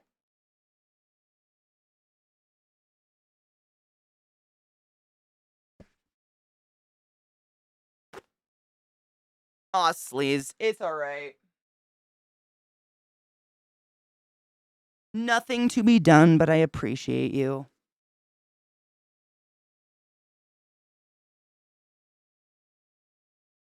Lack of sandwich is 100% source of great anger. No shit, David. My brother Corey would make us make him a throne out of couch cushions, like all the couch cushions in the house, and then we had to make him the perfect sandwich and feed it to him on the couch cushions. And if we didn't do it right, he would beat the shit out of us. It was hilarious. Ha ha ha ha ha. But I learned how to make a dank sandwich, so silver linings.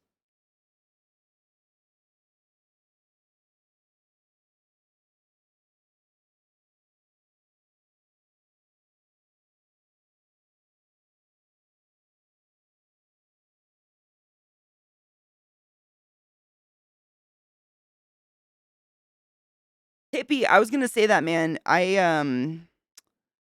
That was something I learned. I had to learn that as well, I guess. I don't know how to put that. I didn't cry for like, I don't have a conscious memory of crying until I was like, until my Nana died. I think I was 28. Yeah, I think I was 28. But that's the first, and then I couldn't stop. It was so scary. I literally thought I was gonna die. I thought I was having an asthma attack because it was like that creepy choking crying where you just like are snotting. And people kept coming up to me at her funeral and trying to talk to me because they knew my Nana and I were close. And I would just be like, it was wild. The floodgates opened, and now I cry all the time. Beware the cry, for it does not close. The cry is forever. I don't know though. Sometimes it clears my sinuses out, I guess. Yeah, money. That was me with being angry.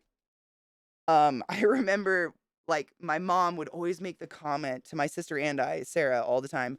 I don't understand why you two girls ended up so angry. Like she'd make this like it was a cute, like tee hee ha ha. What a mystery. And my sister and I would just like look at each other and roll our eyes like you are okay. Okay. Sure, mom. Okay, doc.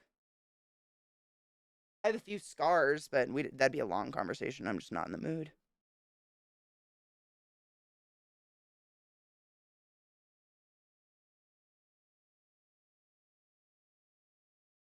Although I did one time in my life see a relatable meme, and it said, a lot of you obviously did not have an older sibling chase them around with a sharp object, and it shows. Hashtag trauma, something like that. And I was like, oh, hashtag not alone. But I can run. So, like, silver linings.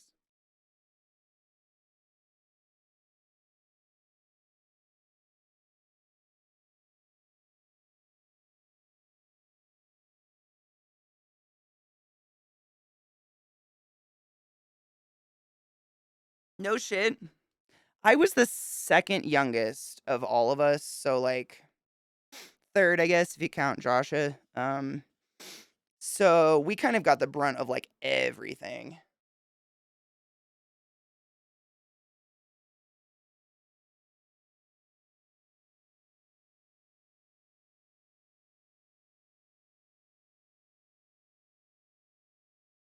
I was put in front of a mirror at a young age when I was crying and was told, look how oh my God. Oh my God, hippie. Man. Is it weird that we're all just like trading trauma stories? Is this weird? Crying right void, yeah, it can be very cathartic to just like one of those nasty cries where you're just like like snot and you just don't give a shit and you just let it go. Yeah, I would agree with that.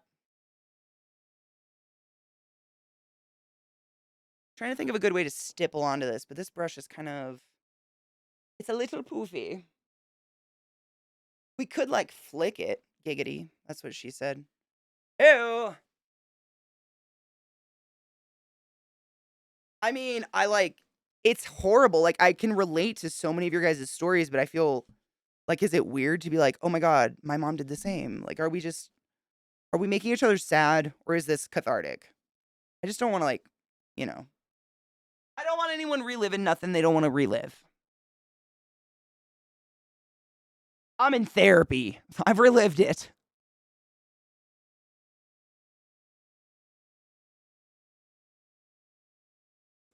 If my mother ever asked me, I think I'd freeze in place and then go on 2-ish day monologue of all the things I think was wrong. Nah. Quill. Amen on that one. I feel like, I don't know, we like karma's, who knows about karma, but the brother that tortured us the most has a bad and arguably terrible life right now. So, like, I don't wish him to have a terrible life. He is my brother, but he's kind of a terrible person.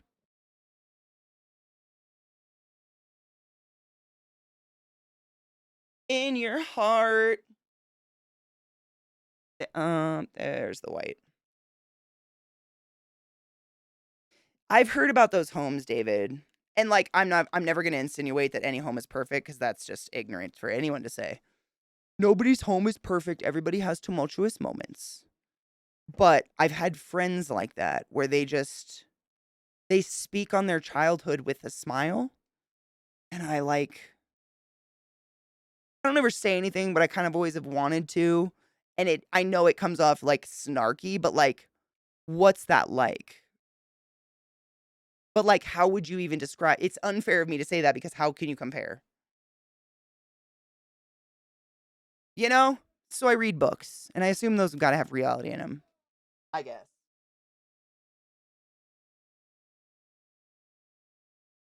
I'm thinking about what kind of flowers I want to do and how I want to disperse if I just want to do a random like stippling. That's our front. I could. Ooh, I have an idea. I got myself an idea.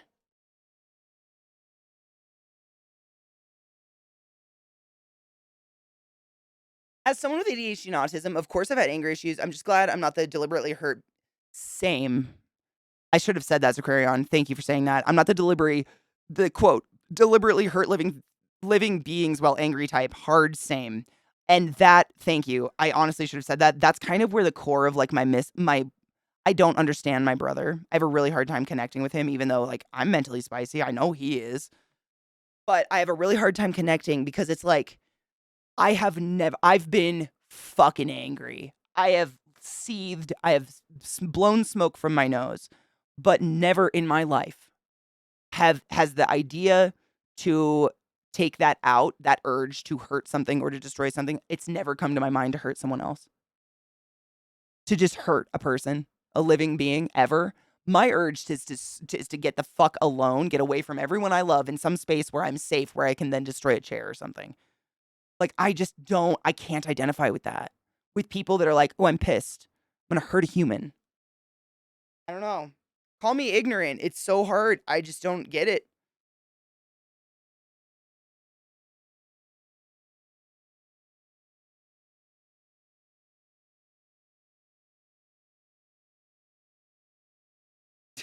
Money. Would it disturb you to tell you that I've heard a mom do almost that exact thing in Lowe's like 4 different times? Yeah, not normal, somewhat common. Yeah. I got kind of a hang up about it actually. When I was working at Lowe's, I worked as a head cashier and I worked in the customer service area for a long time. And the customer service desk was right next to like the entrance of the store where people would like get their cart and shove their kid into the front of it or whatever. And honestly, I think it was like Innumerable times I heard some form of Christmas threatened if the child did not behave in Lowe's. And I got a weird hang up about it. I'm like, Jesus fucking Christ. What the fuck? You know?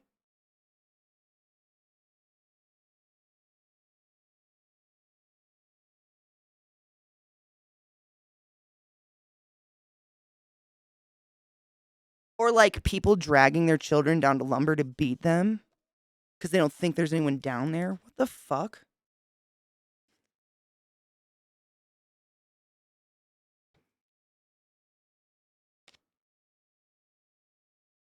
Ugh.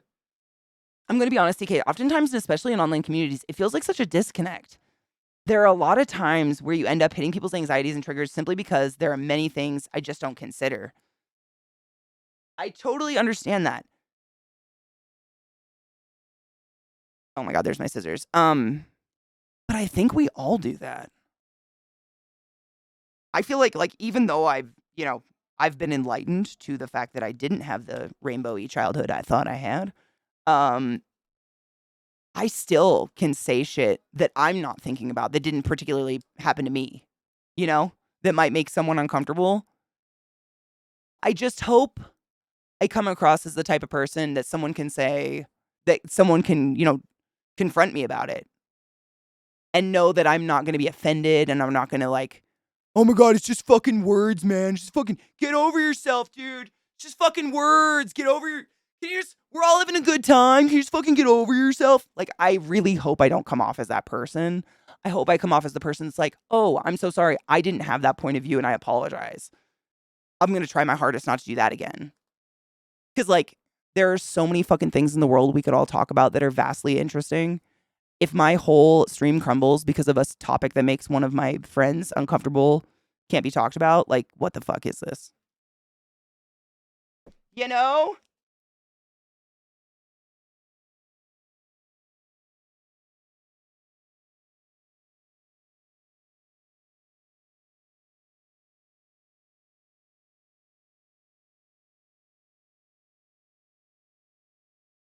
However, cocks and cum.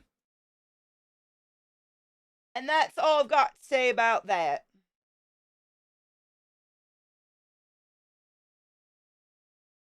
I'm doing the yellow house, fire, and then flowers.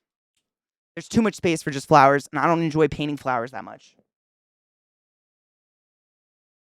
Pee pee poo poo pee pee poo poo. Mucus moist. Clits and labias. Kooks and cooms.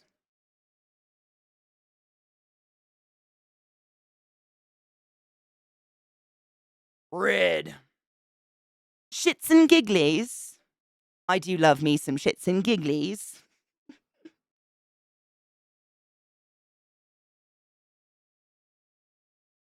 Snakes, I mean, honestly, sharts, though.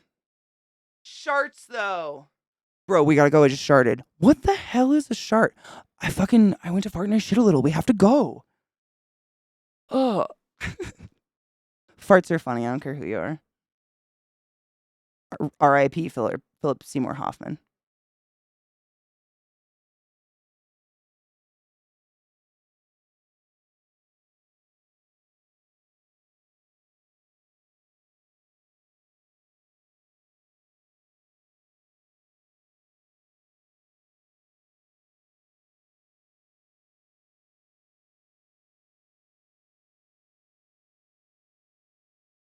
I'm just putting texture because it's thick paint and I can do it. Oh my God, they scared the shit out of me just now. Well, I already built it. It's like a birdhouse for those fucking doves outside, Robo, so that my dogs can't see them anymore. But what I'm doing, the theme is what I think is gonna be really cool. Honestly, at this point, this is like the boring part. But if you've ever seen Midsummer, there's like a yellow barn that gets set on fire. No spoilies. So it's gonna be the yellow barn in the bottom half, and then this is gonna be fire, and then the top half is gonna be Florence Pugh in her like flower dress. I'm extra because why not? I don't know. I have problems. I'm doing great. I'm having a great time, y'all.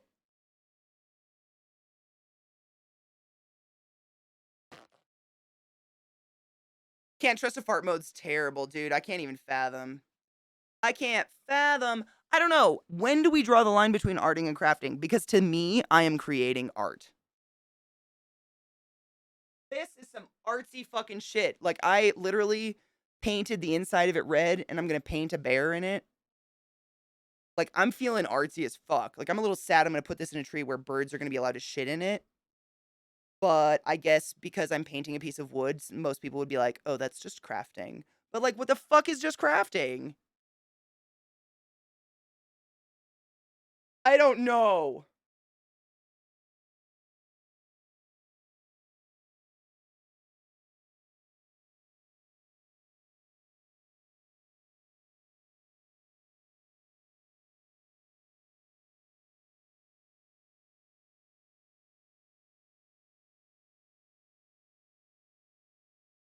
Already crafting myself. Me too. Artsy farsty crafting.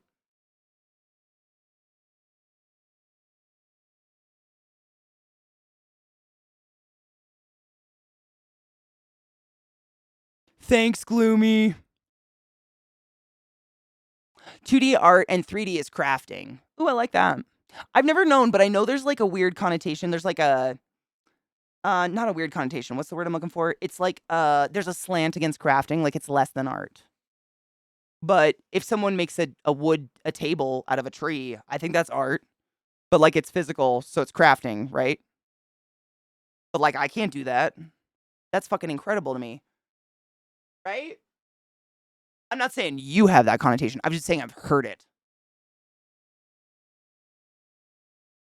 Gloomy. Fuck yes. I agree. Mermaid. 100% agree. I don't know. That's why I was kind of snarkily asking about the line because I don't know. I feel like if you're creating something, you're arting, you're crafting, it's the same thing. It's interchangeable, but there is like a weird not connotation. I can't think of the word, but like people are like I'm an artist, but I'm not a crafter. Like if you're a crafter, they assume you're a nana at a craft fair like selling macrame. But an artist sells paintings at a Louvre, you know? But, like, why do we think that way? I don't know. I'd spend $1,000 on a dope wood table before I would a painting, but maybe that's because I paint. I don't fucking know. I could have a strange scope. This is why I ask you guys, like, am I just a pretentious prick? You're allowed to say yes. What else are friends for if they're not here to help you be a better person, right? Oh, fuck a cock. Right into the paint. I touched its little red rocket, y'all. Oops. My bad. Yeah, it is. I think it's stupid because then when I'm like, okay, what's a craft? And they're like, I don't know, like woodworking. Are you fucking with me? Do you know how much skill, time, and money goes into learning how to do woodworking? I would kill to have a house full of just like raw wood pieces. Oh my God. And by that, I mean just cock, but not really. You know, I love wood. Like a raw wood table with all the knots and stuff, all the flaws in it. Oh, fuck, dude. That's enough to get me going. On the turn, if you know what I mean. Did I do that side? Yeah. Yeah. Yeah. No, nope. After I finish this, we're gonna take a break. I think it's been a bit, and it has to dry for a minute. I'm getting kind of excited about it now that I've added the fire. I'm gonna tape the back and add the fire to the back too, but I think that's gonna be a good additive. An addition. English is difficult.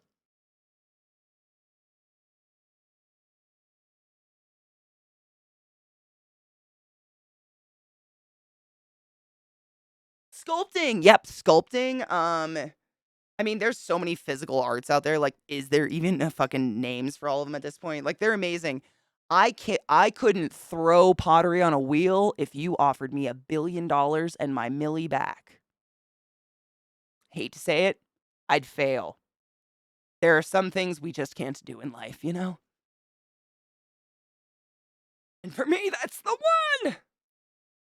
But what I'm trying to say is like I have so much blinding respect and awe for pottery artists. Like, that to me is just like, fuck, that's so cool. If Zeke stood behind me like Ghost, we'd just end up fucking on the pottery wheel. It'd be like that weird scene in Austin Powers, but like faster, dirtier, and probably, oh my God. I just thought of the pottery wheel going up my ass and now everything hurts. I don't want to do that anymore. I'm just making sure everything's painted that I want to be before we take a break. Yeah.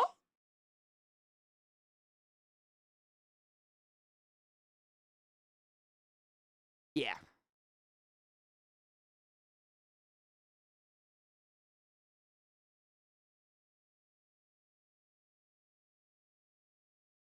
Shadow boxes are so cool. Do you ever, Barilla, have you ever looked at, oh, what are they called?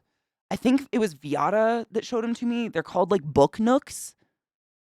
And you can buy a kit to make one. I like, if I had room on my bookshelf, I would make one. I have way too many books. Like, I don't have room for anything but books at this point. Like, I literally don't have room for the books I have. But book nooks are so cool. They are so cute, right? Oh, Vissy's made a couple and they're fucking cool. So I can call the Statue of David a craft. Oh my God, can we call it a craft, please? Cheers. Cheers to that.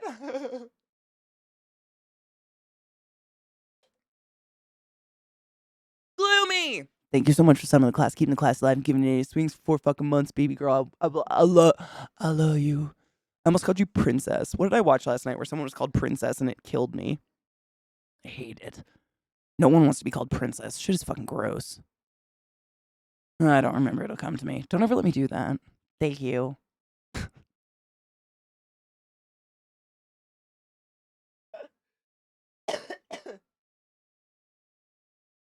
Ew. Arts and crafts with Michelangelo.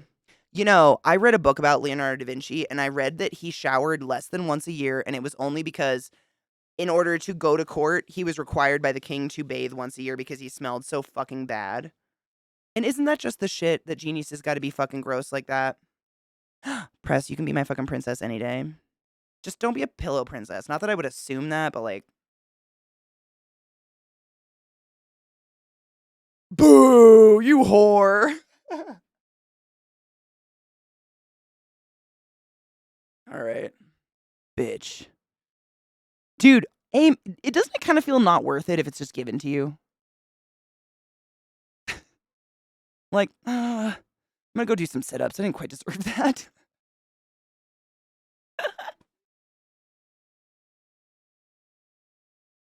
Or like you just end up sucking a dick real good. You're like, yeah, now I fucking deserve that.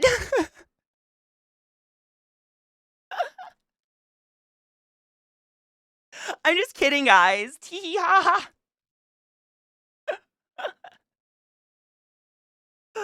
Innocence. Woo.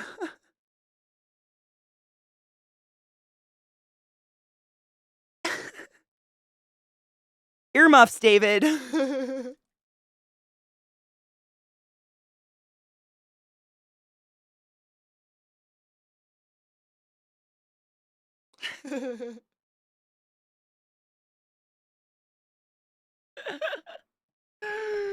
Oh, I cracked myself the fuck up.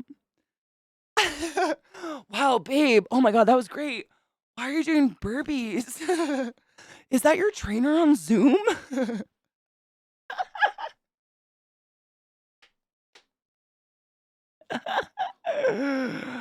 Oklahoma. Fuck, dude. Stop. A fruit roll up thing? What's that? As a sex thing? Wait, what's happening? Put me in a carpet and you can call me a fruit roll up. Hell. I think I made a murder joke at myself just then. Please don't kill me.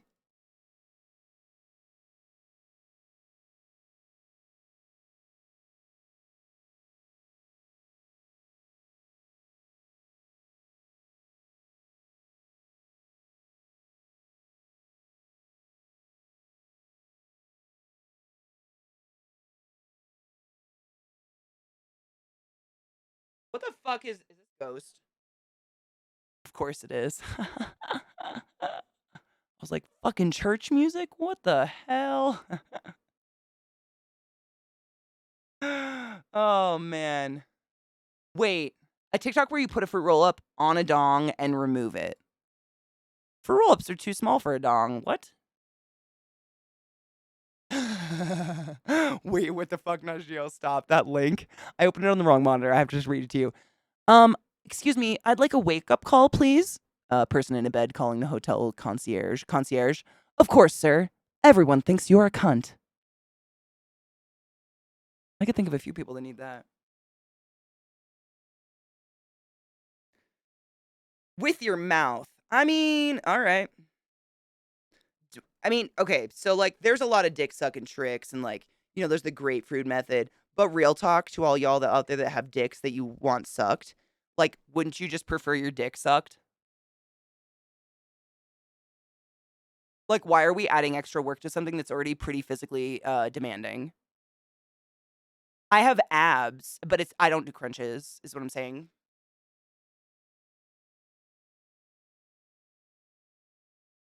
That's like me being like, I'm gonna fill my pussy full of jelly beans. Get them all out with your tongue.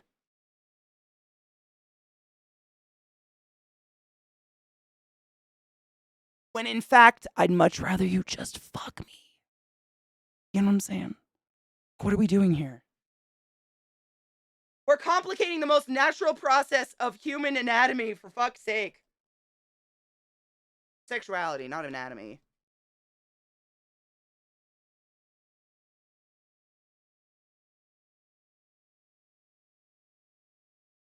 I mean, I'm not saying I'm the be all end all. I do kind of inherently enjoy sucking a dick, not to overshare.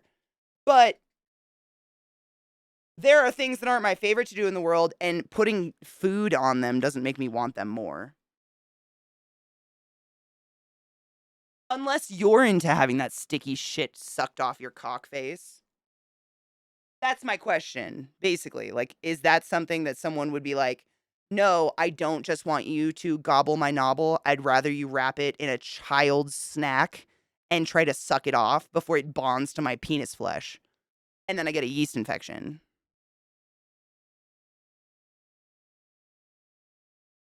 Be honest.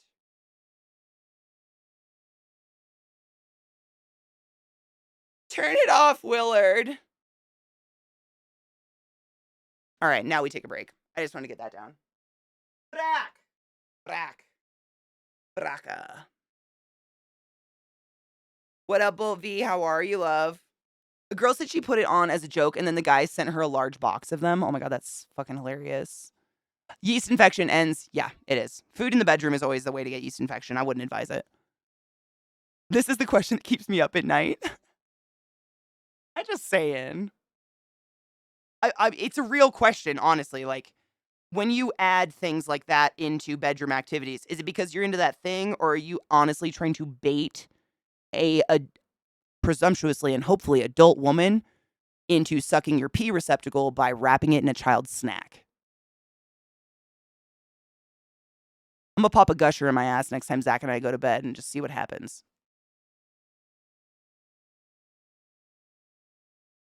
BRB! Ah!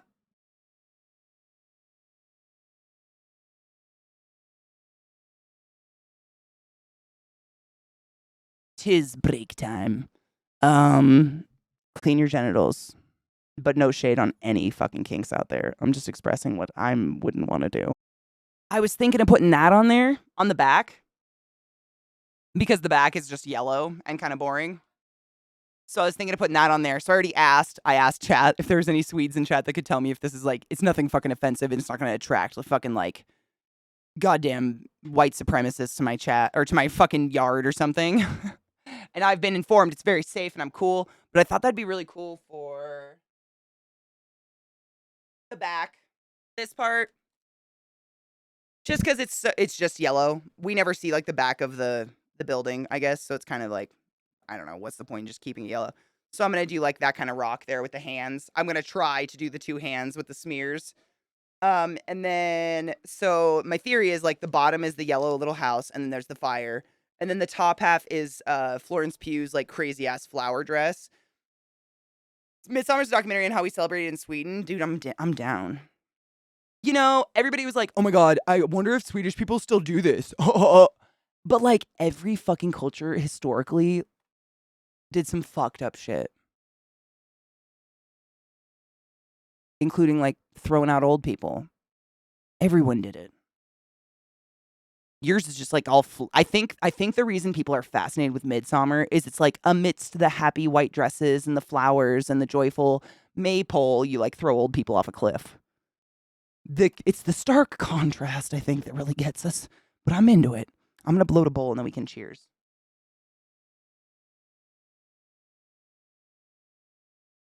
And I'm gonna set this in front of my heater real quick just to dry it more.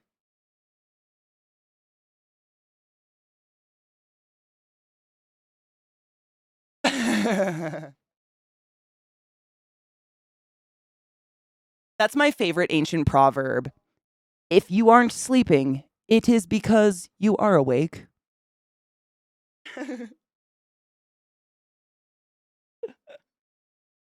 just classic. The paintings, I mean, all of the paintings. Dude, I watched like a YouTube video explaining the symbolism behind all those paintings in the Midsummer buildings and shit.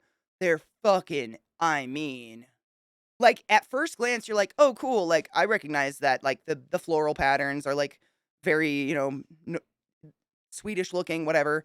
And then you look closer and you're like, is that a bear fucking people? Is that a bear like fucking getting its nut on the okay. It's a lot. Sounds totally logical, right? 100%. I listen to a lot of fucking true crime shit. So like I think about murder too much. Let me tell you about one I listened to recently. This one was fairly recent. I listened to a lot of like Victorian era, kind of true crime shit. Aqua Tofana. But I listened to one recently and it was about these two. I can't remember if they were brothers or not, but I'm pretty positive the story of these two guys is where people got the inspiration for the Road to El Dorado movie that I don't remember if it's Disney or not. I don't think it's Disney. Road to El Dorado's not Disney, right? I don't think so. But I'm almost fucking positive. So if you've seen that, 5 minutes for 420, by the way. Thank you, Fiata. If you've seen The Road to El Dorado, you'll know what I mean. I'm just going to give you a brief rundown of the true crime story that I heard. So there's this very, very small town. I don't remember names of towns and shit because I'm terrible this way. Small town in southern Mexico that was government like supported, government funded to start like an agricultural kind of community down there. So it was like literally less than 1,000 people, all very uneducated, most of them illiterate, like just very solid farming community. And these two, I think they were brothers. I can't remember. They were brothers or friends. They are scam artists. They're basically con artists in the city. And they're like, they come upon this tiny ass town and they're like, oh man, these disadvantaged poor people that are illiterate and uneducated sure do look like people worth a fucking scam. And long story short, they convince the people that they are like priests of an ancient Aztec, but they say Peruvian god at first, and they're so stupid.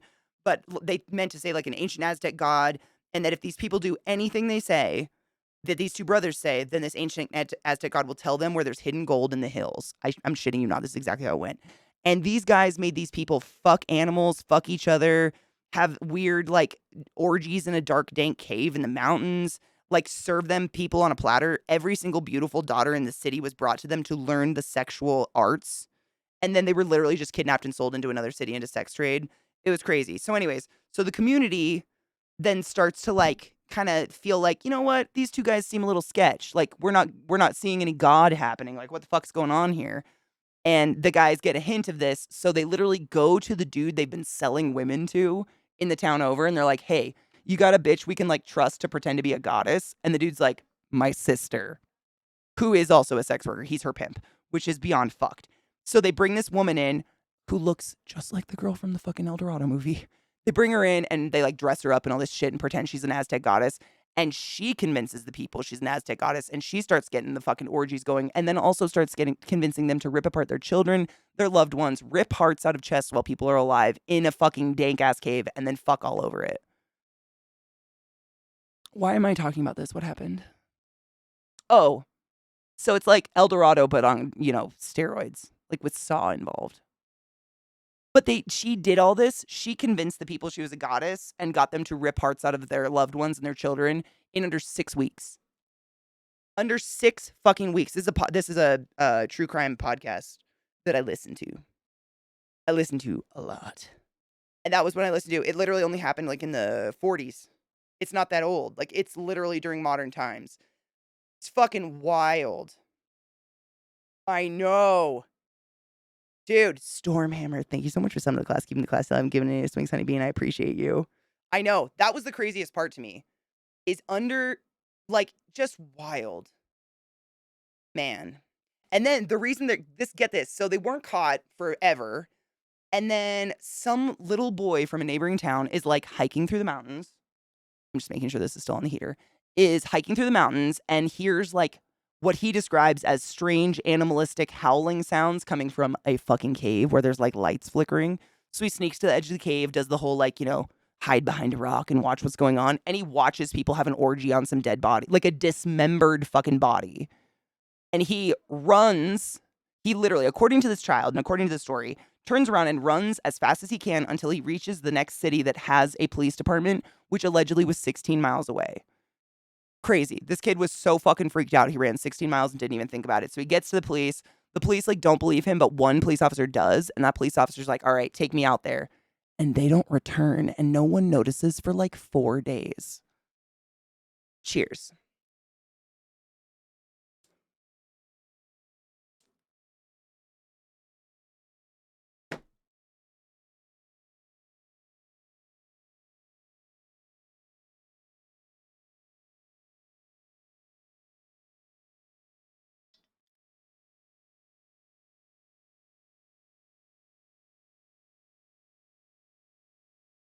I know.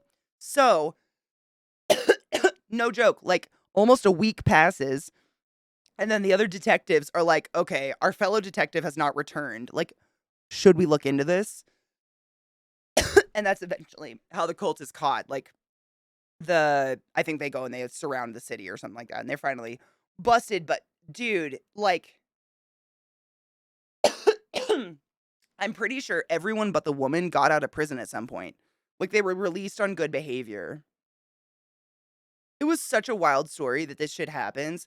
Happy 420! Oh shit, I just took such a hard hit. Why am I like this? Hold on. Shit. One moment. Oh my god, that was a hot hit. Cheers, bitches. Do it for the bitch. I do it all for the nookie.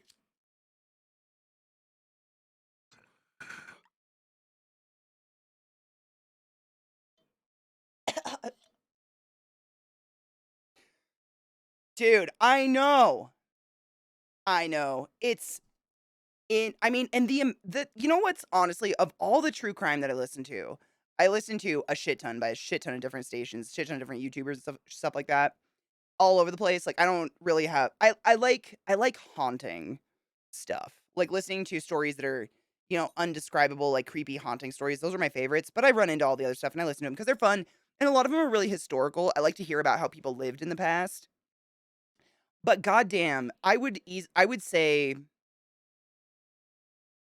over 60% of the true crime I listen to that is literally of any genre, whether it's just murder or mass murder or whatever, a dad is fucking his kids.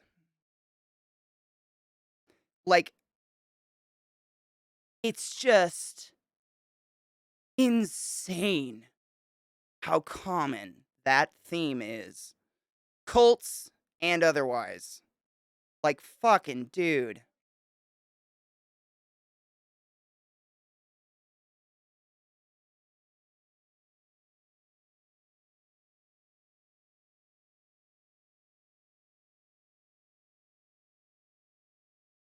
Money, I am too. And I think what's kind of driven me to a lot of the true crime podcasts and stuff that I listen to in general is simply the historical aspect. I like to it's kind of like a glimpse, not the horrific ones, but some of them are kind of a glimpse into the way people lived. Some of them are true crime podcasts involving the grave robbers of the time that literally built Grey's Anatomy. Stuff like that. So The true crime story will be about how they murdered a ton of homeless people and hookers, sex workers for not hookers, a terrible word, for sex workers and stuff like that, because they would make money if they brought in a fresh dead body. So they started out grave robbing, and then they got caught grave robbing and they had to go to jail. So then they just were like, it's way more lucrative if we just fucking kill people no one cares about. And it's disgusting. But I guess I don't really like the parts that I don't really focus in on are like the gruesome murders and stuff. It's horrible, and I feel terrible that any of this ever happened to anybody, regardless of how disadvantaged you are in life. But the history of like my career is pretty fucked up. Like, medicine. Or like reading about how a lot of the modern medicine we use today came from that fucking Nazi doctor. The one who like sewed twins together and shit. Like, it's fucked up what he did, but it's like real history of like what I paid to learn in school, which is so creepy. Gaming, I could actually make a list on YouTube. I tend to listen to or find podcasts that also have a video format because I like to put them on like every once in a while, watch them, but I'm mostly just up doing stuff. Um,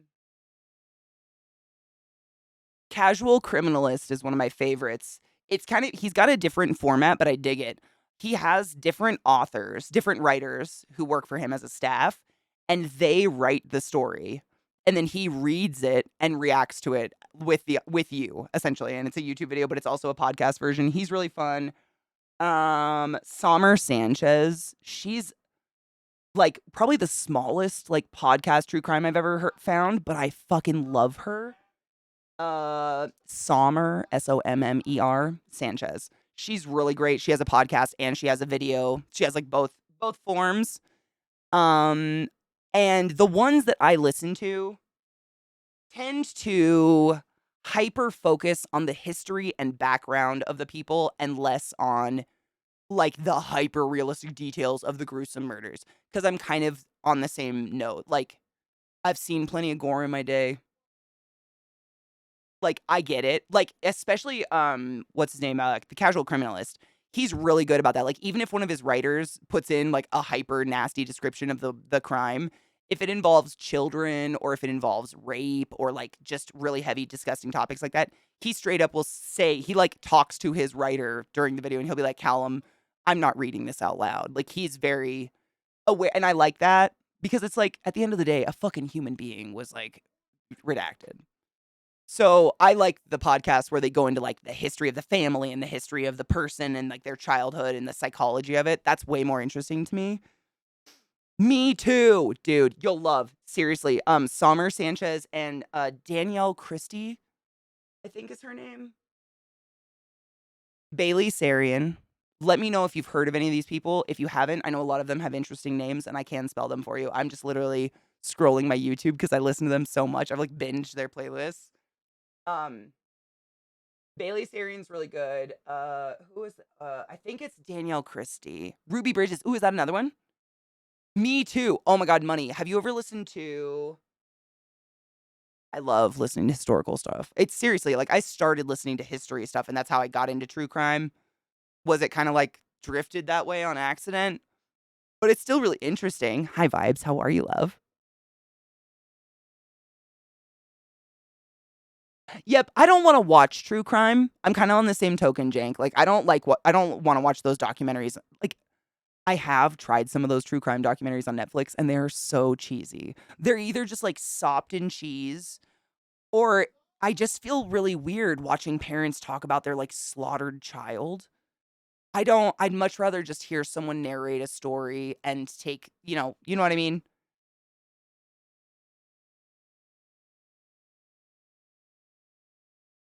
The first Black girl to go to an all-white school is only 68. You know what? I totally believe that because my mom is the exact same age as her, and my mom grew up, like, metaphorically speaking, with her face on her heart. But that's really personal, like, otherwise I wouldn't. But my mom's seriously same age, and my mom was very much a burn the bra hippie, like, rights, blah, blah, blah. The good stuff. She's aged, she's crazy, but she has good intentions. Cheers.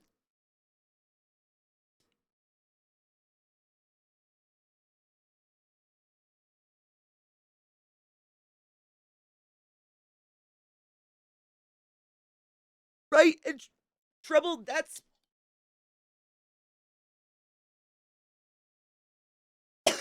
that hit made me lightheaded. That's kind of like we didn't get to it this Sunday because I did so much tarantula stuff, and I apologize for that. But I brought back Sunday reading stuff because I moved my therapy to actually today, Wednesdays, after stream, which is dope. But the book I picked is called The Ice Pick Surgeon.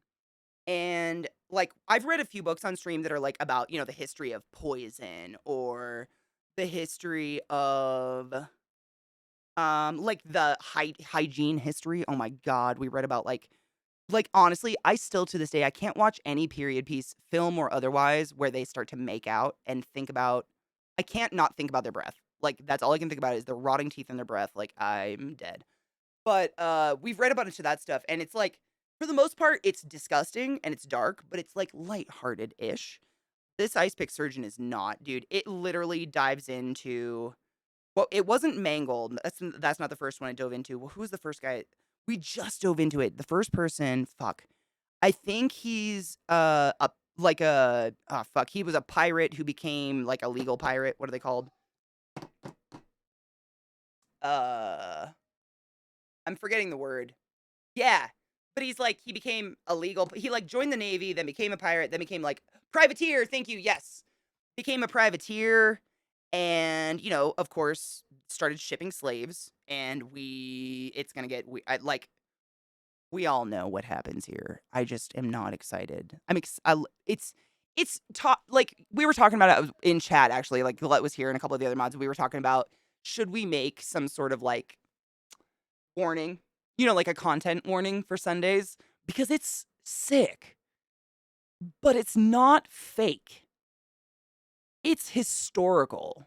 Like I'm a little pissed that I was fed like the PG version of history.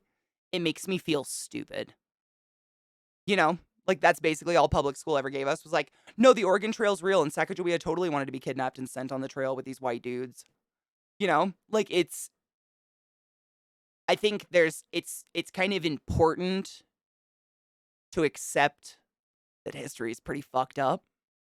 And if we don't, face directly how exactly fucked up it was, we have high chances of repeating it again.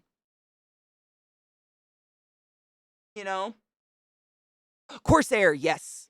That was another word I learned. I didn't know. I knew it had something to do with ships and stuff because, Corsair, the company, has a ship, but.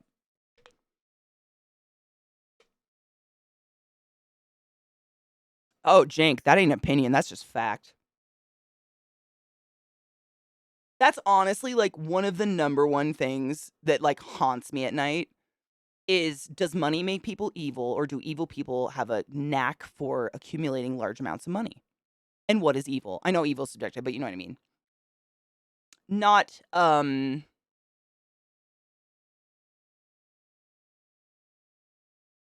not philanthropic types. Unpaid Corsair shell. Hey, dude, I have Corsair power supplies forever, dude. And cooling systems, they're amazing. Zomit, that's kind of like I think like as a community we've kind of come to the conclusion it's a little bit of yes, a little bit of a little bit of column A, a little bit of column B, but I kind of agree with you. I think like there has to be something broken in you because no one accumulates such insanely vast amounts of wealth without stomping on someone else. At least once or twice. You know what I mean? And I feel like there's just some of us who like we could be living in a gutter and we still wouldn't disadvantage another human because it's just not in our nature. And then some people, they're like, their scale in their head is not that way. But I mean, no shade. I don't know what it is. I do not put on my own oxygen mask before I help my neighbor, if you know what I mean. It's a crayon. Exactly. You're so much better at saying things than me. It's pretty important to know about the parts of history that make you uncomfortable. And I don't think it's fair to disacknowledge an entire chunk of history and or people because it made you feel okay. But I understand you know, sheltering yourself from things that, you know, are so fucking relatable or so part of your own history and shit that they trigger like emotional responses that are terrible in you, like, you know, rape, for instance, or stuff like that. Like, I understand that 100%. Come from first generation Canadian family. Oh no shit, I left him behind to seek a better life. How does it feel? Rich people asking for COVID loans? Dude, what the fuck though? It's not what people ooh. It scrolled. It's not that people who have money are evil per se. It's just that folks do not understand how hard it is to not have it. Yes. I think the emotional and empathetic levels are missing, and there should be a solid strengthening of our psychological well-being. 100%. There was an article that came out about that a few years back. Thank you, Meebo, you generous hoe. There was an article. My heaters make me hot. I have to use it because the paint saturates the wood, and until we get like that thick layer on there, you got to hit it with the heater. Uh,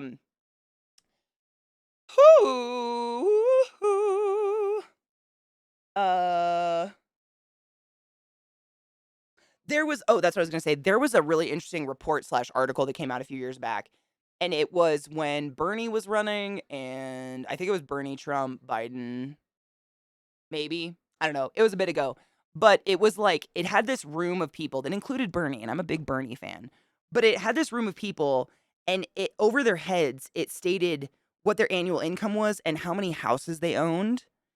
And it was the board of people in charge of deciding what is livable income and what like housing should cost in America.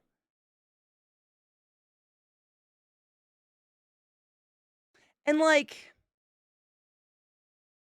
you know, I don't know what to do about that. I have a really really hard time believing that someone who has never been hungry can truly identify with the hungry, or someone who has never been homeless to truly identify with the housing crisis. It's so hard for me to put my faith in anyone who owns multiple houses. You just there's no way you have, you know, scope. Oh no shit, this time what the David? Why are there some is this normal to have so many fires in your titty? But also you don't need money to understand that. Coming from money was enough for me to see how they do stuff. I'm sorry. Like I'm grateful that you have that scope, but also I'm sorry. It's never nice to see that your parents are just humans, you know? And they can be icky. Oh yeah, Bernie's legit rich. Yep. Yeah. They can have scope by living the way they do, you think?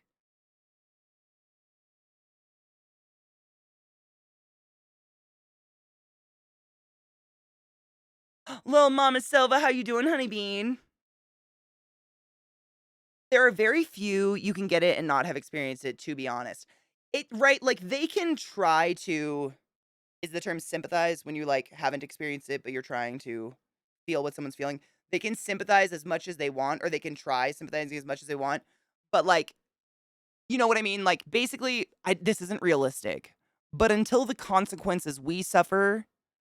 not ap- until the consequences we suffer apply to them in a realistic way, they're not valid. You know?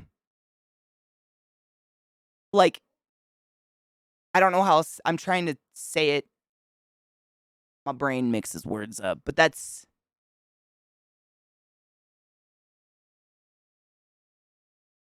I don't know. Every time they open their mouths, I'm like, okay, I know you're trying, but like, I don't know, man. Have you ever sweat bullets over $800 in overdraft fees? I don't know if they have. I think they just laugh at it.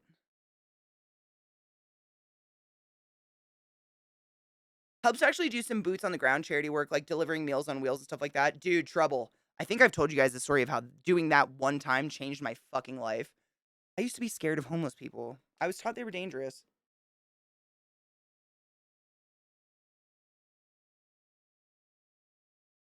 There's a quote that wait, there is that quote that a fine is only a penalty to the poor. Yes. I think that is so fucking case in point with this whole Trump shit. Like Trump's arraignment and shit, like America and their court systems and their governments treat rich, guilty people better than they treat poor, innocent people. And until something is done about that, we are fucking fundamentally just destroyed. We're who respects that system? It's broken.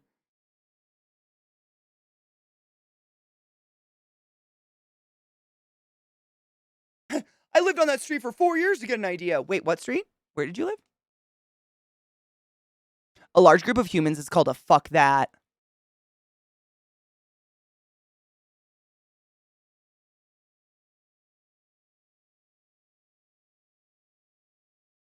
Can we start a text chain where we all just, I'm going to tweet it and then you guys retweet me with, like quote tweet it with your, a large group of humans is called a, because I have so many ideas of what to call a large group of humans in my head right now.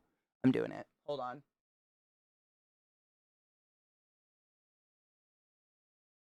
That's too good. A large group of humans is referred to as a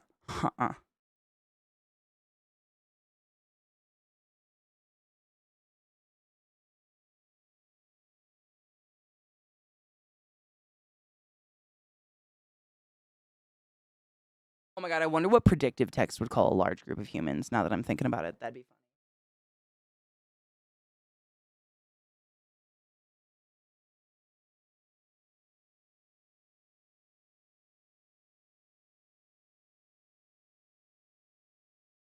That's so fucking good.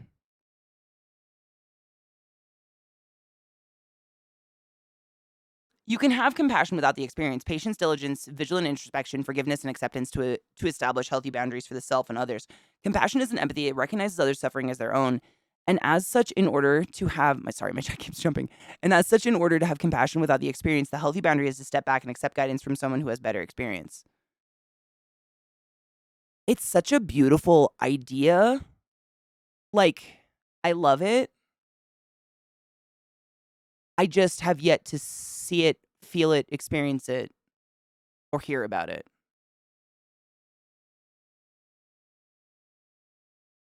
And there's been a whole lot of people in power that claim to have a lot of those skills. So I don't fucking know. Maybe I'm just super cynical and jaded. Oh my god, yeah, I am. Because you want to know what has more rights in my country than me right now with a vagina? Dead bodies, seagulls, quartz mines. What are they called? No, quarries. Quarries of quartz.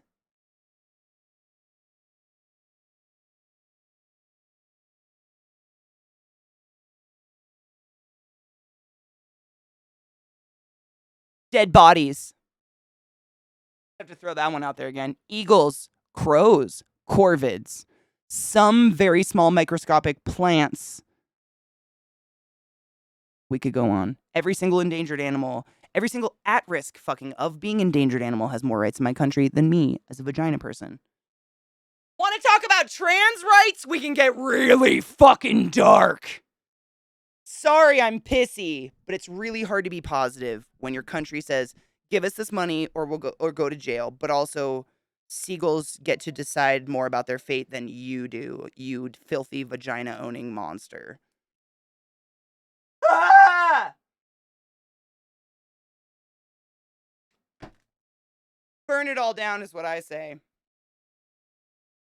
Ooh, it's drying very nicely. I'm excited. It's going to look so pretty.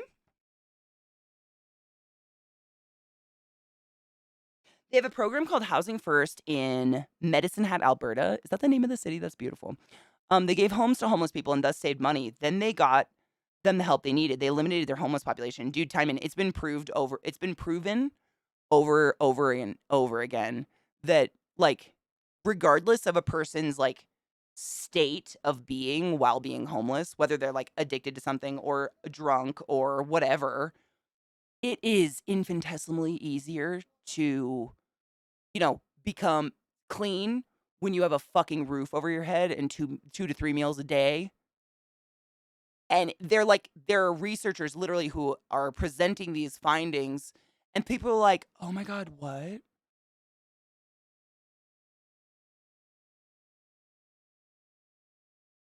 In what universe is that shocking? Here, get hooked to heroin. Now we're gonna put you in a gutter, try to get clean. Now we're gonna put you in a house that is warm and feed you. Try to get fucking clean. What the fuck? They're humans. I mean, that's Zombie. I think the whole thing is there's a weird, like ingrained mentality in humans, at least in the US, that's like if you're homeless, you must have done something wrong. Therefore, you're dirty and you deserve it, and you're not my problem. And it's grotesque, and I just don't know why that happened or where it came from. I need to look at the picture of Florence. Where are you at, B? Oh no. Zach must be downloading a game because my browser's moving like shit.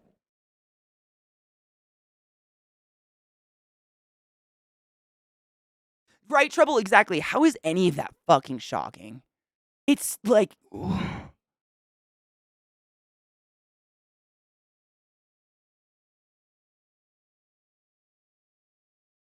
What do you mean complain about? Well, yeah. I mean, it's way easier to complain about any social situation, warm and cozy on your couch watching Netflix and eating burgers.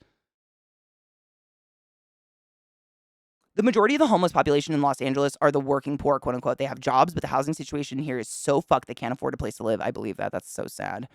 I think a lot of Seattle's that way because I know they have huge homeless camps under the freeways. If you can fix a local housing problem, you can fix so much. And you know what's crazy is a lot of these cities have just like buildings that are empty. Like lots of empty buildings, just empty because no one can afford to rent the space and they'd rather let them disintegrate to time than let people live there.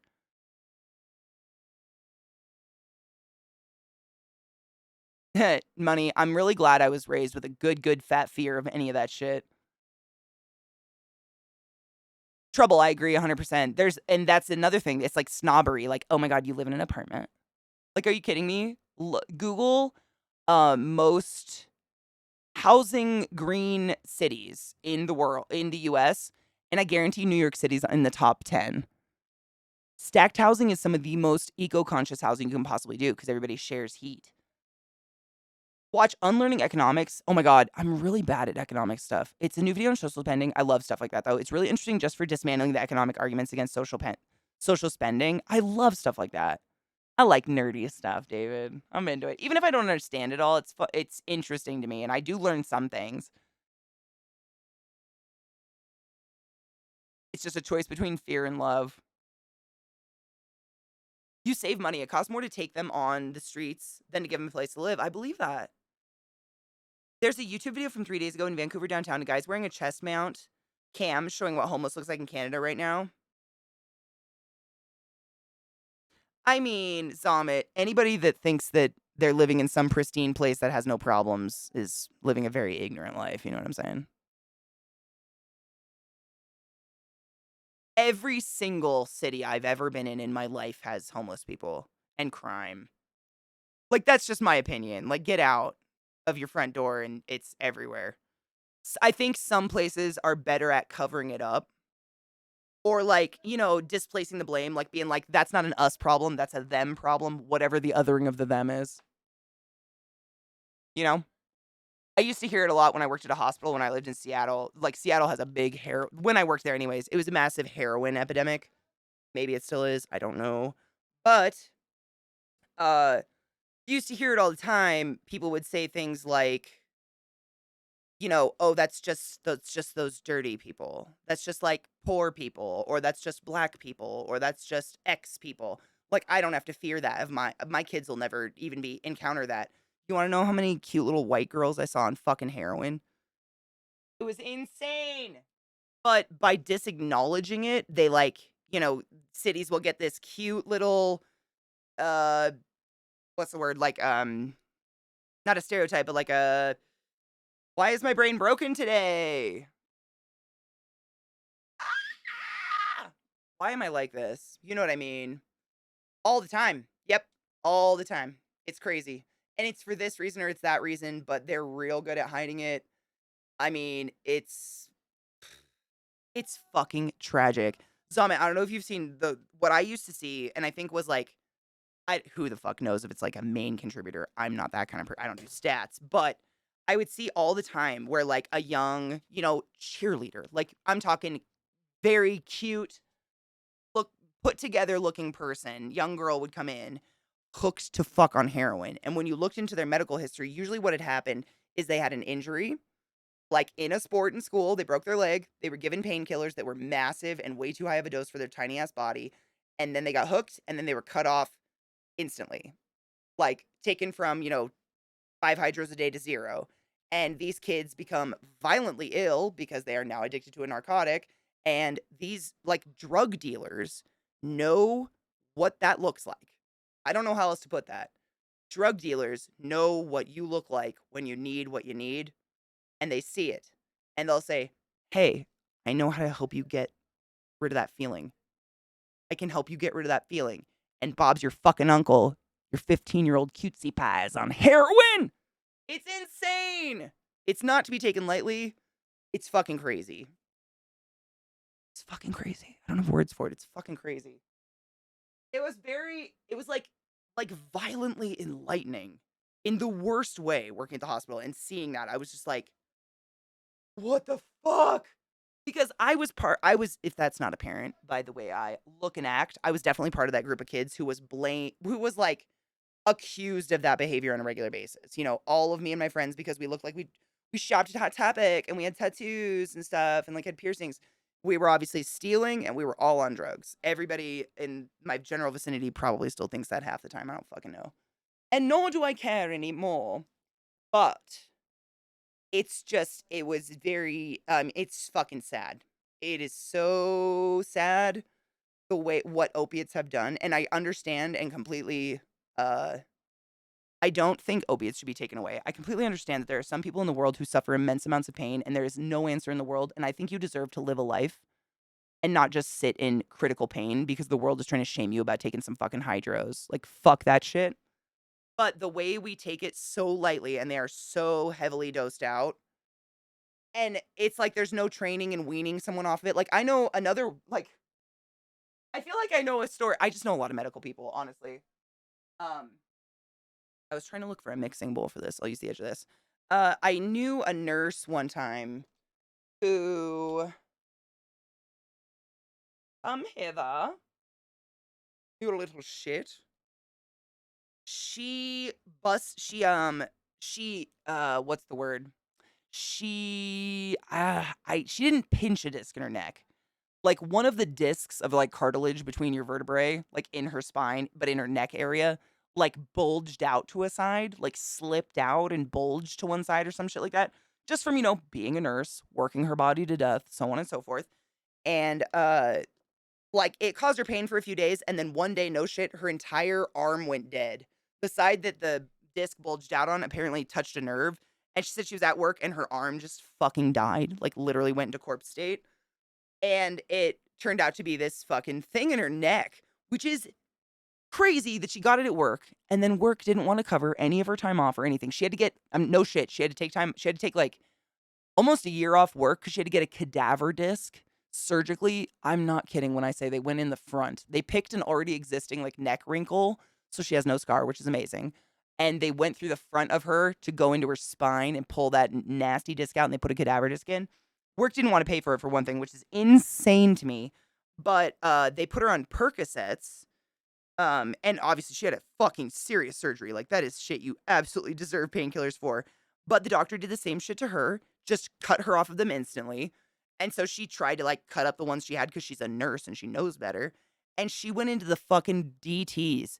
She had withdrawals, like hard Percocet withdrawals. And it almost fucked up the new disc. That's the killer. Like the withdrawals she was going through made her shake really bad.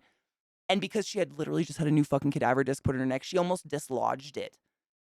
It's so fucking nauseatingly irresponsible. Sarah, my love, how are you? Boobies! It's a myth. What up, Nineless? How you doing? Money, I don't fucking know. I think, like, I know just working an inpatient that, like, ever since, the massive crackdown on narcotics and stuff and everybody accepting that these are terribly and addictive and should not be the be all end all to pain control, um,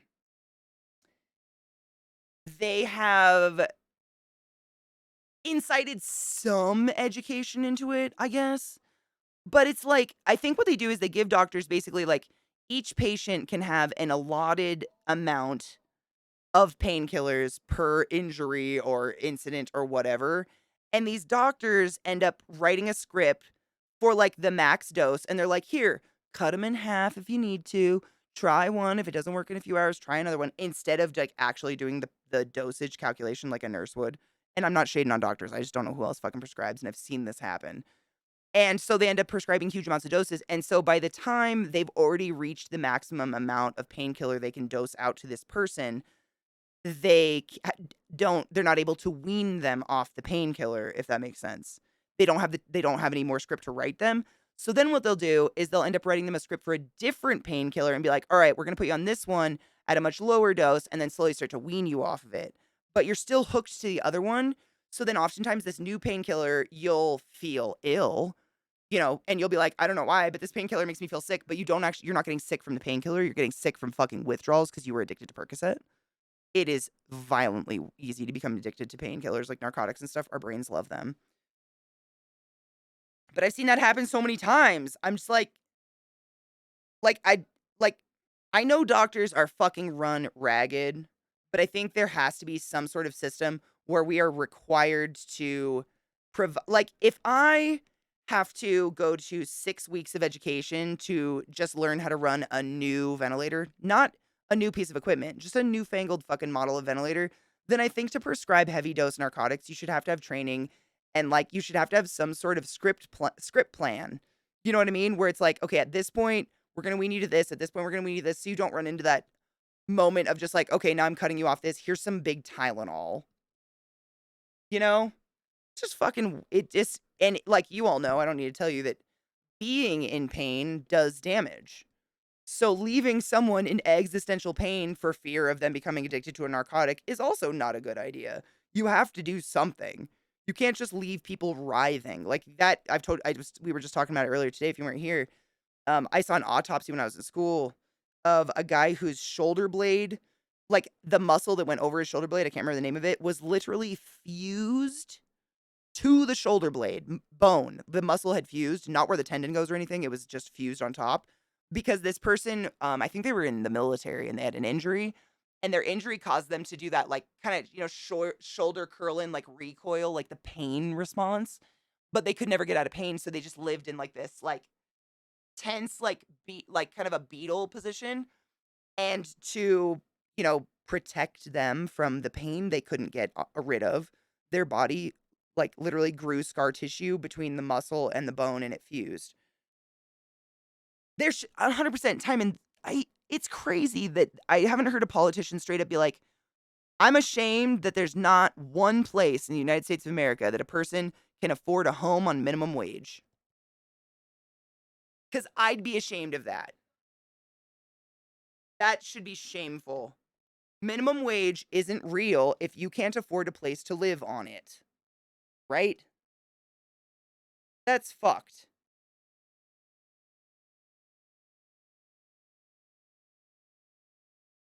Shit upsets me. Sorry. Not to be a downer, but it's so hard for me to just like conceptualize how these people sleep at night with what I mean, presumptuously they know more than I do. Like they know even more terrible shit happening in the world everywhere. There's good things. I mean, I love you guys. If it wasn't for you guys, I'd be fucking insane. So I do appreciate you guys for like just existing and being around to have a little what a bitch fest. I think it's healthy. Like you need people to vent to. I'm you guys know me. I'm very very against that toxic positivity bullcrap. Bullcrap, she says. Bull fuck. I don't think it's healthy to bottle things inside. If you're sad, you should be allowed to be sad. If you're angry, you should be allowed to be angry. And if people around you tell you to stop emoting, maybe find new people if you can, because that's just not fair. You're valid, bitch. You're valid, motherfucker. And everything you feel is valid, even if it makes people uncomfortable. Period.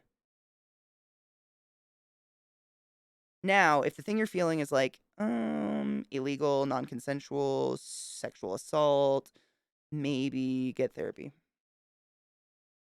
Or definitely.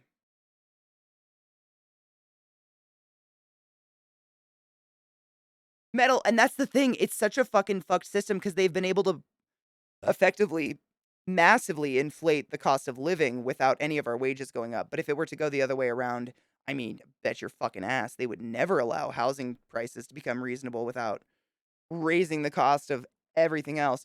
But it's kind of, I think COVID kind of showed a lot of, you know, a lot of these businesses that exist in in a state of necessity, they don't anymore, and they die very, very quickly, and I think it scared a lot of them. I'm interested to see what the fuck they do to try to make themselves relevant, especially with the advent of, like, such convenient online shopping and shit. Because they drive that shit, you know? Cheers to that, amen. Let me I got a nice little blood finger. We're doing great. By the way, I finished that game, well, I beat it, I guess. Blacktail, like my little offline game I play in my spare time. Very lackluster. I don't know, is anyone else playing that? It was it was like your first drink when you go out drinking. Like, the first drink, you're like, "Oh, tonight's gonna be super fun." Like, that's how the game felt the first couple hours, and then I was like, "Oh, this is just the same old shit."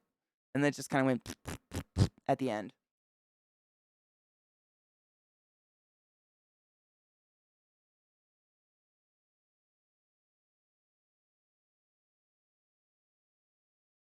And that's the thing, Time, and, like, they teach us that. They're like, the more money people have in their pockets, the better the economy, so on and so forth. And if every single cent that I have goes towards housing, how the fuck am I helping the economy? And I'm not talking filling my house full of cool shit either. I'm talking just like keeping the house over the head.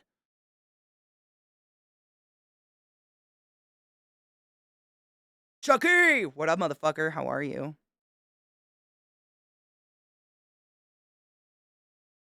Dude, Trouble, wouldn't that be fucking sick? That'd be amazing. I'm surprised. I mean, I'm sure some people, I know there's one guy, I think it's somewhere in the South. I can't remember what state it is, but he has developed gigantic 3D printers. I mean, they're huge 3D printers that can, no shit, 3D print a house. And that to me is phenomenal. So he's been 3D printing houses for homeless people, people that have like just been disenfranchised, either they're like vets or otherwise. And it's the success stories. Like I just can't even. If I talk about them too long, I'll just start bawling my eyes out. Because there's these people that literally just say, I wake up in the morning and I'm excited to just walk around my house and know that I have a safe space to exist for the first time in my life. And these are like fucking veterans, my dudes, war veterans who are in their 60s and have never had a home. I'm sorry. That's inappropriate, in my opinion. If anyone deserves some fucking housing, my God. I can't. I simply can't with that. No shit, they're doing it in Chicago. That needs to be everywhere. It's just amazing. It literally, it's so insane how little materials it takes. It's like, it's good. It's not terrible. It's not bad for the environment. I'm trying to think. It's like eco-conscious, They're not creating, they're still doing like, a foundation and drainage. Like, it's not like they're plopping a fucking Lego house on the ground and just being like, deal with it, motherfuckers. These are like great little houses that they can build in under a day. I just don't understand. It's all got to do with like keep the rich where they are and keep the poor where they are, and you know, it's like an unspoken caste system. It's fucking gross. All the dusty old bats they have calling the shots. This country is fucked. If we have some younger folks who actually understand people, I think that's why AOC is such a fucking like beacon of hope for a lot of people, because she is such a real voice of just like a human who has, fucking struggled from paycheck to paycheck, which is unlike the vast majority of people in our, I mean, I would bar none say almost everybody in our political system. I don't know, but I think maybe it sounds like it feels like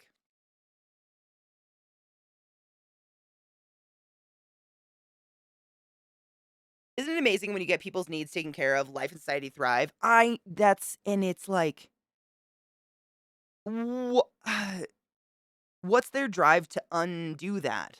You know what I mean? I call me naive. I know I am. I grew up with hillbillies, man. We just want dirt bikes and deer. I don't know what else to do with that, but, like, I just don't understand, I guess, and maybe that's, again, probably a good thing, that I can't conceptualize that drive or whatever. I hate AI, shit scares me. Is the tweet prompt amazing? Oh my god, I'm gonna have to read some of your guys' replies. Hold on.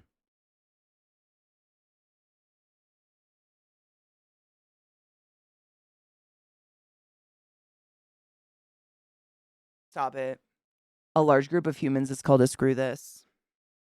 I'm glad that we're on the same page with this. It's not that I don't like the humans, I just get hella fucking emotionally exhausted and anxious, and I want to go back home and not have pants on as soon as possible.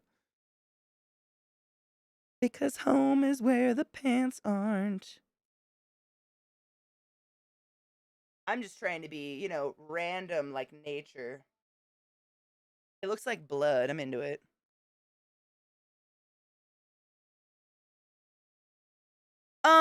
It's like I just don't want nothing to do with it, you know? The AI, I guess to me that I'm most aware of is when people make fake AI of people's voices and video of their faces and stuff. And I'm not famous, but like I definitely put my voice and face on the internet and I don't want people going out there making fucking creepy racist shit with my likeness. And that makes me scared, so I just don't want anything to do with it. I don't think that's okay. We shouldn't be able to do that. Although someone like AIing Tucker Carlson's voice to call Steve Bannon and talk about like fucking taking their dicks out or something on air, and Steve Bannon being like, "Yeah, man, this sounds like a great idea," is probably one of the best things I've ever seen in my life. But that I think is the one and only instance where I haven't been like, "Ooh, is that oh, I don't like that. I don't know about that one." Seems creepy. Of course, it's the bad stuff. My God. Yeah, no, I'm talking about the bad. Yeah, I'm talking about like the creepy internet AI stuff. No, I'm sorry. I should clarify. There's a lot of areas with AI these days. No, no, no. Like the creepy copying of people's likenesses and stuff. As fun it is to the deep fakes. Exactly, Timon. Yeah, that shit. I don't know if that's right. I don't. That. Ugh. Worst nightmares. Worst nightmares realized. Please don't ever make an AI of me ever. I don't want it. Nobody wants it. I need a different brush. I forgot my water. Balls!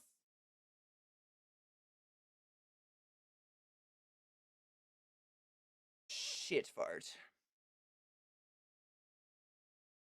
I agree. I mean, even if people are breaking the law, at least there's some risk to it. Yeah, they are cast. That's what I'm saying. Like, there's some funny fucking shit out there. But at the risk of someone making like some fucking nasty Heil Hitler shit with my likeness. Ugh, ugh. Yuck. Yuck. Yuck, yuck, yuck, yuck. Like, I already deal with fake accounts just using my face. Ugh. All that other shit can. Makes me nervous. You know what I mean? It's too real. Some of it is really real looking. And that's the thing, Quill, right? Like everything in the world that's fun or has potential, some fucktwad out there's gonna ruin it. There's deepfake porn, right? I was reading an article about Ariana Grande. Like her or hate her, nobody deserves to have, terabytes of AI porn made of their likeness if they don't consent to it. Period. In my opinion. I've never had that made of me, but I did have a string of people making fantasy rape accounts pretending to be me on Instagram where they would write these large, overblown diatribes under every picture that they copied and posted from my account. And it was a story about how I was going to get raped in a various way. And that was not okay. Was I actually raped? Technically, no. Did I feel violated beyond reason? Uh-huh.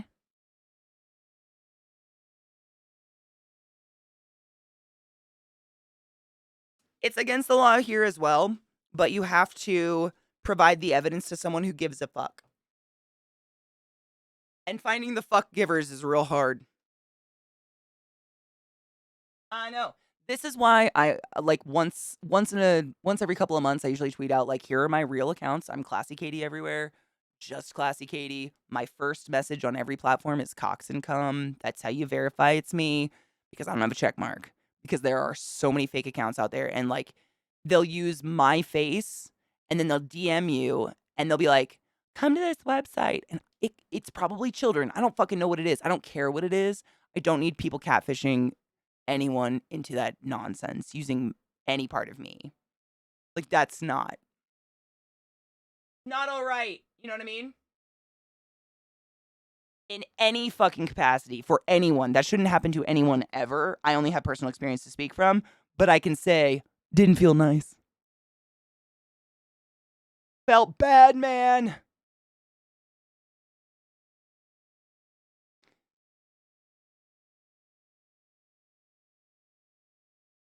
To the Atrioc situation that happened last year when he was paying for services that had deepfake porn to streamers. This stuff like this is way too easy to get your hands on. Yeah.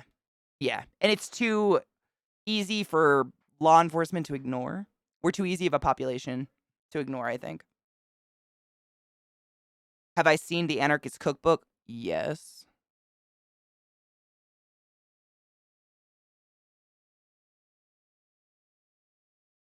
Have you seen Schindler's List and SLC Punks? Like, how many horrible movies are we going to name today? Yeah, it's beautiful and fucking heartbreaking. Yeah. Seen them all. I was that kid who rented whatever movie they wanted. Good choices were made. Hello, Vissy, my love. How are you? Yeah. Yeah, we saw all this shit. Like, I watched Cruel Intentions far before I should. Far before I should, probably. But it was fun. Yeah. They're unsolvable crimes. They don't want those affecting their stats. Exactly. And there's no gain from them. They'd rather just catch people speeding on a highway because you get money from that.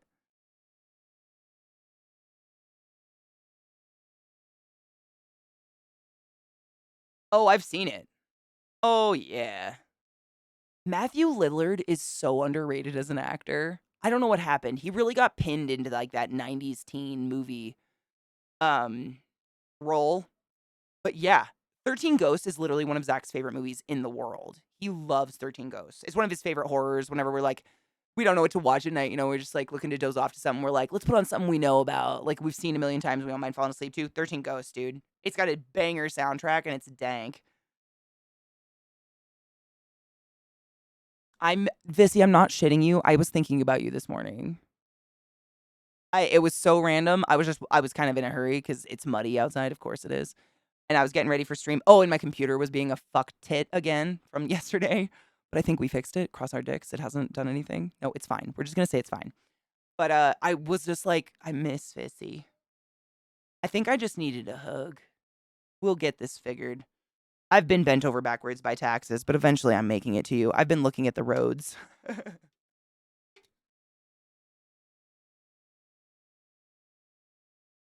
Sarah Michelle Gellar is awesome. She's a great actress. I really like, I think she's got a really, really good scope. Everybody knows her for like Buffy and stuff. But if you ever watched, I mean, the American version of The Grudge, obviously not as good, but I think she did a great job. She did a really good job of, you know, looking at nothing and conveying terror. I just thought my vacuum was a small child and had a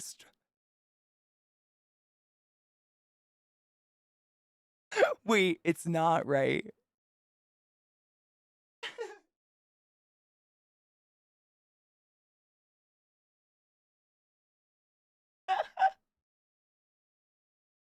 Good. That's fucking funny though. Dude, I used to do this all the time, and it was only my house in Maryland, but at nighttime, I would get really high. I'd get real high, and then I'd, like, go to the fridge and open the fridge door to, like, look for a snack, and you know, like, where the hinge is of the door, there's, like, that gap? The whole kitchen would be completely pitch dark, But whatever little light was escaping the fridge would illuminate something behind the fridge door, and I swear to God, I would see a face. And I would, like, fucking slam it shut and be like, "Not today, Jesus!" And then I'd get my snack and, like, run like something was behind me. Oh my God, David. I mean, in America, yes, because they're eliminating labor laws because America. So, like, yeah.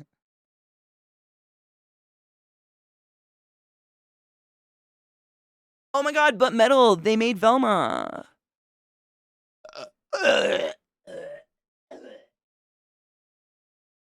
Sorry, I had to kill myself for that. I'm sorry. We shall. Cheers, y'all. Shall we? Where's the lighter? I know, David. I'm not even kidding. It's wild. Every day, it's like some new hell is announced, and you're just like, there's no way that can. Oh my God, it already. It passed. Oh wait, it already passed. Oh, okay. It is the new hell. It's every day. I don't. This is why I smoke. Cheers, y'all.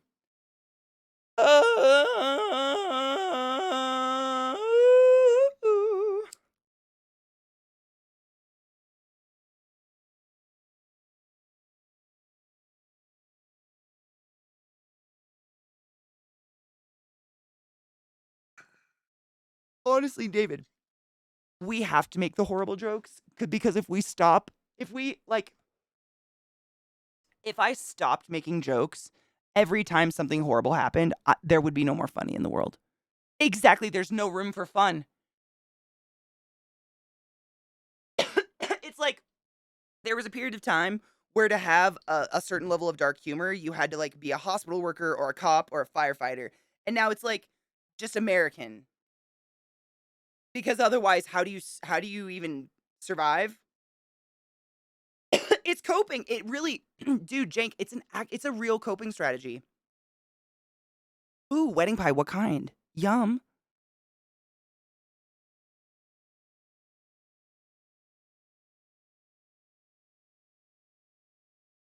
I'm generally not one to complain about wokeness, but holy shit, Velma took it to the level beyond the next level. Did you try the new the Craft, like, movie or series or whatever the fuck it was? Because hard same.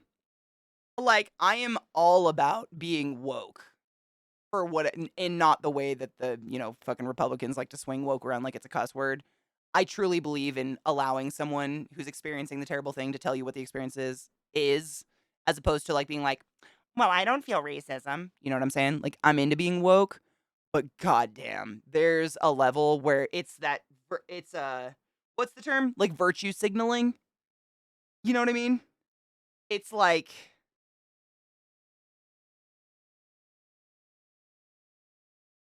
this is a lot. Like you no longer have good intentions. I don't know what's happening anymore. Wedding pie. Oh my God, I love that. Just kidding. I should have assumed.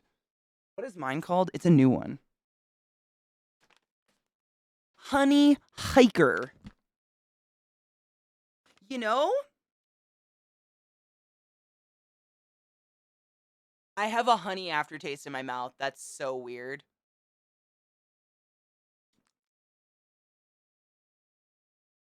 It doesn't smell like honey, but I have like, that feeling in the back of your throat, like that weird sweet feeling when you have like a spoonful of honey? Weird. Huh. Ike, do you think so? What a waste of a character. I'm pretty sure Velma was intentionally trying to make left-leaning people look stupid. They did a good job. 4 minutes until 420, bitches. Yeah, it's an insult. Exactly. You're insulting everyone in your audience as well as the people you're poking at. Exactly. Yeah. Yep. Yeah, I've never heard one person defend Velma at all. I've not heard one human being be like, you know what? Velma was a classic. Unless you're in Florida, apparently, they're proposing a law that if you criticize the governor, they can come after you.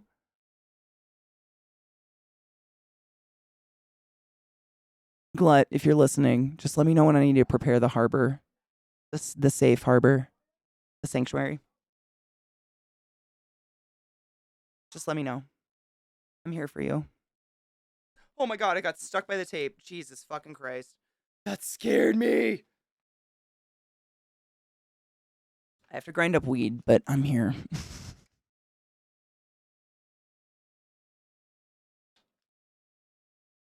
Yeah, that's what we were talking about, Metal. There's a few states that are trying to destroy the child labor law.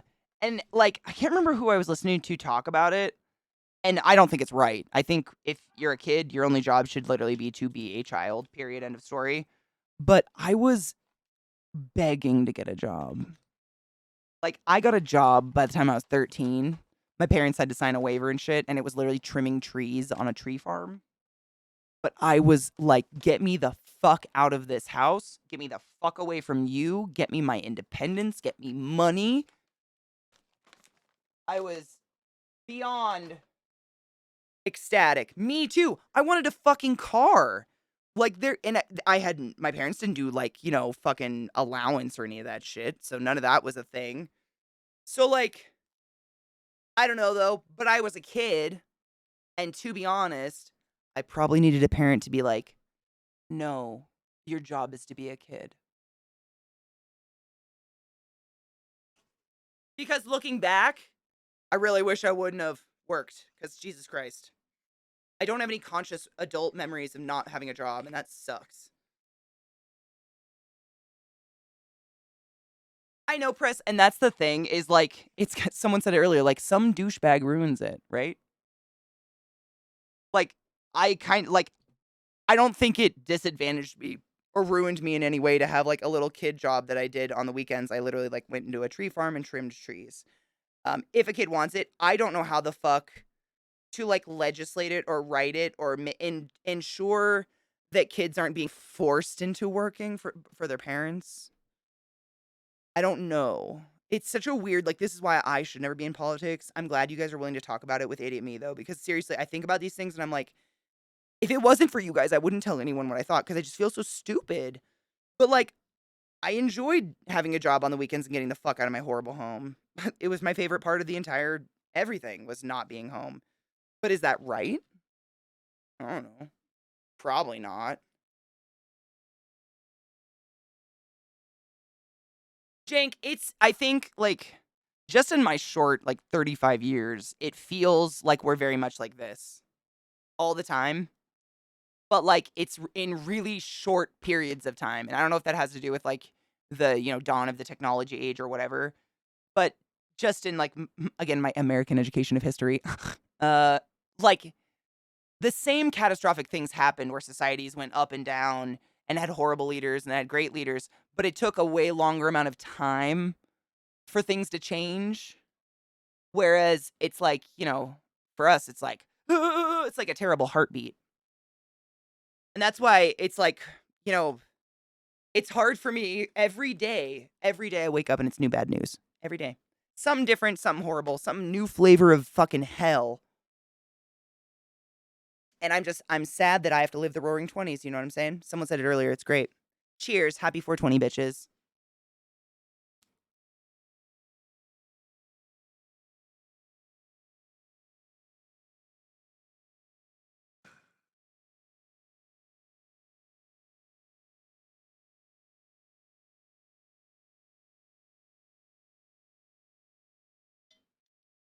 And me, honestly, that's the way I've always, before, I mean, the way I still think of it, when the word woke started getting tossed around by either side, the way I kind of interpreted woke and the way I was explained woke by my friends who were in the black community and are black because they should get to define that. They told me that that's exactly what it is. Hold on, let me scroll up. It is when you don't know anything, you don't know everything, and you're willing to learn and grow. And just one added, you're willing to be told you're wrong. And you're like, oh my God, I'm so sorry. Please educate me. Like, who wouldn't want to be woke if that's it? What the fuck? Like, I don't want to be friends with you if you don't want that. That's just crazy.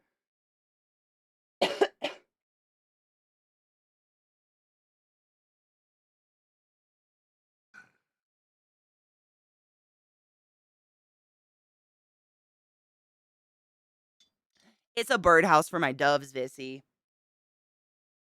It sucks because I have to like wait between layers.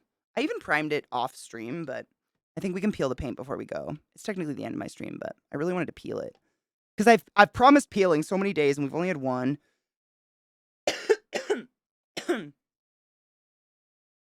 They want to return to the Dark Ages where the rich are all lords and the rest of us are serfs. Man, that's so gross. Oh my god, David, I don't want to live in that world. I don't want to live in a world where naps are wrong. That's not the world I want to suffer. Oh. Isn't she lovely? Isn't she worth fucking? Oh, I bet my pee-pee could fit in there.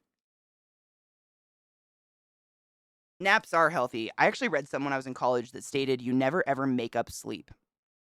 So anytime your body feels the need to sleep and you are capable of without harming others or yourself, you should sleep. Oh. Ah, shit. Oh. Isn't she lovely? Oh, oh, oh, oh, it's magic, you know. Ooh, ooh. Don't those fine ass lines just give you like tinglies in your dinglies? I am so hard the same, Vissy. So hard the same. Oh my god. Before I go, Vissy, once we're done peeling this, remind me, I really want to show you guys, but my crafters. I've been making myself a crafting apron and I'm really proud of it. I'm almost done. Uh-oh. Peel me like one of your French girls. Peel some more, internet lady. I just like me some clean lines. They're so much easier to work with. It's still got a lot of work to grow, but we'll be getting into the fine detailed shit in the next couple of days.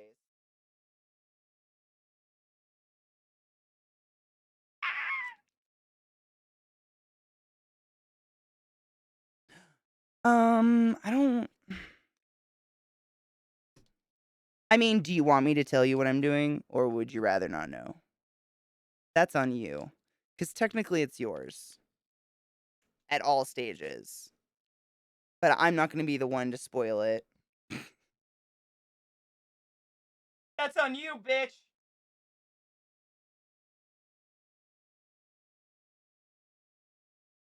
Sorry, tape got stuck to me. I can give you a teaser. I'll give you a teaser. I'm just slow. It's because I do this shit. I'm not even slow. Like, I'm actually, like, super efficient. I know I am. I was complimented at my job for being really efficient. It's because if I'm doing craft and art and stuff, like, I can't help it but go the extra 20 miles. No, Vissy, and I understand. Like, I know you get this. This is the only reason I'm talking about it. I know you sympathize. Like, for instance, a dove is going to lay eggs in this and shit in it. However, I did put the effort into painting the entire interior red, and I am going to paint a bear inside. Does it matter to anyone but myself, and will anyone ever see it? No, but I'm still going to do it. I just can't help it. Like, do any of these? This is for a bird. Like, does any of this matter? No, but I'm still going to do it because it gives me pleasure, and I can't help it. I'm just super fucking, like, anal retentive about this stuff. I don't know. But it makes me happy. Most artistic people understand. Like, I never feel bad about it. Like, for the most part. I mean, I kind of do because I'm definitely, like, I don't know. I was explaining this to someone the other day. I have a weird, like, with a lot of my art projects, I'll get to a certain point and, like, I have to stare at them for a week. Do you ever get that? Like, you're kind of stuck. You're not done. And you just don't know where to go. You know it's not ruined, but you put it somewhere where it's, like, in vision, in, like, a visual area, and you just walk past it every day or every so often, and eventually your brain will click, and you're like, "Oh, fuck, that's what's missing." And you go do it. I do that a lot, and I know that's to other people, they're like, "Just finish your fucking project." This is why I usually have multiple projects going. Like, I'm usually doing a painting project and a sewing and a resin project. So while one is chilling, I can fucking work on something else because I can't sit still. Me too, dude. You're in a place of makers. All the nervous energy. There's so many fucking talented people in our community, like woodworkers and photographers and stuff. It's awesome. But yeah, this is just current. It's just, I think it's gonna look really cool. I think it's gonna be pretty cool for people that understand. This has to be flowers. But that's gonna be cool. I just used a pearl. It's like a pearl red paint to put in the red flowers, and then tomorrow I have this little brush. It's in my kitchen, but it's basically like the world's tiniest little mop brush, but it works really good as a stippling brush. I'm gonna try to do sunflowers. I think that'd be a cool like flower, even though those are like end of summer flowers. Sunflowers don't make sense at all, do they? Shit, farts. I'll think of a different flower. And then we're gonna work on the whatever the fuck this is gonna be. Should I get a Barbie head and just stick it on? Would that be the creepiest thing ever? I don't have a Barbie. I'd literally have to go buy a Barbie to behead it and stick it on this. Money. We're pro. You just spelled it. It's cool. Typos are totally acceptable. It's hashtag PRO homo. It's cool. I mistype all the time. Pro homo. Same though. Thank you. It's really old and ragged, but it's a good crafting t-shirt. I don't have a doll, but I'm wondering. I do have Vissy, have you ever used like foam clay? I have some foam clay. We could make a head. That's so much creepier, Katie. Well, think about it. I have multiple things. But tomorrow we'll work on more on the flowers. All of this will be flowers. Ew, paint. And then I need to fix the door. And then, I don't want to rip the handles off. But inside here, it's all red and we're going to paint the bear. And then back here, just because it's like the back of the yellow building, it's kind of boring. My idea, and again, we'll work on this week too, probably, is, did I already fuck Dick's fart. It's fine. I'm fine. On the back, I'm going to do this. And I asked chat, and I got in touch with some wonderful Swedes, and they informed me that none of the runes or symbolism on here is going to attract nasty-ass skinheads to my yard. Thank fuck, because we all know that those fucking proud little bastards are trying to commandeer, like, ancient Nordic runes and claim they're racist or some bullshit like that. So I asked everybody if this is, like, totally copacetic, because I just think it's a really cool image. Like, it's just fucking cool. The whole scene is awesome. But I wanted to, I live in fucking Colorado. You never know who the fuck's my neighbor is. I don't need someone coming over and, like, saluting me. Oh, my God. Nightmares. Nightmares! Me too! Oh, my God. I do. How many projects do I have? Let me make sure I'm not lying. I do the same. I rotate 3 projects. Yeah, and I force myself to finish. That's so funny. I had to, like, kind of train myself to do that as an adult, though. I have shameful amounts of unfinished paintings in a storage unit somewhere from, like, childhood until now. Before I taught myself this thing. But I did the same to me. I do the same with, like, books. Like, I have a habit of having, 4 or 5 books going at a time. Because if I start getting, like, stir crazy with one book, but I still want to sit and read, I'll just move to a new book. But I learned that that's too many. Like, I start forgetting plots or mixing them up. So 3 is the sweet spot. Yeah, it's my sewing. Let me show you the sewing thing before we go. That's my other project. And then this one, I don't really count what I'm doing on stream because it takes so much longer because we're all talking and laughing and smoking and stuff versus stuff I do on the side. Like, I didn't count this. I guess we could. Then it's 4, but I don't really. If it's a fun stream project, like, I literally don't touch this unless I'm streaming. I'm gonna let it dry though, and tomorrow it's got that pearl in it, which I think is gonna work real well with the gold. And then to emphasize, like, the viney, I want it to look, because if you've ever seen Midsummer, like, her dress looks. Pikachu, come out. Bitch. I'm gay. Mr_Spiffy chipped $5. Guess who's a year post drinking? It's amazing how much better my mental health meds work now. I almost feel like I can almost function like a person who doesn't have a chemical imbalance in their brain. Thanks again for all your support. Loves.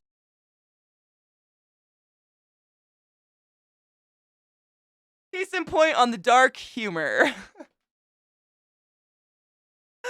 I love you, man. I'm so happy you feel better, because fuck that shit. Damn. Wait, requiring bloggers to register with the Office of Legislative Services or the Commission on Ethics. This sounds like it's straight out of the Soviet Union. Yeah. The molded head, dude, that'd be so creepy. 23 years to finish an end table. I bet it was dope, though. Well, I understand that, like, when you rush finishing art, it's not fun anymore. I'd rather enjoy what I'm doing. But let me show you real quick because I don't want Vissy to have to go, and it is a teaser too. So basically, like, I guess the thing I was making around December for you, I kind of started converting into another thing, and Zach gave me the idea. Not to blame him, I'm the one who takes too long.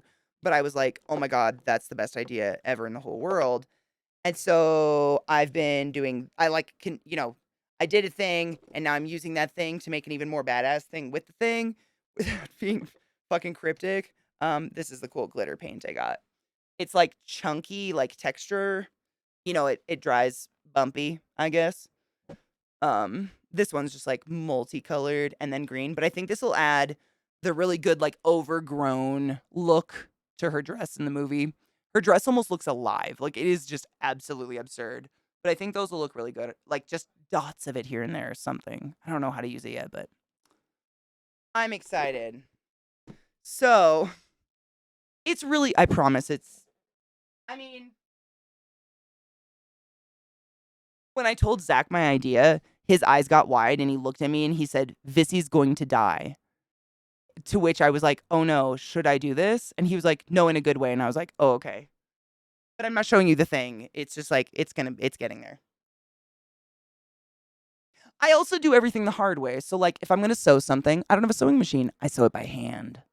So everything takes me 20 times longer than everybody else. I don't have room for a sewing machine.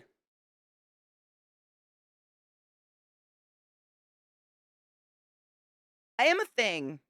No shit. My mom used to call my sister Sarah and I thing one and thing two. Okay, so this is neither here nor there. This is just one of my offline projects that I've been telling you guys about, and a couple of you guys were kind of thought it was cool. So I don't know. Because I do so much like art stuff all the time. I've been working on like a crafting apron for me, like something that is customized to exactly what I want. And it's just become so ridiculously extra. Like I've started doing some psychotic amounts of embroidery on it because I just don't sit still and I blanket like, why am I like this? There are questions. But it's pretty dank so far. Hold on. Where's the middle? It's got needles all over it. I'm trying so hard to be careful. And all of these are pockets. And then that's a pocket. And then those are all pockets. There's needles. But this is what happens. Like, I one evening had 4 hours and was like, I'm going to quickly make myself an art apron. And then I decided to make the apron into art. And I can't stop. It's a character flaw.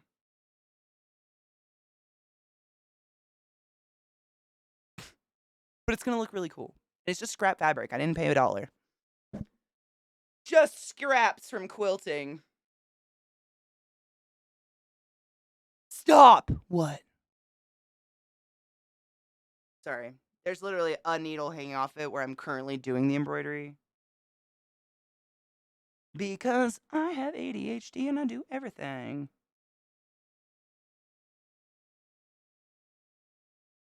How many hours, though? What do you mean? Into this?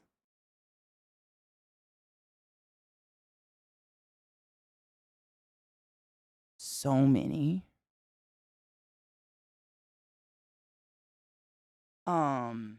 Yeah.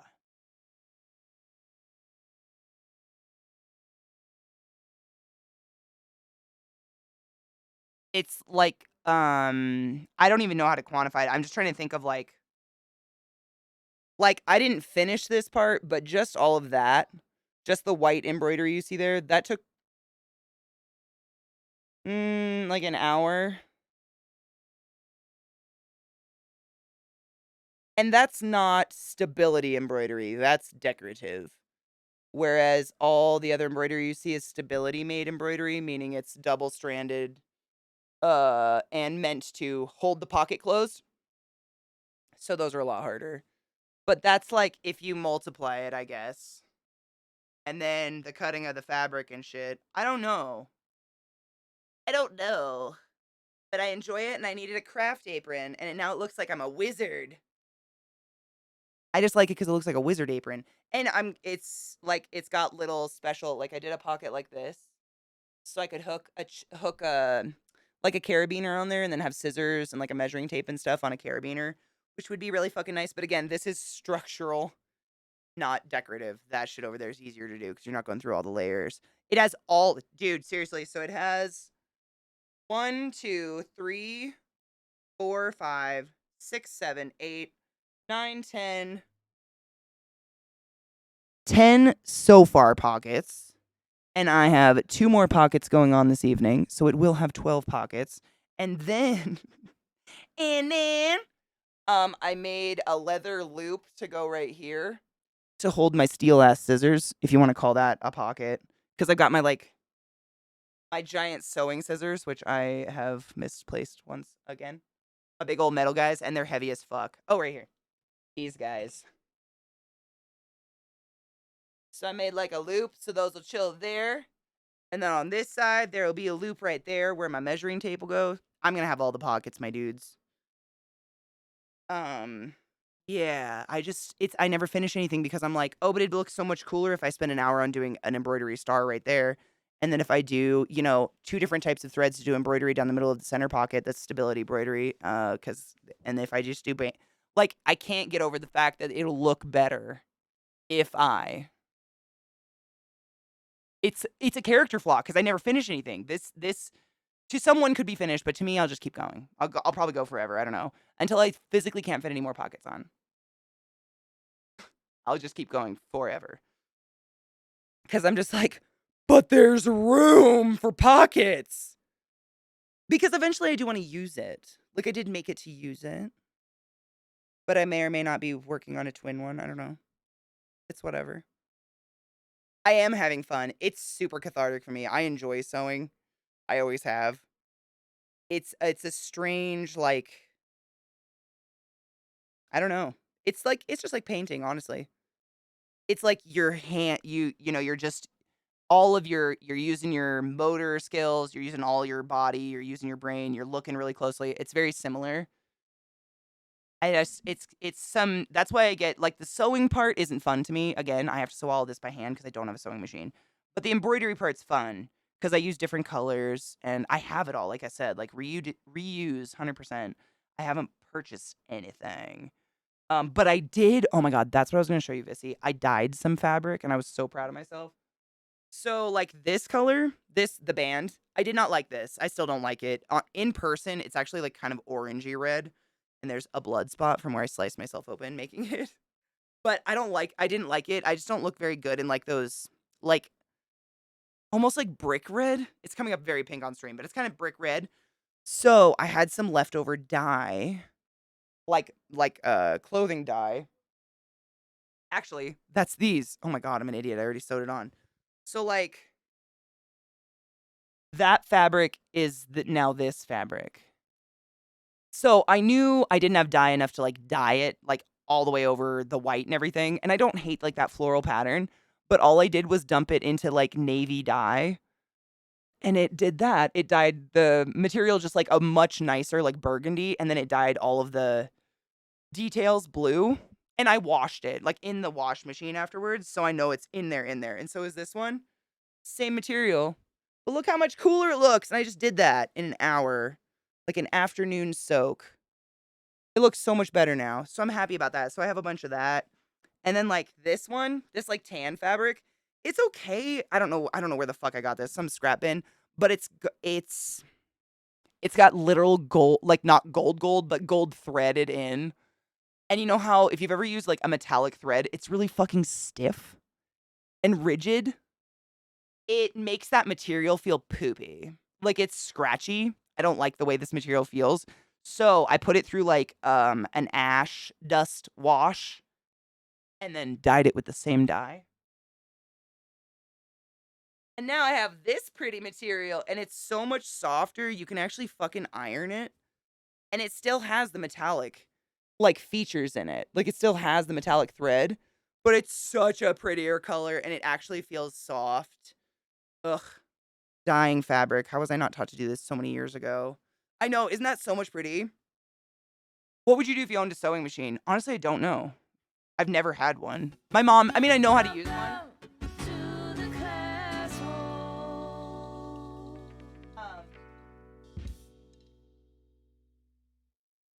My mom taught me how to sew as a kid because my sister and I are both abnormally tall. So we, at a very early age, we started sewing our own clothes. Not like prairie, Little House on the Prairie, but like for prom or just like we wanted a dress that wasn't to the ground or just right here.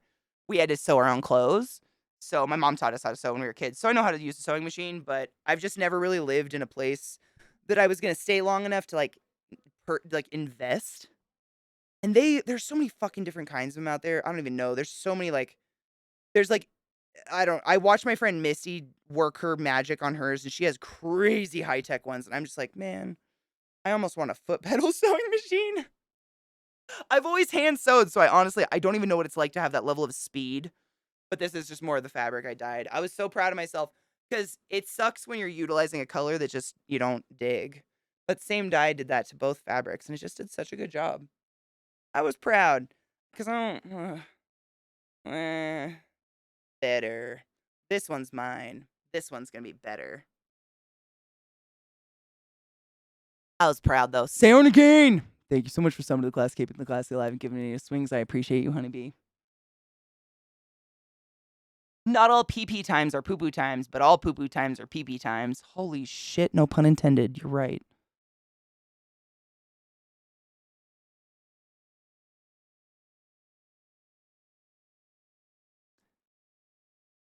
I have 2 sewing machines. Why do you have 2 sewing machines?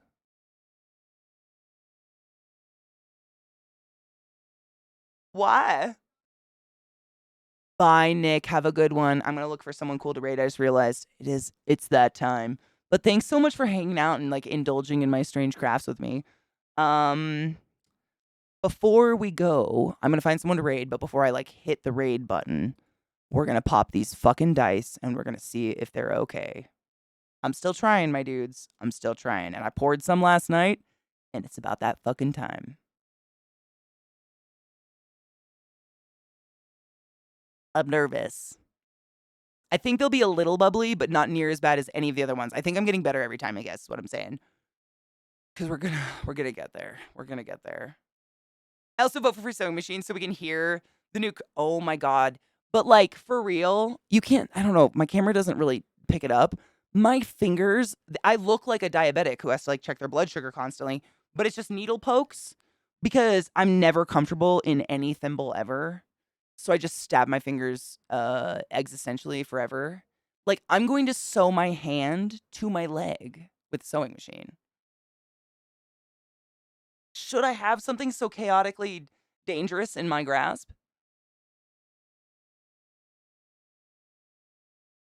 That's a I don't know, man.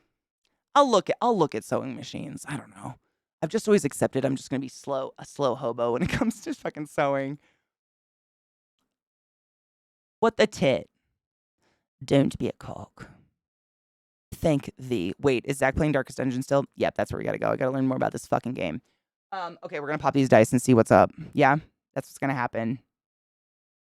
Oh, that's true. Well, Vissy, like, send me pictures of them. And if you have one that's not enormous, because you know my house, it's like, oh, Zach, it's stupid small, and it's real hard to find room for things. Like, I would never turn down a free sewing machine. Especially if it's free to both of us. You know what? I could even drive to you to come get it.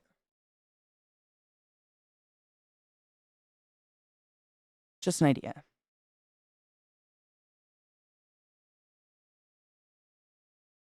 Dice! It's not sticky, so they should be done.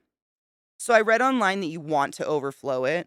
So it's like totally overflowed. I'm nervous. I'm going to turn on autofocus 1 sec. I know it's the worst, but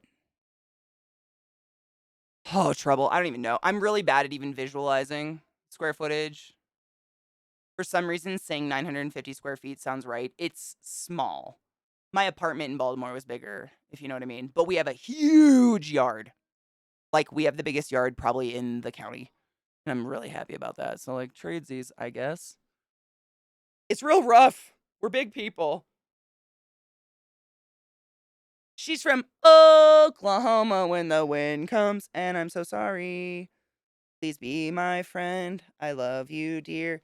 You're my favorite hot baby. Look, I rhymed for you. Love me. I'm sorry they made me do it. It is trouble. I would trade. Honestly, I don't. Oh my God, I think they look good. Oh, bubble. Dude, these are the best. Oh my God. Oh! These are the best I made so far. They're not perfect, but they're the best I made so far. I'm creaming. I forgot what I was gonna say. I got excited. Oh, I've never wanted a giant house. I grew up, I literally was raised in dumb large houses, and I've never understood the point. My mom, to this day, owns a house that is just stupid large. And when we were kids, she insisted on on houses that were just like there was a good portion of my life I had an entire floor of a house to myself because all my older siblings had moved out. Like it's just insane. I don't know.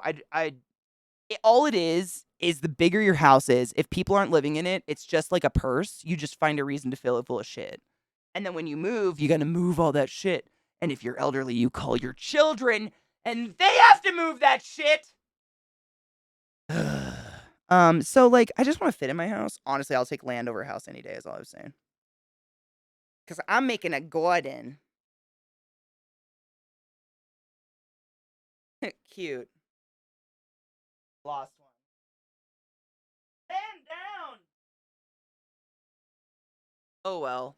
I just did a very pure, clear, translucent pour because I wanted to see how clean I could get them. Dude, they're pretty fucking clean. Is it autofocusing? That's a fucking misplaced sparkle. Please ignore that.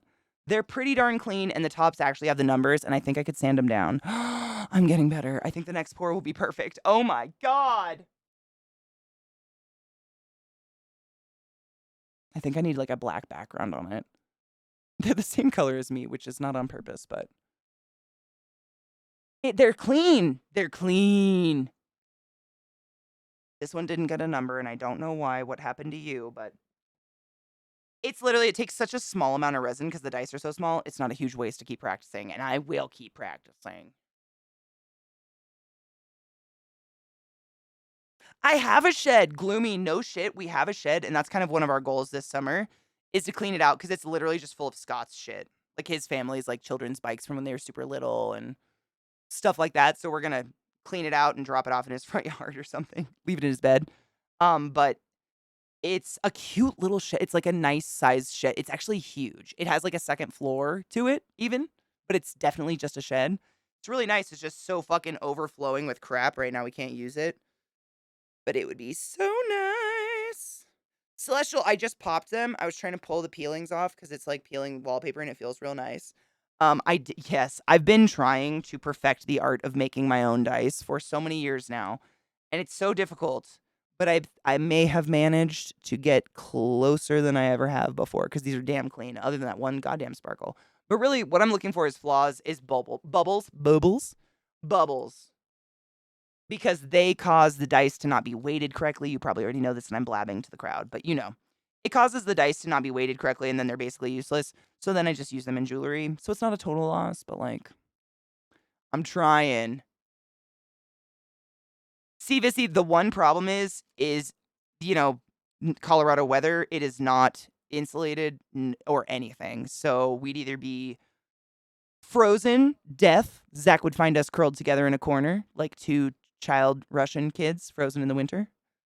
Or we would cook ourselves to death and die. It is a miserable fuck on the inside of that thing. I don't know. You know, it costs money to do that shit, but someday it's a great idea. Nah, dude, Blair, it's not that bad, honestly. It depends, like, what kind of resin were you looking into using? It's obviously cheaper, like, the larger quantity you buy. But, like, you can get, I think this is 200 grams of UV resin. And I think I got 3 of these for $20 on Amazon or Etsy or something like that from a private seller, though, because Amazon's the devil. And it was literally same-day shipping, and I've just never run out. You use such a small amount of this shit to make the things that are the maximum, you know, for UV resin, you can't make big stuff. It's got to be like tiny, tiny little gems and stuff like that. Versus If you see those big fucking gallon drums thingies, not drums, the big gallon jugs back there, that's my resin that I used for like big projects. And it's a part A and a part B. You got to mix together purely, pour it, wait 24 to 36 hours, blah, blah, blah, blah, blah. But that is honestly the most cost effective if we're talking like literal amounts of what you're getting, you know? Does that make sense? Oh my God, Gloomy. Just go drool next to them. They'll feed you to make you go away.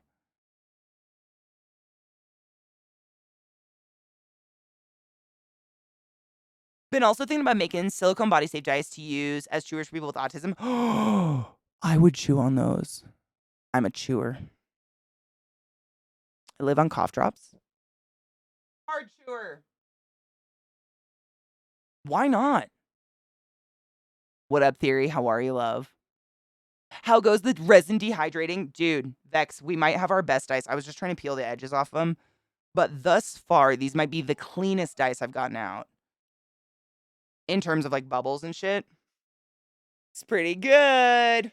I was just actually going to raid Zach and go sit there and drool it. Or, try to learn Darkest Dungeon. I just made them like a hot violet because I wanted to see through them. But they look pretty dank.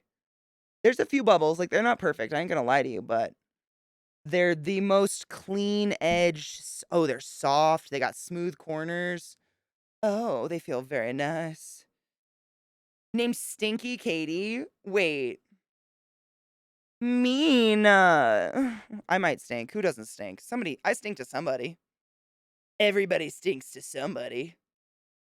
Kind of vexed. So basically what I learned was, like, you do want to overfill the mold almost ridiculously. He says to actually fill it up to that line. Like, the entire thing.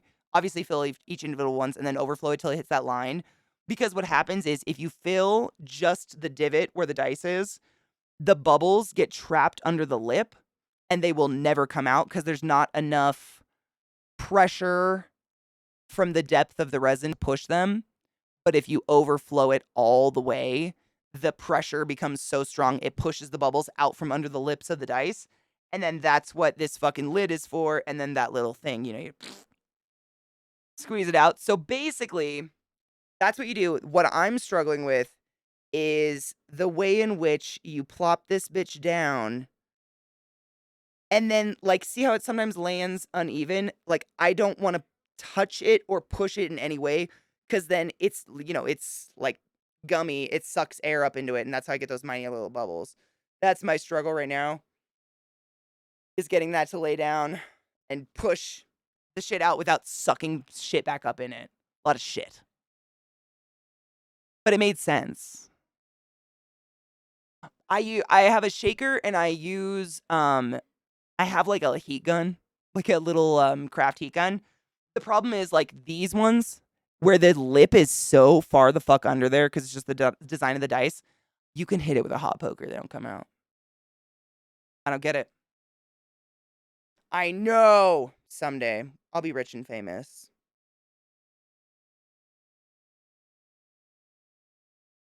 We're doing it. I have to brag about my cool stuff. I love showing crafts to you guys because you guys are fun. Vacuum chamber woodwork, yeah, I just don't have one. They're expensive. Like, the cheapest ones are like like $100, but they're so small it's almost not worth it, I don't know.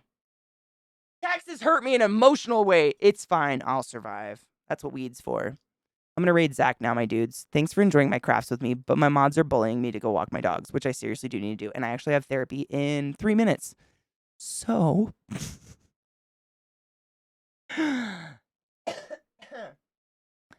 we're doing great.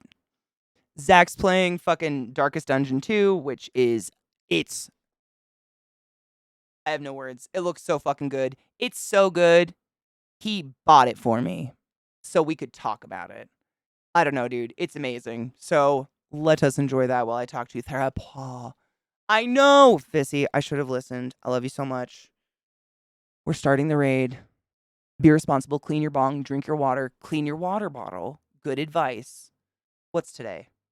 Wednesday? Tomorrow's Thursday, everybody's least favorite day. But I'll be here if you're looking for some laughs and a good time. We'll do some crafting, talk about murder, you know, the huge. Where's my lighter? Oh no, she's broken. It's happened. Found it. JK. Cheers, lovers.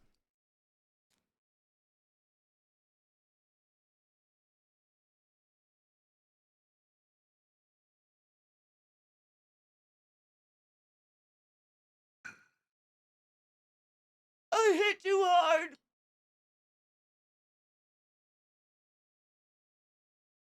Bye.